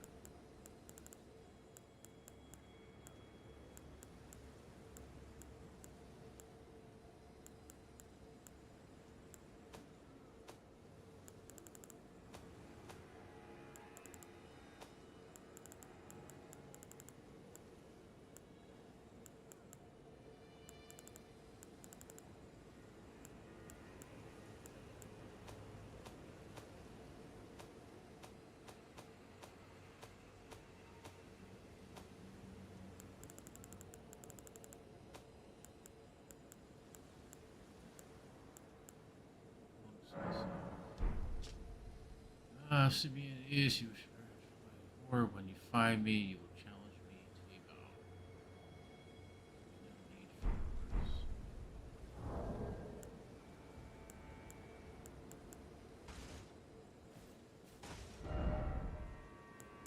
be a challenge.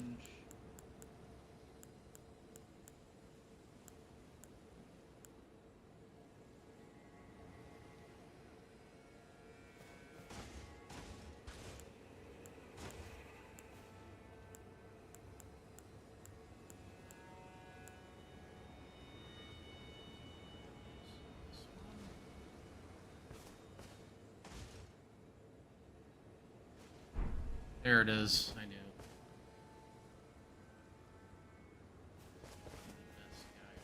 He's gonna kick the ever-living hell out of me because I know he's fast as hell.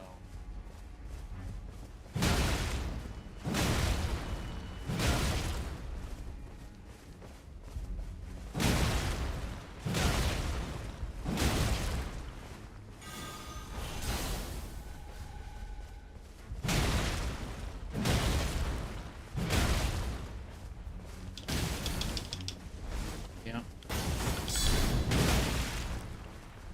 I have no stamina now.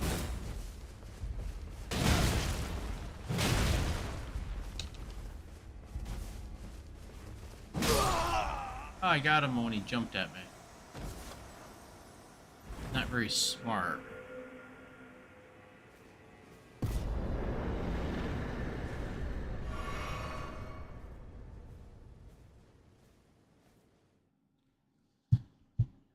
He's like me fighting a boss. Just charge forward like a moron.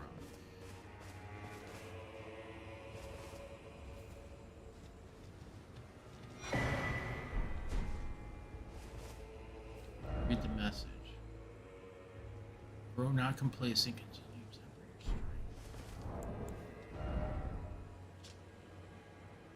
Sun-faced and lightly soiled hat of dry leaf Dane, worn low over the eyes, it obscures the warrior's vision. Meeting the gaze of another can overcome the senses, often leading to the downfall of those who walk the noble and solitary seeker's path.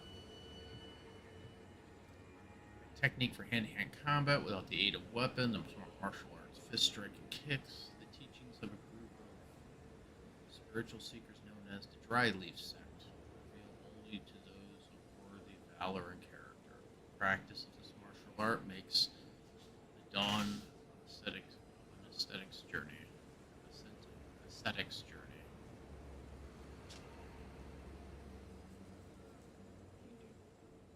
Dex or strength.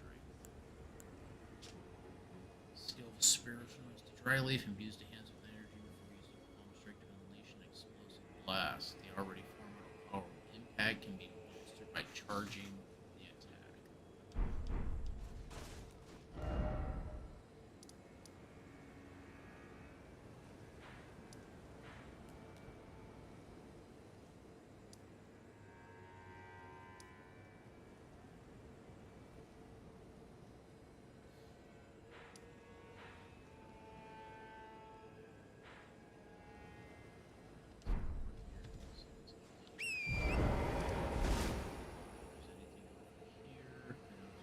Fight going on up there.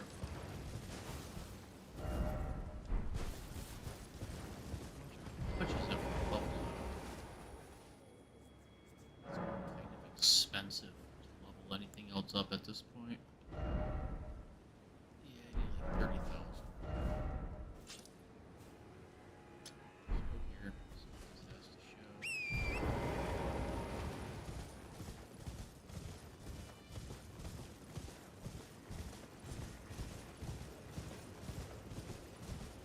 Oh. The weirdo worms don't like me.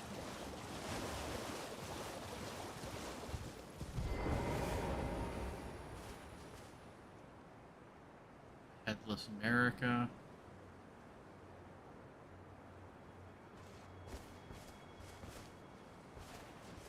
This is interesting. Actually, look at her statue. So for locks, are nearly the same length. That's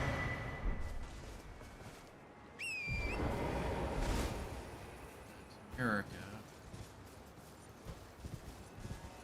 Statues from America, seemingly time.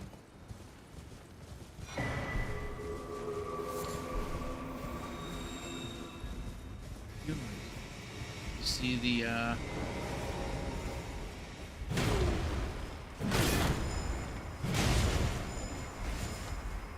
run away.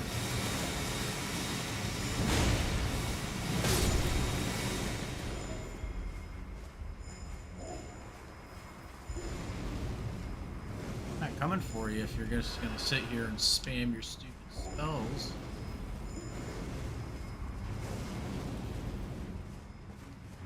Come on, get over here.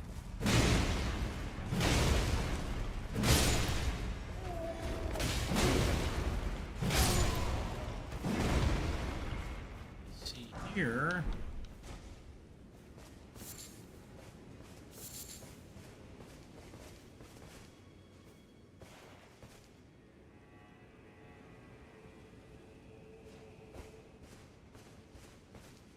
Very much might be the idea of the Erdtree.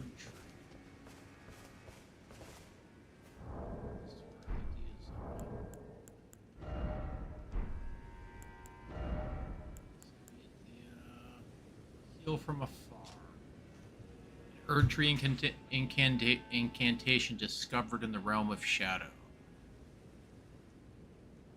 Fires a projectile towards distant allies with the greater strength points. Even when far beyond, far out of sight, the Erdtree will surely give us its blessing.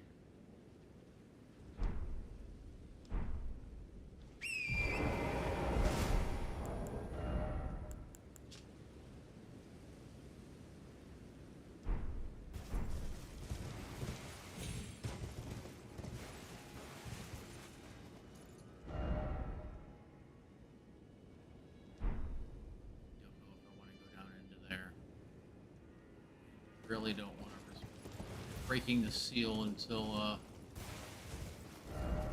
ready.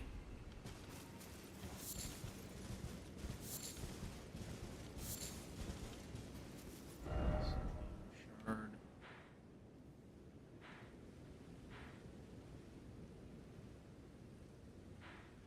Like I said, I know this path breaks the seal. I think going into the key breaks the seal. So.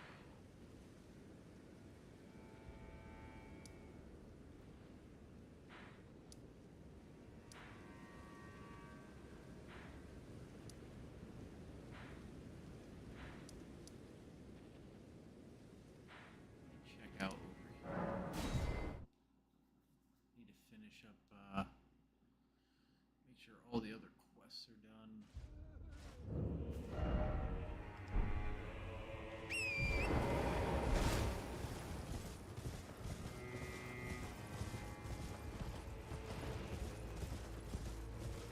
Any goodies?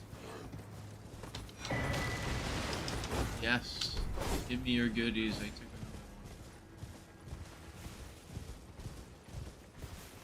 another one. Erdtree. Old America statue. God. To do with none of these. Fine. Nothing to do with the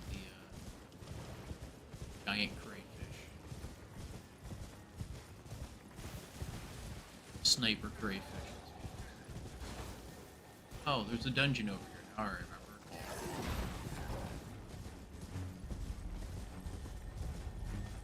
Gotten over here.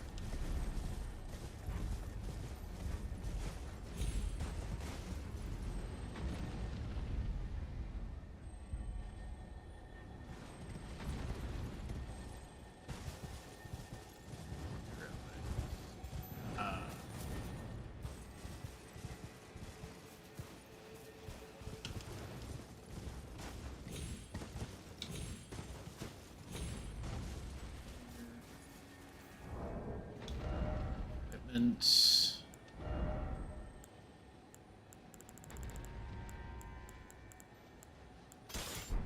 Oh.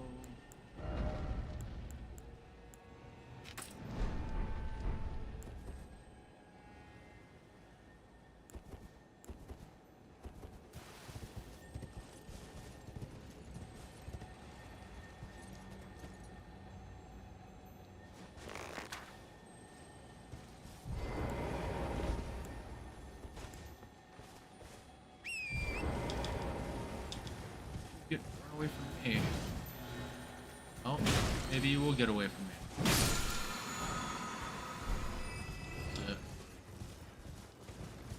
I can buy those now. Do me very little to no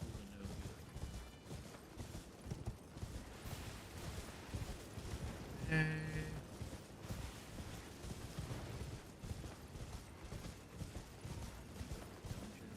There it is.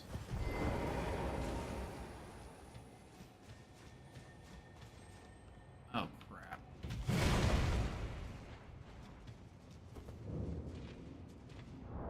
That now.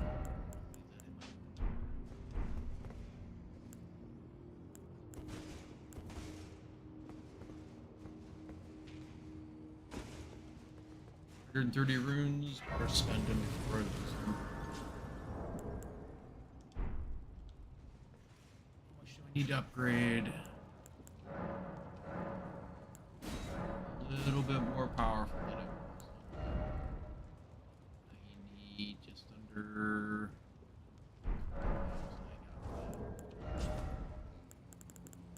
What we got here?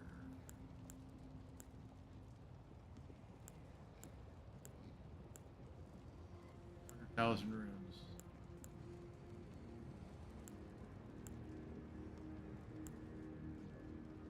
That's 10,000 runes.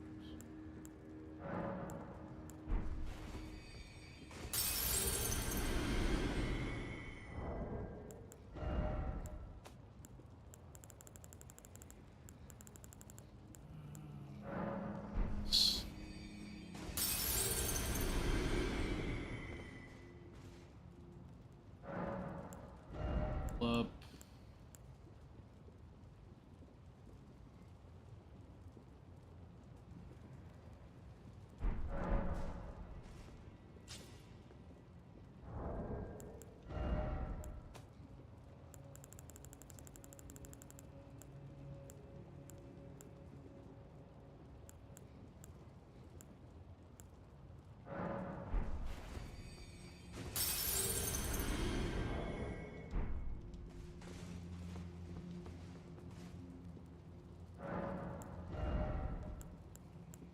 A little bit more endurance.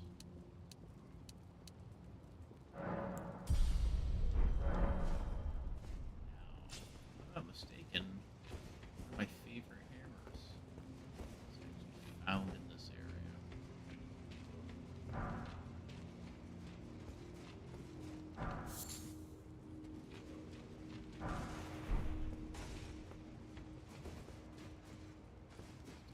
More hammer that you can throw.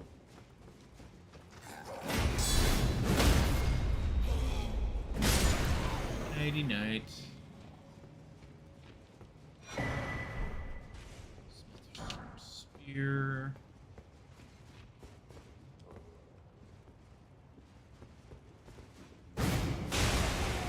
Gotcha.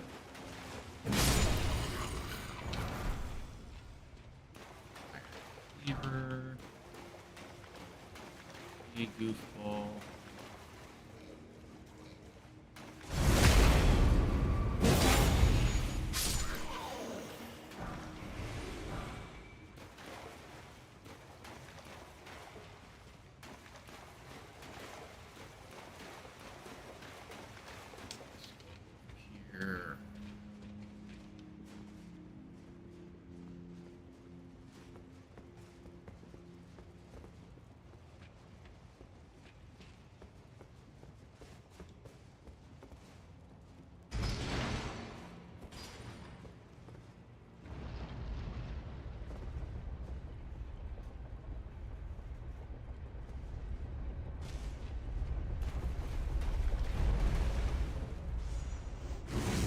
Ouch.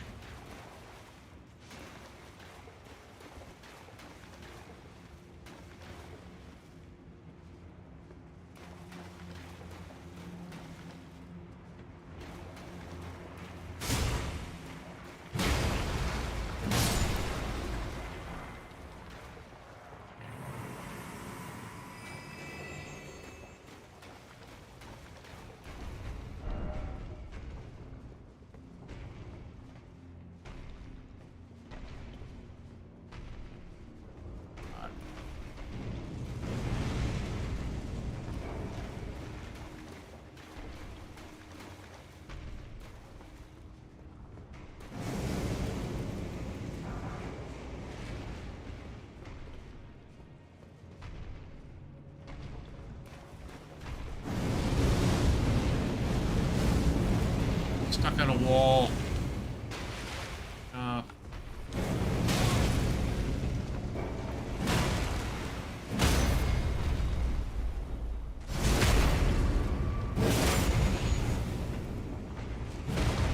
Can't hit him. Ouch. Oh, fat rolling. Good.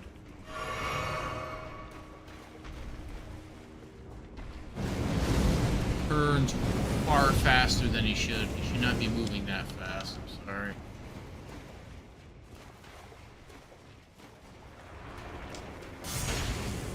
Worse.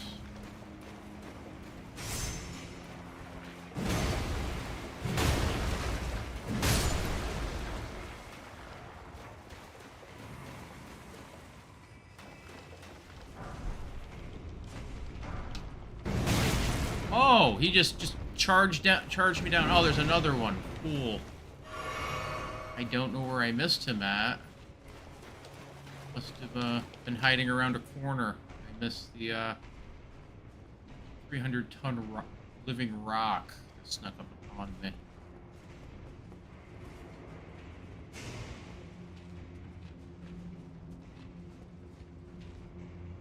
Oh look, isn't that nice of him? Little pet. Sitting there petting him. Isn't that cute?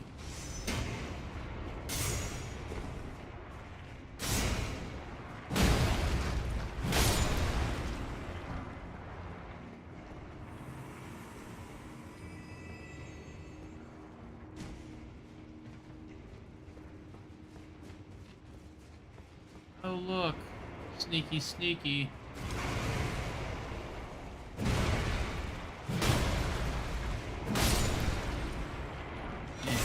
Stuff. Smithing talisman. Dodge right, dodge left.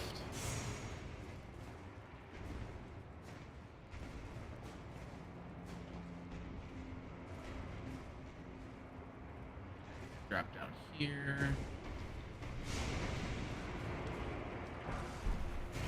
This.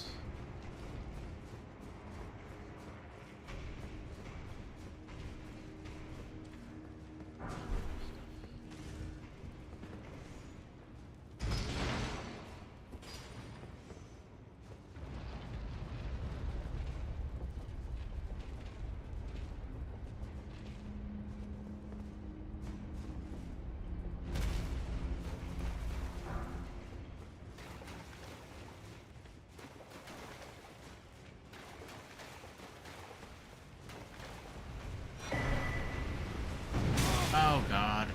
Run.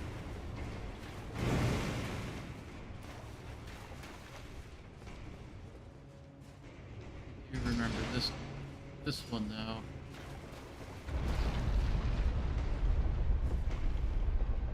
It hit me.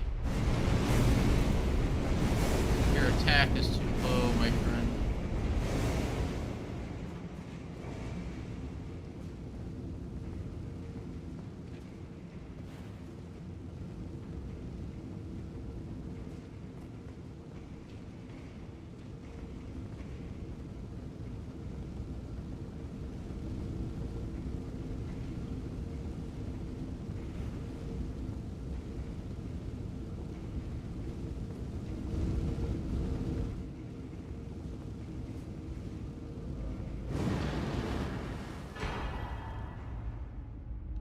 Okay, not what I was expecting. Cool weapon though. So Smith script. It's cooler. Backhand blade engraved with a Smith script, a throwing weapon created with smithing arts. Execute a strong attack to throw the black blade, causing it to fly in a curved trajectory. Let me see. So input to determine which side you strike from. Leap close quarters, take advantage of the enemy's blind spot. So you can actually slip the guard. Smithing talisman. Talisman depicting an ancient smithing hammer. Enhances weapon throwing attacks.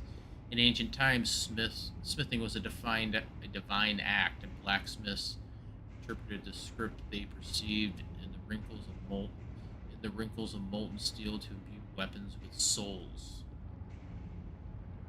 The script they perceived in the wrinkles of molten steel.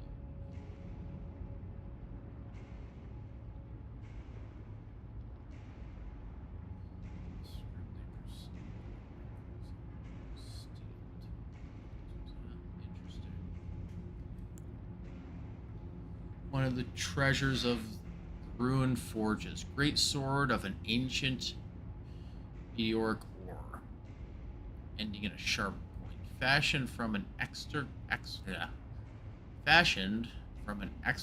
shard of an arrowhead that once was part of a old god's arsenal. Capable piercing weapon that excels at thrusting attacks.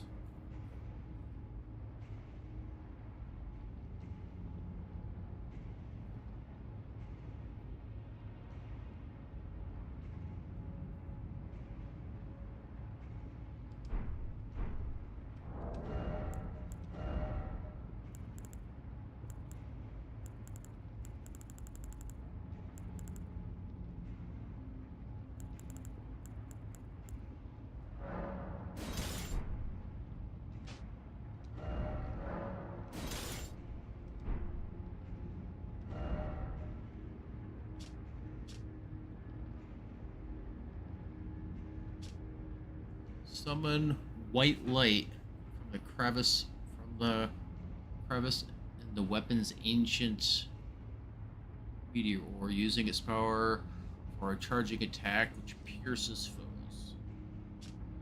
This requires arcane.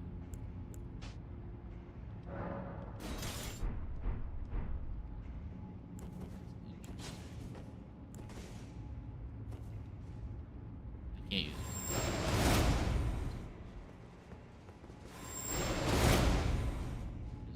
Weapon though.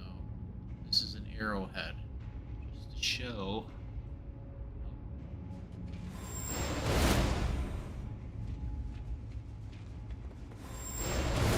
But it's interesting, the ancients appear to use also white light magic.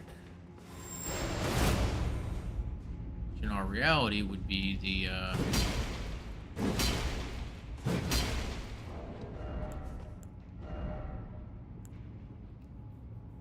probably the purest form of all magics, because it would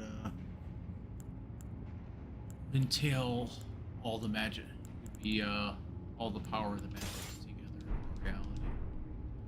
Magic in this game is tied to color. Color is combine all colors together and you get white lights.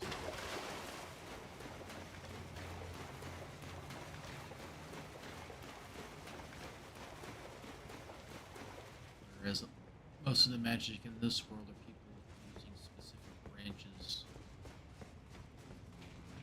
of colored light.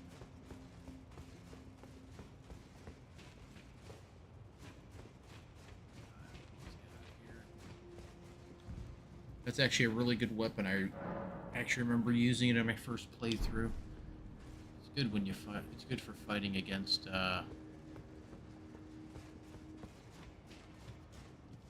beast warriors in the final area. I actually can.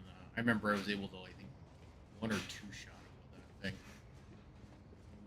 I just don't have any arcane to power it. One of the very few good arcane weapons. I've actually used in the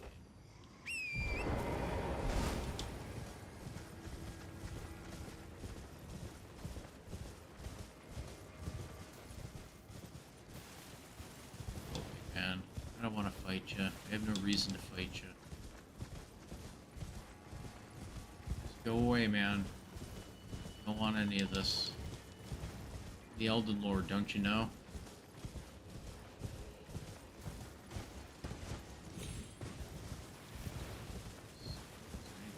Here.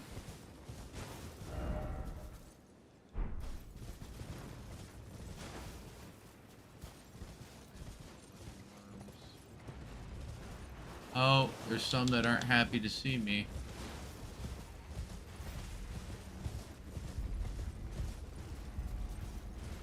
Wonder, like baby worm faces or something.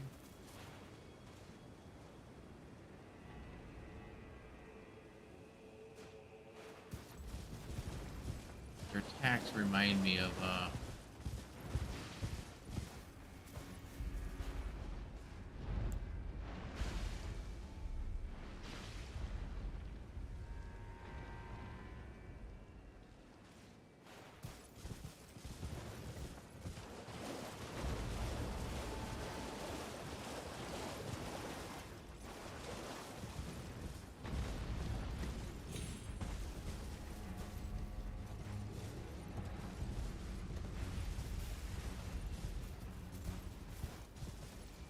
looking at, buddy.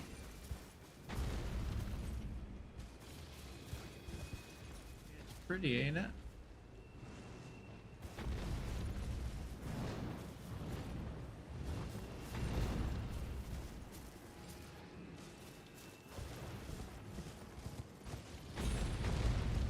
Pretty sure I look like him when I first started playing this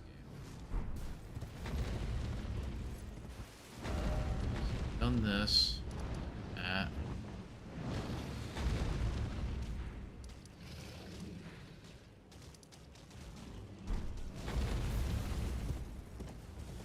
I run around that water real fast. Is it working for you guys? Got it. You'll eventually get that dragon down.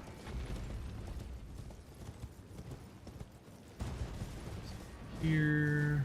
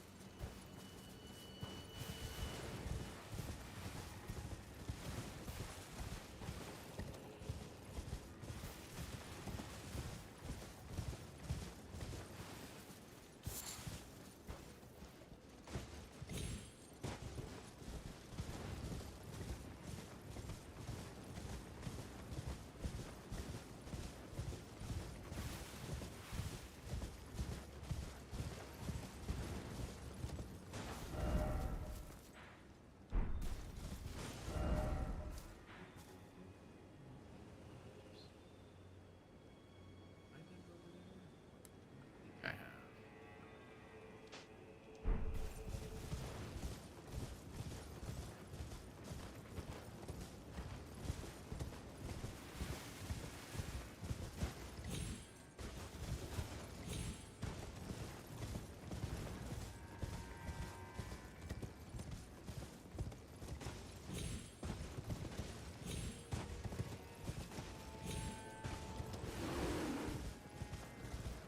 Oh, stupid bear. Go away, bear.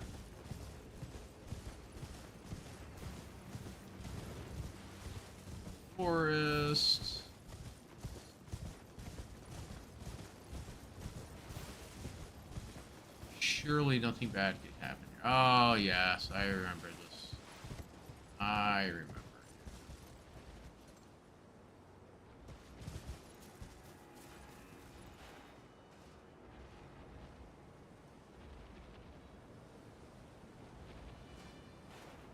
It's not a normal room bear.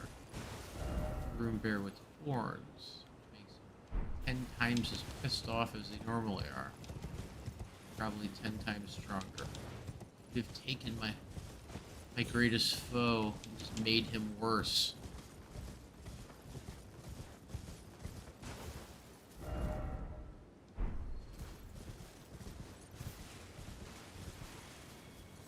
Oh, another bear. Okay.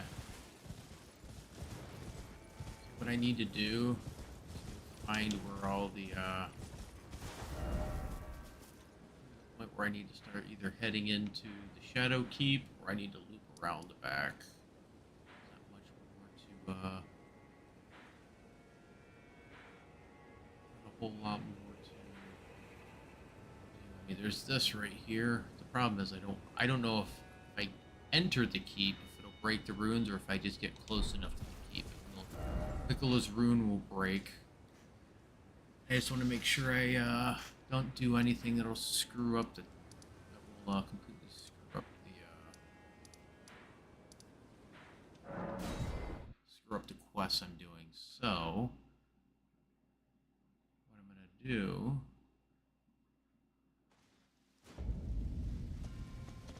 I can call it Righteous tarnished. Speak of the cross where the eye was abandoned. Well, I am much obliged. I can hardly believe it. He's divested himself of his very eye. Tender Miquella's eye is no mere morsel of flesh. It is a vessel of soaring grace. Proof of his Empyrean lineage. I wonder, does Miquella the Kind intend to sever his very birthright? His fate as a child of the Erdtree? Righteous tarnished. Concerning Kind Miquella's intentions, why he is here. The full picture is yet to coalesce, but we do know that he is bound for the Tower of Shadow, and that is where he intends to rise to true godhood. The Tower of Shadow houses a divine gateway. A well-kept secret it was, but the gateway was once the birthplace of a god we know all too well. Righteous tarnished. What? Hey.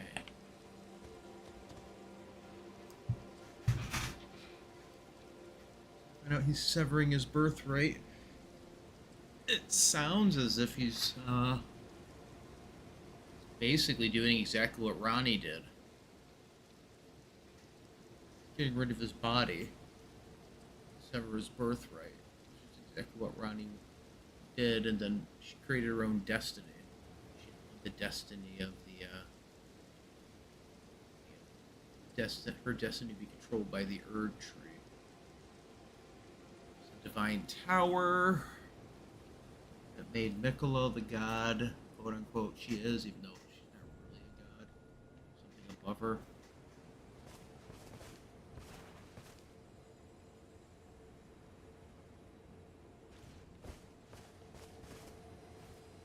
Righteous tarnished. Calling it stop here. I actually need to figure out all this guy's Welcome. buddies are at, so I can do those before I break the Miquella's seal. Normally I don't, but I just want to do it for lore reasons. So, Goodbye. I'll be on again tomorrow.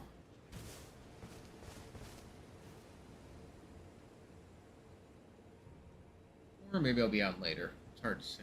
I kind of want to keep playing, but I also don't want to screw up the storyline. So either way, either later today or tomorrow.